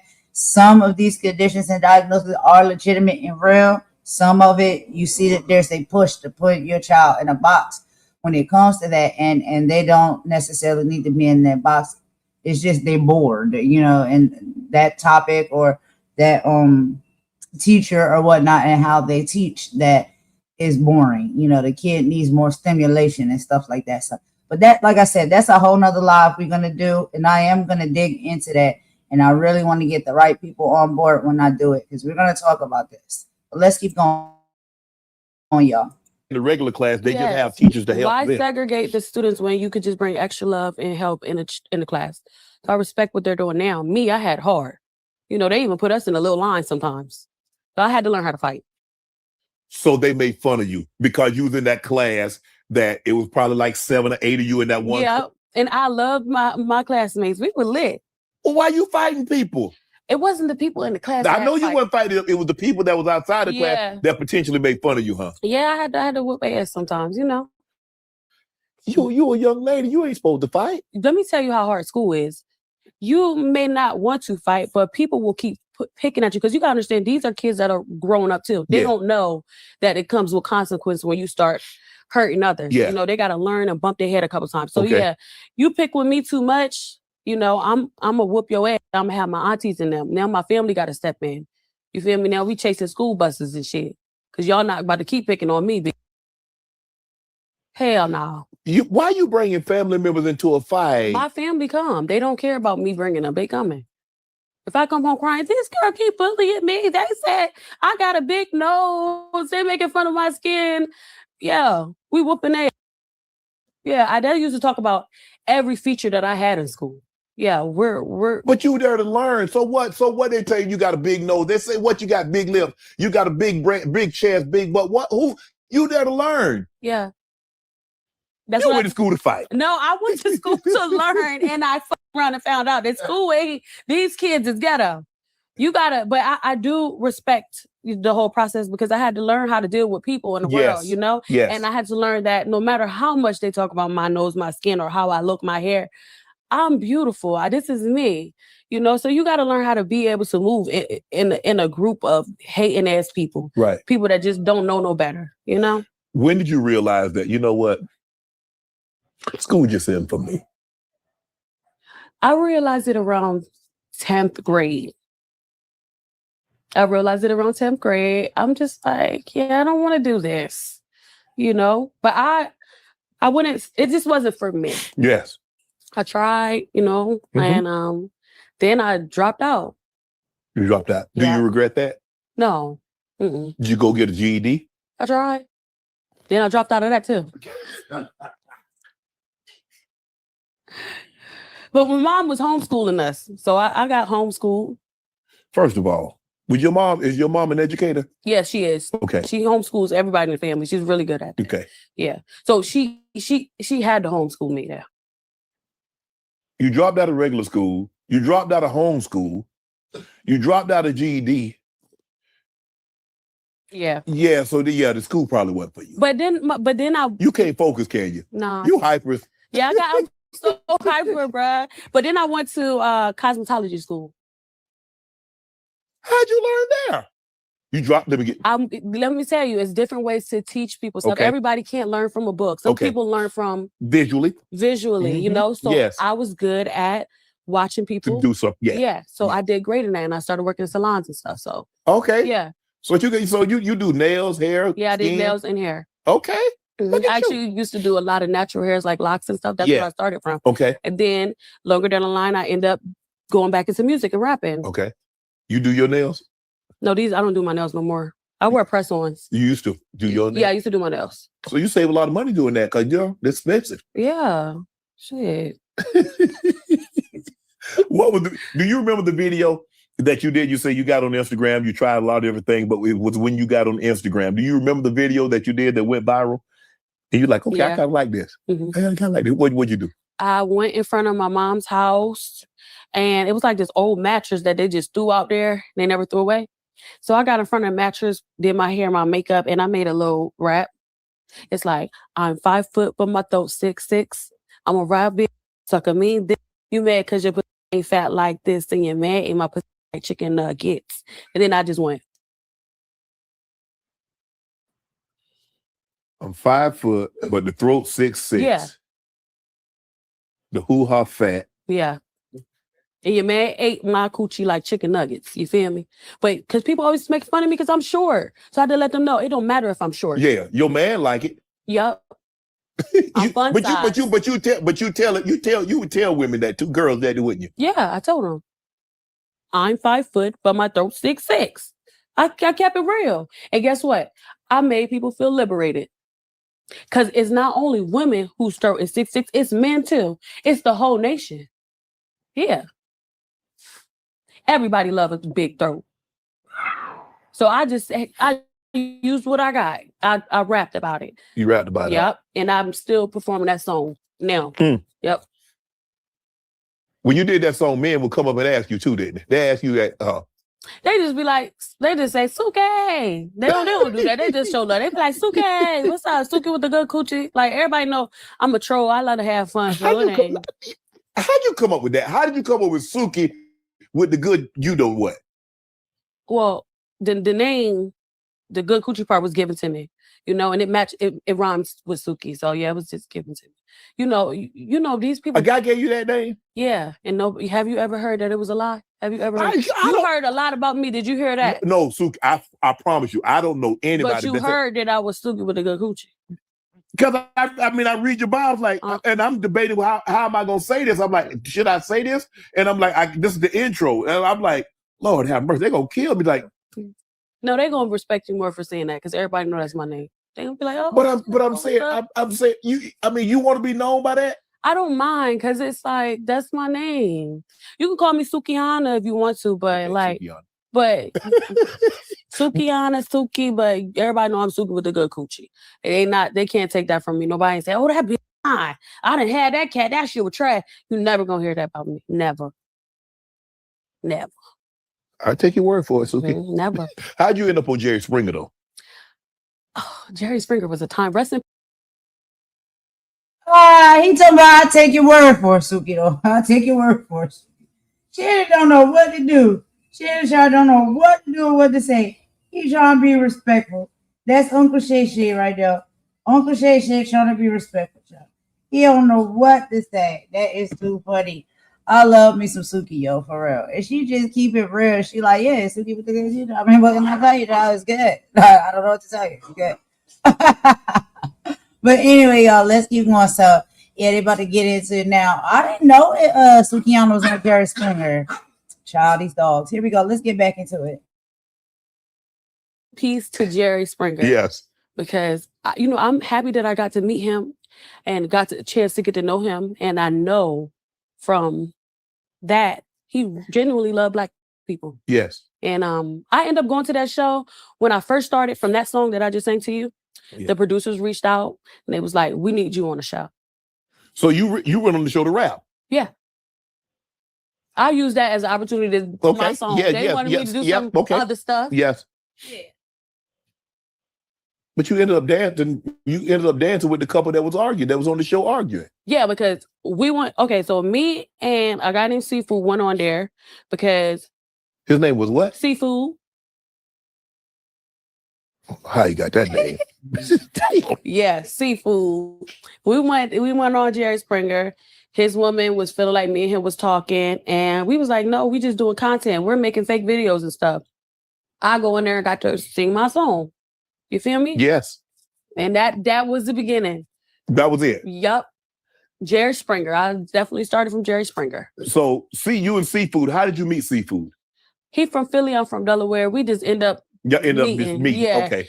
But his girlfriend felt that you guys had something going on. Did you guys talk on the phone? So, I mean, how often were you guys creating content? Probably like every now and then, maybe like twice a week, we'll make some videos and stuff, but we weren't dating or anything like that. We were just making really funny videos. Like me and him had a dream. We want to make it. We want to make it out. So we made some funny videos. Right when I started Instagram, Jerry Springer reached out. Yeah. Then guess what? MTV reached out. Then all these different people started reaching out. So what's Seafood doing now? Y'all still cool? Yeah, he's in comedy and stuff like that. Oh, okay. Yep. Is his name still Seafood? Mm-hmm. C though. Seafood. Yeah. Seafood. Mm-hmm. Okay. Then Love and Hip Hop, Miami. Yeah. How did that happen? So shortly after Jerry Springer, Love and Hip Hop reached out to me. And it was Love and Hip Hop Atlanta and Love and Hip Hop Miami that were both fighting over which one could get. They were fighting over you, huh? Yep. Because they know you fun, you entertaining, you gonna keep it lit. Yep. And that's what I did. I ended up getting picked up from Miami. And it was a really great experience. Do you have a manager? So how did people get in touch with you? Did they DM you? Did they on IG or X? Or how did they get in touch with you? Back then, they just hit me up directly. I didn't have no management. So they hit you the DM, huh? Yeah, nobody didn't want to manage me. Did you think you'd be like, man, this ain't no Jerry Springer, this ain't no Love and Hip Hop. Y'all trolling. I would be so excited. I would not believe it. I'm like, oh my gosh, is this NBC? Oh my gosh, Love and Hip Hop is asking for me. I was just like, wow, oh my goodness. Like I didn't really know what to say. was just very thankful. Yes. So how was that experience? I just knew when I had the opportunity to walk on the stage or walk in front of the camera that I would take over a room and own the room anytime I'm in there. Right. That's what I do. That's in Love and Hip Hop went really well for me. It was a great time, and I'm just thankful for VH1. I'm thankful for that. They make good money on them shows? Yeah, they better. Shit. You make good money, huh? Yeah, I do now. I make them definitely thankful for that. Because, as a woman, it's hard. You got to stand firm on what you feel you deserve out here. Right. Because they gonna say, oh, you a woman and you black? But you got to stand firm. Y'all want me? Y'all gonna have to pay. Right. And I need my coin.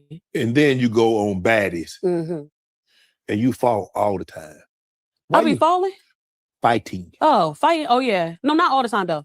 A lot of times. Why you like that? No, it ain't. Why you can't just get along? These hoes. It be these hoes. It be them. You see how cool I am? They can't take me. I come in that room. They smell how good this pussy. They can't take it. They get mad. They get mad. Mm-hmm. They be hating. I be intimidating these hoes. My little self, my little short self. But you can't go in there on that type of time, though, Suki. I don't. I just go on there. Listen. I don't fit in with everybody. I don't want to.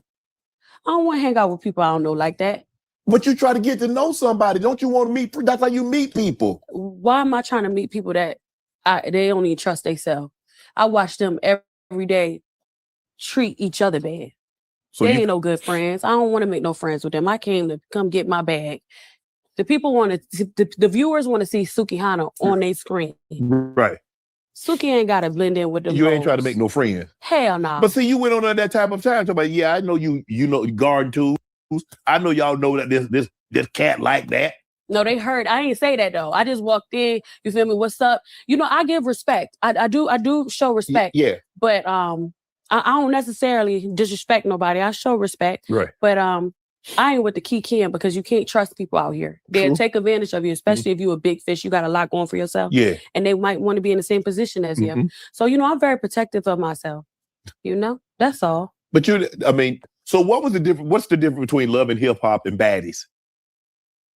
It's a big difference because the franchises are different. Okay. I would say that Love and Hip Hop, they don't do as much fighting. Yeah. The crowd is a little older, where Baddies is a younger crowd. Yes. And those people love to watch fights. Those people, that they like that style on there. So I love both franchises, though. I'm not gonna lie, it's fun. Yeah, it is fun. Do you look at it like?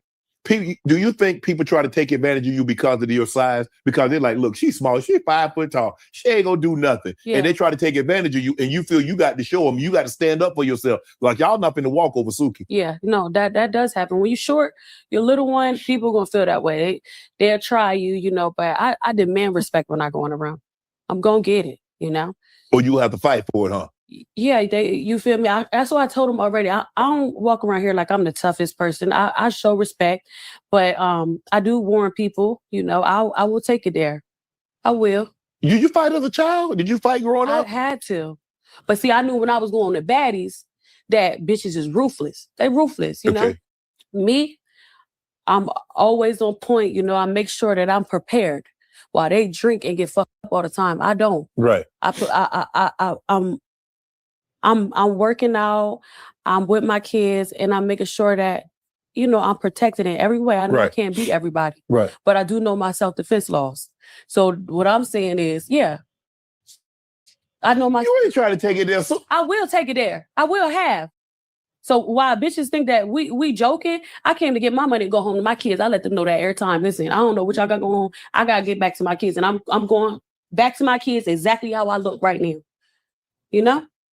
So every time I pull up, you feel me? I got my family with me. They still there. Same ones, they still there.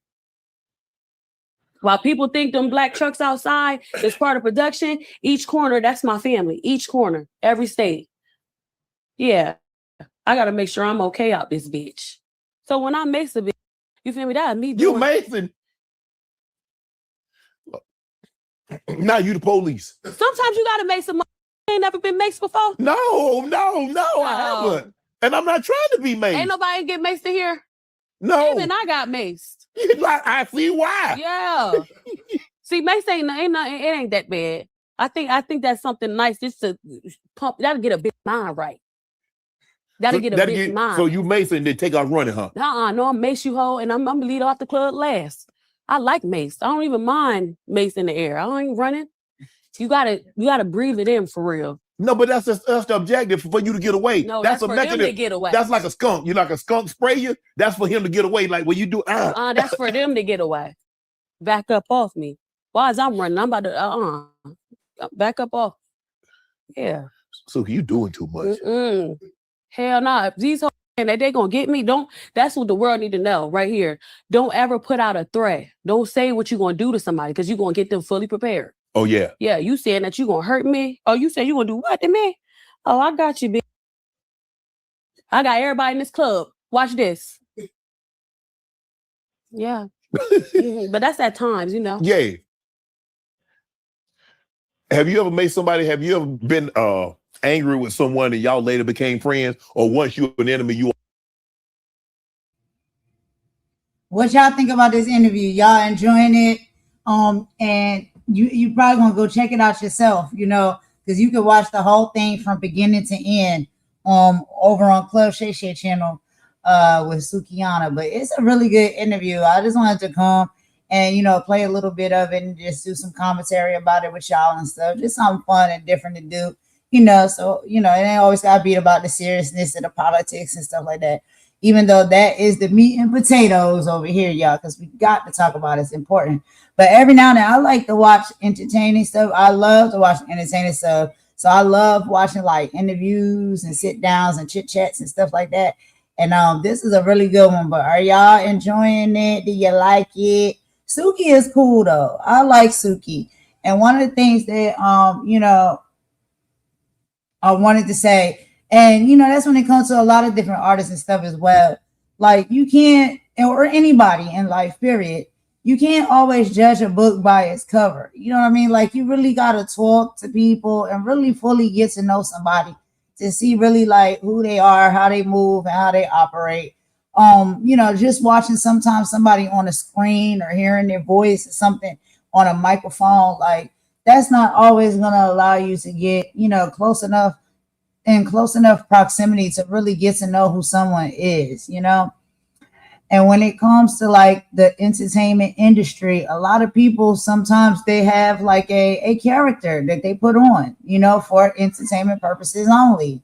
And they'll put on that character, they'll put on that costume, they'll put on, you know, that persona, and they'll get out there and do what they do. And for entertainment purposes, that works. And you know, that's what they do for a living.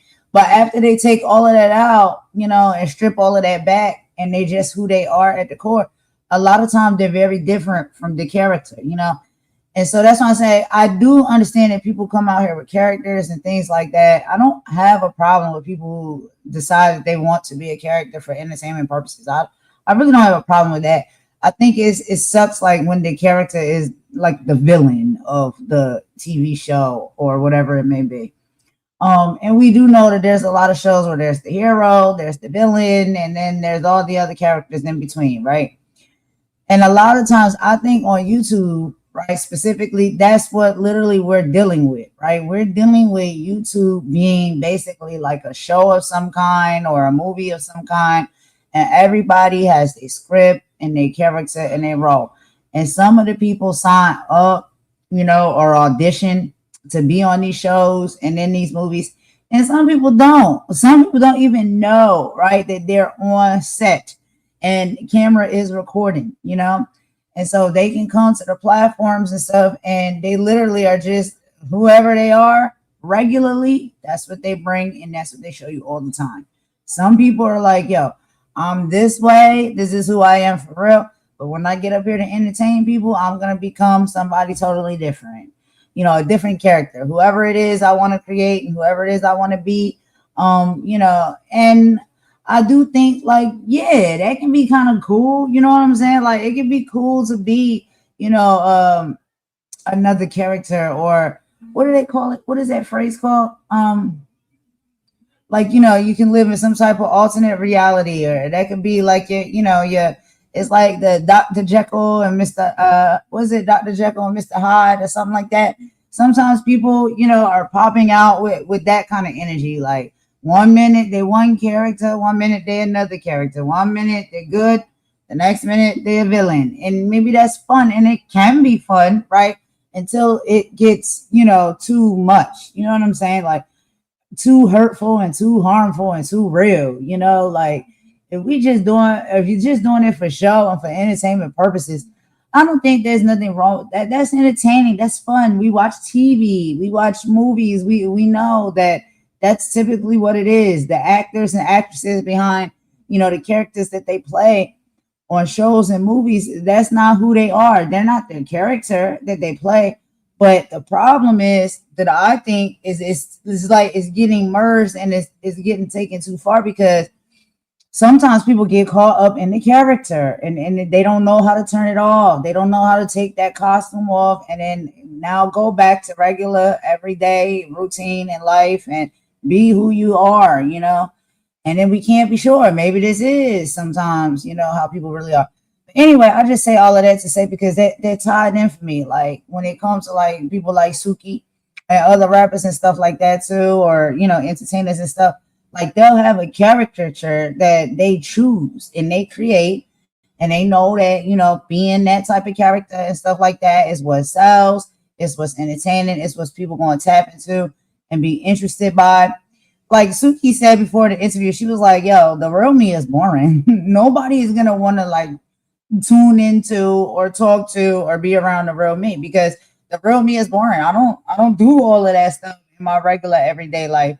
If I'm not, you know, doing work and I'm not entertaining, you know what I mean? I'm not on set or whatever like that. I don't act like that. That's not who I am. That's a character that I created to be, you know? And I tap into that and I become that character, and I play my role and I play my script or whatnot when I'm that character. And after I'm done with that, I go back to being who I am. And that's it. Like, it's two different personas. It's two different images, you know? So what do y'all think about that? Like, you know, because like I said, I don't think it's a problem. I don't think it's an issue. I feel like if people want to do that, it's entertaining. It's fun. It's just some of it now I feel like has gotten like way out of hand. Like even if people do, like let's just say for instance, come to YouTube and stuff with that same mindset and that same concept, right? Whoever they are in real life and how they move and operate and stuff, when the cameras aren't rolling and the YouTube live ain't going, you know, they could be a sweet person, could be a nice person, but now when it's time to put on for the camera and you decided what character you want to be, whether that's a villain or a hero or whatever it may be, you know what I mean? The people, maybe they're getting judged too harshly for these characters that they choose to become when they come to the, you know, platform. But a lot of times I think what it is too is like people don't know that you're putting on a character. They don't know that you're acting or you're reading a script or whatever, you know what I'm saying? You putting on a show or something like that. A lot of people are not knowing that, you know, they're coming in thinking they meeting, yeah, you virtually, but they meeting you who you are virtually. And they are probably meeting your character that you made up, because that is what you decide. When you come on this platform, you're going to create a character and you're going to be that character and you'll do whatever it is you say that you want to do, whatever, however it moves. And as the people are perceiving that, they don't know it's a show. They don't know you're putting on a show. They don't know that you're portraying a character. They think that that's who you truly are and how you move and operate. Some people choose to do that. Some people just is real, no matter, not to say that some people are fake. Let's be honest. Some people are fake. They do pretend to be something they're not. But some people consciously know, like, no, I'm doing a show. I'm creating a character. This is the character I want to be. And this is what this character does and how they move and operate. Now, when that start affecting other people's lives heavily and dangerously and all those things, that's when I think now it's getting way out of control. But just to get up here and perform and be a character just for entertainment purposes and to get people to laugh and stuff like that and have a good time, I don't think it's anything wrong. Like, when it comes to that. But when you really get too heavily invested in the role that you're playing and it starts affecting other people's lives, I think that's the problem. You know what I mean? And some people do come like me, myself. Like when I come, I'm just me. If anybody has met me in person or you do meet me in person for whenever in life or whatever, you'll see like I don't act no different, talk no different, be no different on this YouTube channel and this platform than what I talk on the phone or in real life face to face with people. It's the same across the board. It ain't nothing no different. And I just am not someone who has decided to create a character to be. I just didn't decide to do that. I'm not saying there's anything wrong with anybody who does decide to do that. That just wasn't my choice. I don't choose to be a character. I just want to be myself across the board. Soon, easy, right? I don't got all that time to be dressing up, pretending to look different, pretending to sound different, pretending to act different. It's too much work for me. So I don't want to do it. I'm just going to be myself. But let's keep going, and we're going to wrap this up in just a bit. Always an enemy. Yeah, I ain't gonna lie. Once somebody an enemy of mine, they always I'll never trust you. Because you'll never trust them. You can't trust them. I can't trust you. I always gotta watch you. So I just keep my distance from you. But you gotta keep your enemies close sometimes, Yeah. Yeah. Did you beat up a girl for using the N-word? Yeah, I did. I tore her ass up. I'll do it again. Suki, you can't go around beating on people and fighting people. Hold up. I thought you said you a mom. I thought you said you want to get home to your kids. That's what you said. I did. Ain't no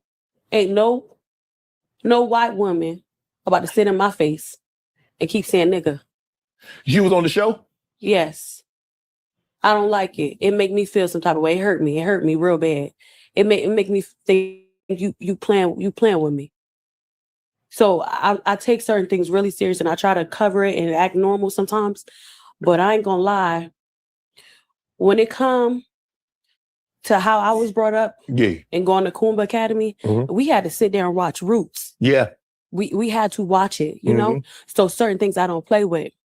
Did you tell her to stop? Say, look, you need to stop saying that. Yeah, I did. So one thing about it is what I learned about people nowadays is that this is what I say. They want to be black until it's time to be black. Yeah. And you want to say then I whoop your ass like a nigga, then you turn white. So I don't respect white Latinos saying nigga. I don't respect nobody saying nigga. I don't even respect my people saying it, but I understand. Yeah. But I can't let other people disrespect me in my face like that. It make me want to cry. You feel me? I want to do something to a bitch. Because at the end of the day, a lot of these people, you don't see them at the protests. Right. You don't see them fight for us. Right. You don't see them. They stay out. I don't respect that. So I don't want nobody playing with us saying nigga this and nigga that. I don't like that. This is just stop saying the word respectfully. If you respect our people, stop saying it. Is there anything that you can't do on the show?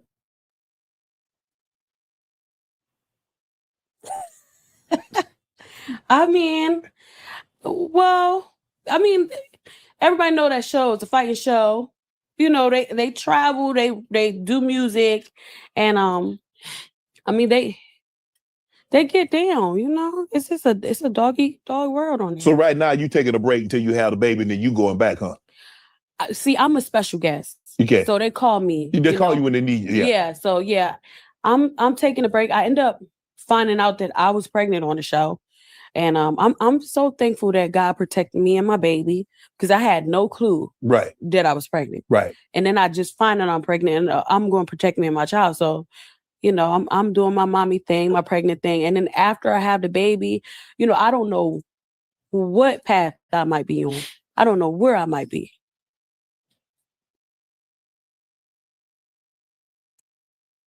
All right, y'all, we're going to go ahead and end it there. So if y'all want to watch the rest of that, you know, this evening or, you know, in a few minutes and stuff, because it's good and you like it and it's got you drawn in, y'all know where to find it over on Shannon Sharp's YouTube channel over on Club Shay Shay.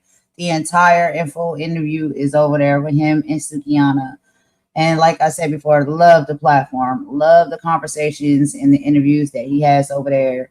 And yeah, so that's Sukihana. I love me some Sukihana too. I think she's dope. And what I like about her the most, right?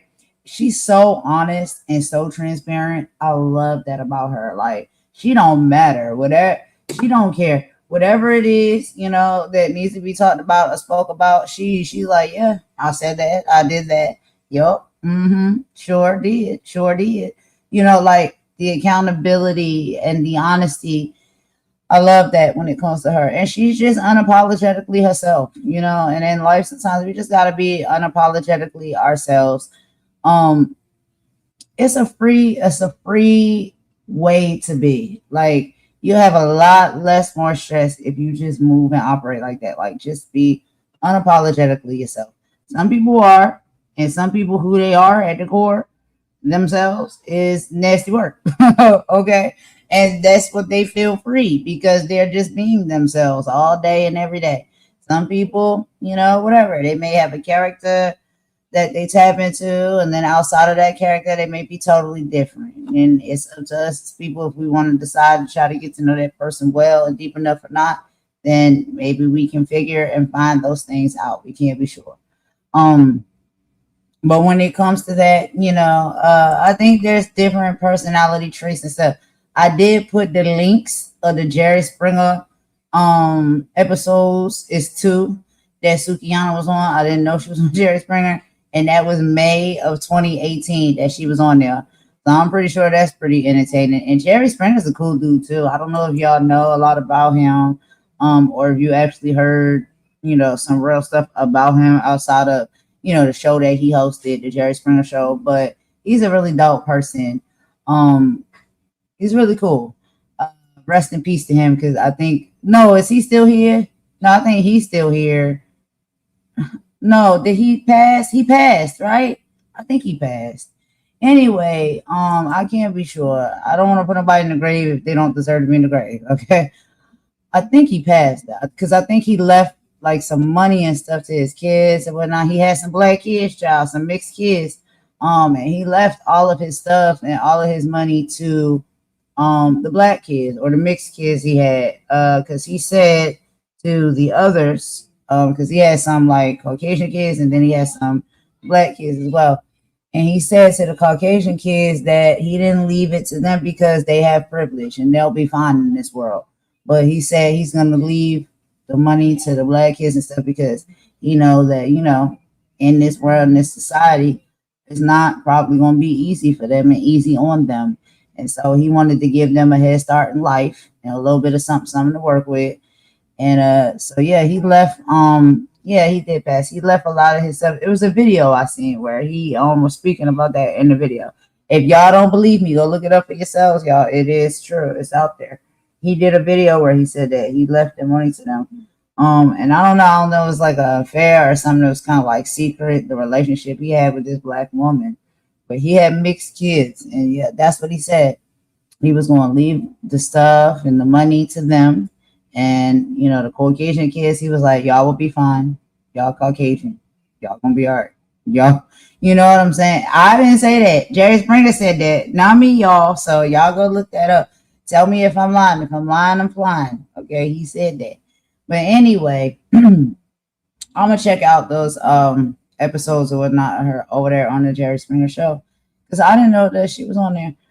But yeah, just to kind of tie everything all in together from this live, y'all, before we get up out of here. In the very beginning, I don't know if anybody was listening or here during the very beginning, we had to do some housekeeping. Okay, y'all go back and listen to the beginning, the very, very beginning. Mama came on. She had some things to say when it comes to housekeeping. I had some things to say. Imani had some things to say too. She was here for a little bit, Imani, before she had to leave, right before the Sukihana video.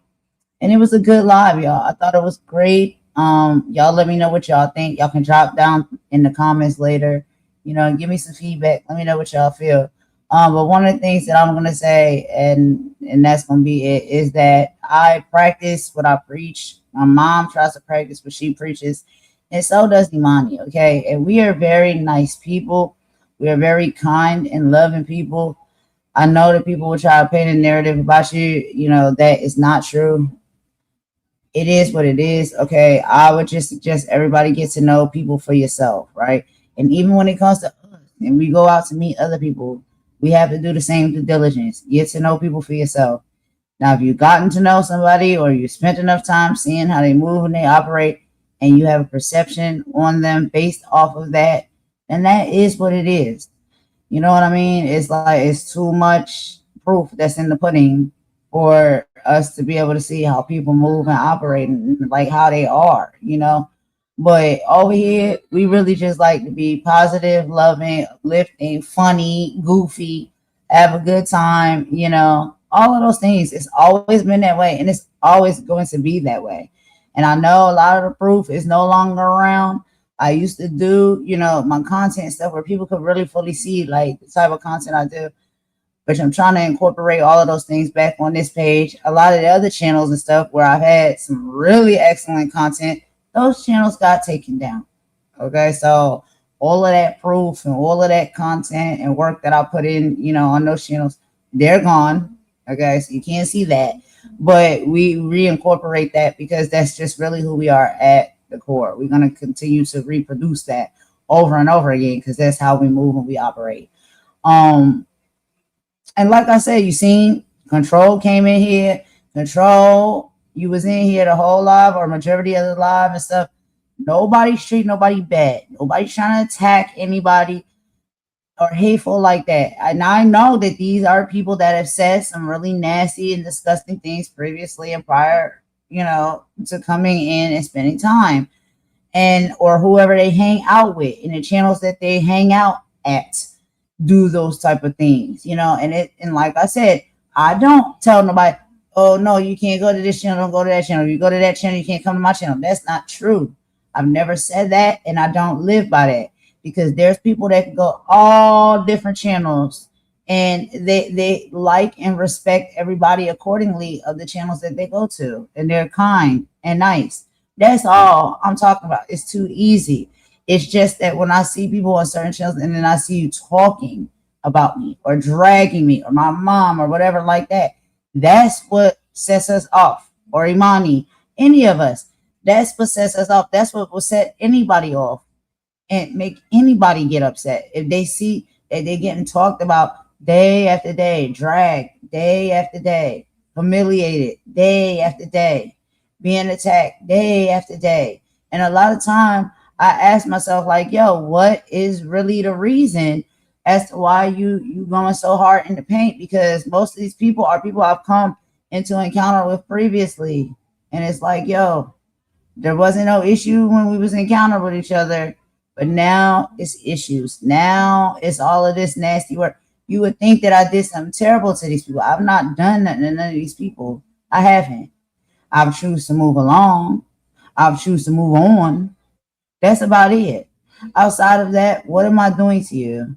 Now, yes, if you're dragging me for filth and saying things about me, I will respond. Okay, I will respond. And like I said, the below the belt stuff, that's not cool. I never rock with that. I don't think that's right. That's why we had to do our housekeeping today. And my mom, she came up here and we had to do what we had to do. I didn't know that my mom made that post. I didn't know that she said that in Vampy's chat. Okay. Once I found out, I said, okay, I'm going to have a conversation with my mom and the right thing needs to be done. We're going to make it right. Now, you can put out an apology. You can fix or whatever, or try to fix your behavior. If someone accepts it, they accept it. If they don't, they don't. I don't know what more to say about that. But y'all know it was said and it was done over here. The accountability was taken and the apologies was given. And that's it and that's all. Okay? Because we don't play with that type of stuff. I don't play with ICE. I'm not playing with deportation. It's nasty work. I don't like it. We talk about that over here on this channel all the time. Because I cover politics. And that is all politically engaged. All of this deportation and this ICE and this, hate towards certain races and groups of people. A lot of that it all ties into politics. And that's what we talk about over here all the time. So of course, that's not something we will wield. Now, when you get mad And I ain't gonna lie now, my mama, y'all see, like I said, y'all see where I get my temper from. Okay. It comes from somewhere. I'll come from her. Okay. But what is best to do, I think, as being a mature adult, is if you make a mistake, just own it and apologize, take the accountability, and move on. A lot of people can't do that. They won't do that. It'll never happen. There's never going to be any apologies coming from any other sides. Do you think that's going to happen? Do you think people are going to apologize to us? Do you think people are going to apologize to my mother or me? You think they're going to apologize for laughing and clowning at the fact that my mom had a stroke? And when she talks, sometimes her speech is slurred because she had a stroke. Do you think anybody's going to apologize to my mom for that? Because they've been making fun of it and laughing at that. Do you think anybody's going to apologize because they laugh at my mom because she reads the Bible and she quotes scriptures? Do you think anybody's going to apologize for that and making cartoons to mock her, calling her bitches and out of her name and all these things, calling me bitches and out of my name and all these things? Do you think any of these people are going to apologize to us or anybody else that they've harmed or done these nasty things to? Do you think that these people are going to take accountability for their actions and apologize? No. And I can't say, my perception is no. I can't be sure, but I haven't heard an apology yet. I don't know if any will come from this after all of this. I just don't have a lot of hope when it comes to it. I don't. Because I don't see these people willing to apologize for anything. But you're right. You never know. You never know. Sometimes you'd be surprised. Sometimes people will surprise you. Okay? That's it. But I don't want to sit up here on this platform fighting with people day after day, going back and forth with people day after day. I want to do content like I do and have fun, connect with people, chit-chat with people, have a good time with people, and that's it. It's too easy to do that. I don't want to yell. I don't want to argue. I don't want to fight. I don't want to expose people. I don't want to bring up their personal information. I don't care about none of those things. I don't care. Like, why other people go out of their way to care, to look up people's personal business and find out this about them and find out that. I don't know why people do those things. I don't know why people do the things they do. I really don't. You have so many opportunities and so many things that you can do for content on this platform. I don't know. Maybe people, did you want to be? Do you watch shows and stuff like Criminal Minds and CSI and Law and Order? Do you want to be one of the agents on those shows? Is that something that, like, deep down inside you really have desire to be in life? Is maybe that why you do these things? I don't know why people do. I can't be sure. I really don't. Anyway, y'all, that is all I got on this. We have hit the 4-hour and 30-minute mark. So I'm going to go ahead and end it with a bop per usual, y'all. That's all I got for today. I will not be back. Tomorrow is Monday, and we got to hit the ground running when it comes to the political updates. So y'all know it's going to be a politics live we'll be doing tomorrow with some more housekeeping and stuff like that. Depending on whatever we need to housekeep about. But as far as, y'all know, we're always going to come with the politics. So we'll do the political updates and stuff like that. I'm going to try to see if I can get some more things in line when it comes to more entertaining and fun stuff, just stuff we can laugh at, let our hair down about. History, y'all know we like doing history. The food videos, I can do some more food videos. I've seen some people requesting that. As far as like the taboo foods or, like weird stuff like that when it comes to food and cuisines. We'll do some stuff like that. I do like doing the cooking videos, y'all. I do them sometimes. But yeah, all different types of content is what I try to do over here. It's just basically who I am and how I am and what I do. I just incorporate that into my content, and that's it. Like, these are things that I do regularly. I do want to start getting back into, because on one of my other channels, I had a lot of videos where I do makeup tutorials. I do makeup. So I can do makeup tutorials hair, tutorials and stuff like that. I do so many different things, y'all. So I'm going to do different pieces of content. What y'all regularly know that we've been doing, we'll be consistent with that. And we'll be back with that on Monday. What is today? Y'all, I don't even remember what day of the week it is. Let me see. Yeah, it's Sunday. So yeah, tomorrow we'll be back with the politics. It's going to be some more updates and things going on with politics. So we'll be back with that. Let's go ahead and end it with a bop, y'all. And I will talk to y'all on the next live. Thank you, everybody who has joined and came in. I appreciate that. And even if you were just listening from the bush, okay? And I don't know if Vampy has heard this live or what was said. If anybody wants to tell her, that's fine. Like I said, we issue an apology and we'll take accountability. I denied that when it was first brought to my attention because I didn't know. I didn't know my mama had said that in the chat. I didn't know she made that comment. I was so confused. I'm like, why are people keep saying this? Well, my mama made a comment, y'all, in anger. But she apologized now, and we take accountability for that. That's nothing to play with when it comes to ICE and deportation and all of that. It's destroying people's families. It's destroying people's stability and their mental and all kinds of things. And that's not something that we play around with over here. So unfortunately, anger got the best of my mother that day. But anyway, y'all, that's all I got on that. We're done with this live. I'm going to play a song, and I'll see y'all on the next one. Everybody have a great rest of the day. Thank y'all so much. Bye-bye.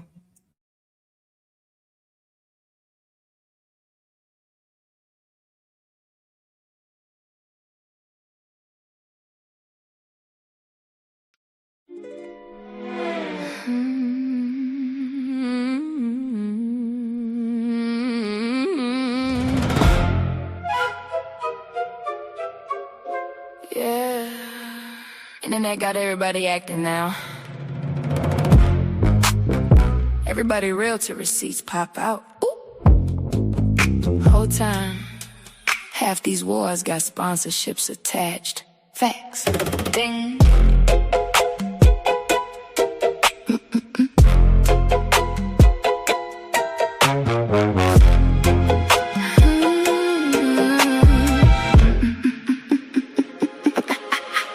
Came in humble, peeping vibes first. Everybody got a story who rehearsed worse. One live say villain, next string queen. Whole timeline living off clips and memes. Clock it, screenshot, text, crop context, then turn pain into profit monetized. Spinning if you say, let me hear both sides. Now they looking funny cause you think with your mind. Girl, bye. Whole sector built off selective outrage, fake tears, fake growth, fake healing stages. Everybody reach peace till the views drop low, then another fake fallout for the next show. Whole time, fat. I don't move with minds, I observe first. Cause loud opinions don't decide what truth worth. Every villain ain't evil in disguise. Every angel ain't honest behind lies. Preach. I stand on business, not delusion.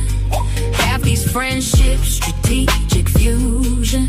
Views go up when a fake beef fly. Then they backstage laughing after live stream night. Facts. Stand on business, tip toes planted. Everybody tough when attention granted. Wrong is wrong, right is right. Truth don't switch, cause emotion. Some people don't want peace, they want leverage. Your platform, your audience, your presence. Soon as you distance yourself and move wise, now they online remixing history with lies. Funny how boundaries reveal folks quick. Toxic people panic when they losing their grip. 1 week, enemies next week, friends again. Y'all don't got drama, y'all got marketing plans. Clicks, downloads, chats, reaction views. Truth become optional when money involved too. Everybody scream real to reality sting. Then honesty suddenly offensive again. That part.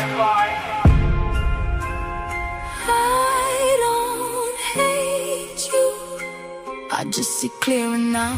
Some people love chaos more than connection. Some people only loyal when they need protection. I stand on business, solid pressure. Can't buy integrity with views or extras. Everybody asking for digital consumption. Whole lot of chaos for online discussion. Facts. Stand on business, no pretending. Truth stay truth when the trending in. And I won't fall just to don't pick sides. Truth survive. Truth survive. Survive. Truth survive. Survive. Truth survive. Survive. Survive. Survive. A lot of these friendships transactional. A lot of this outrage profitable. Truth survive. Truth survive. Truth survive.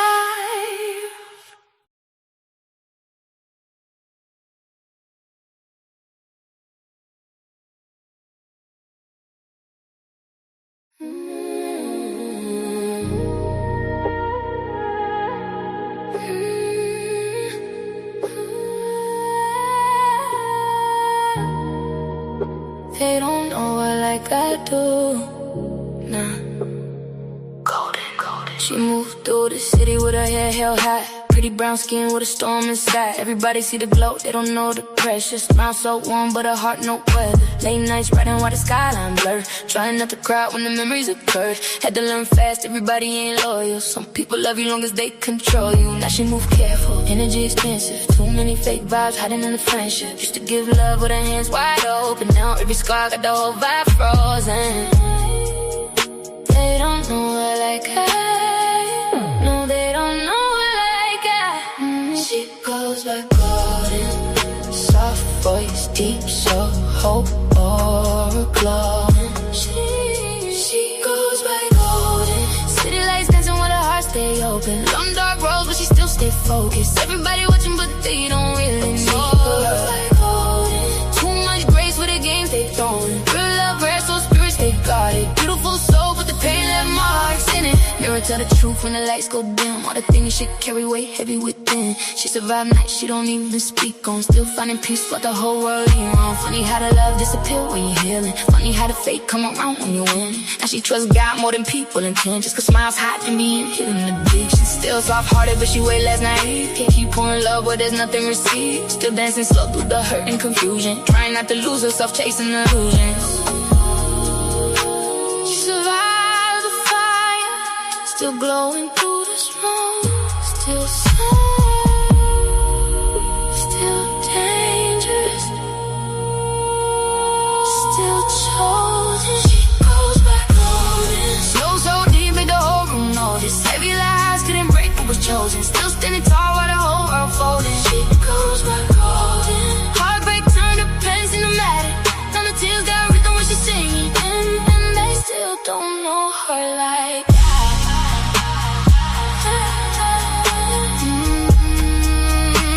They still don't know her like that.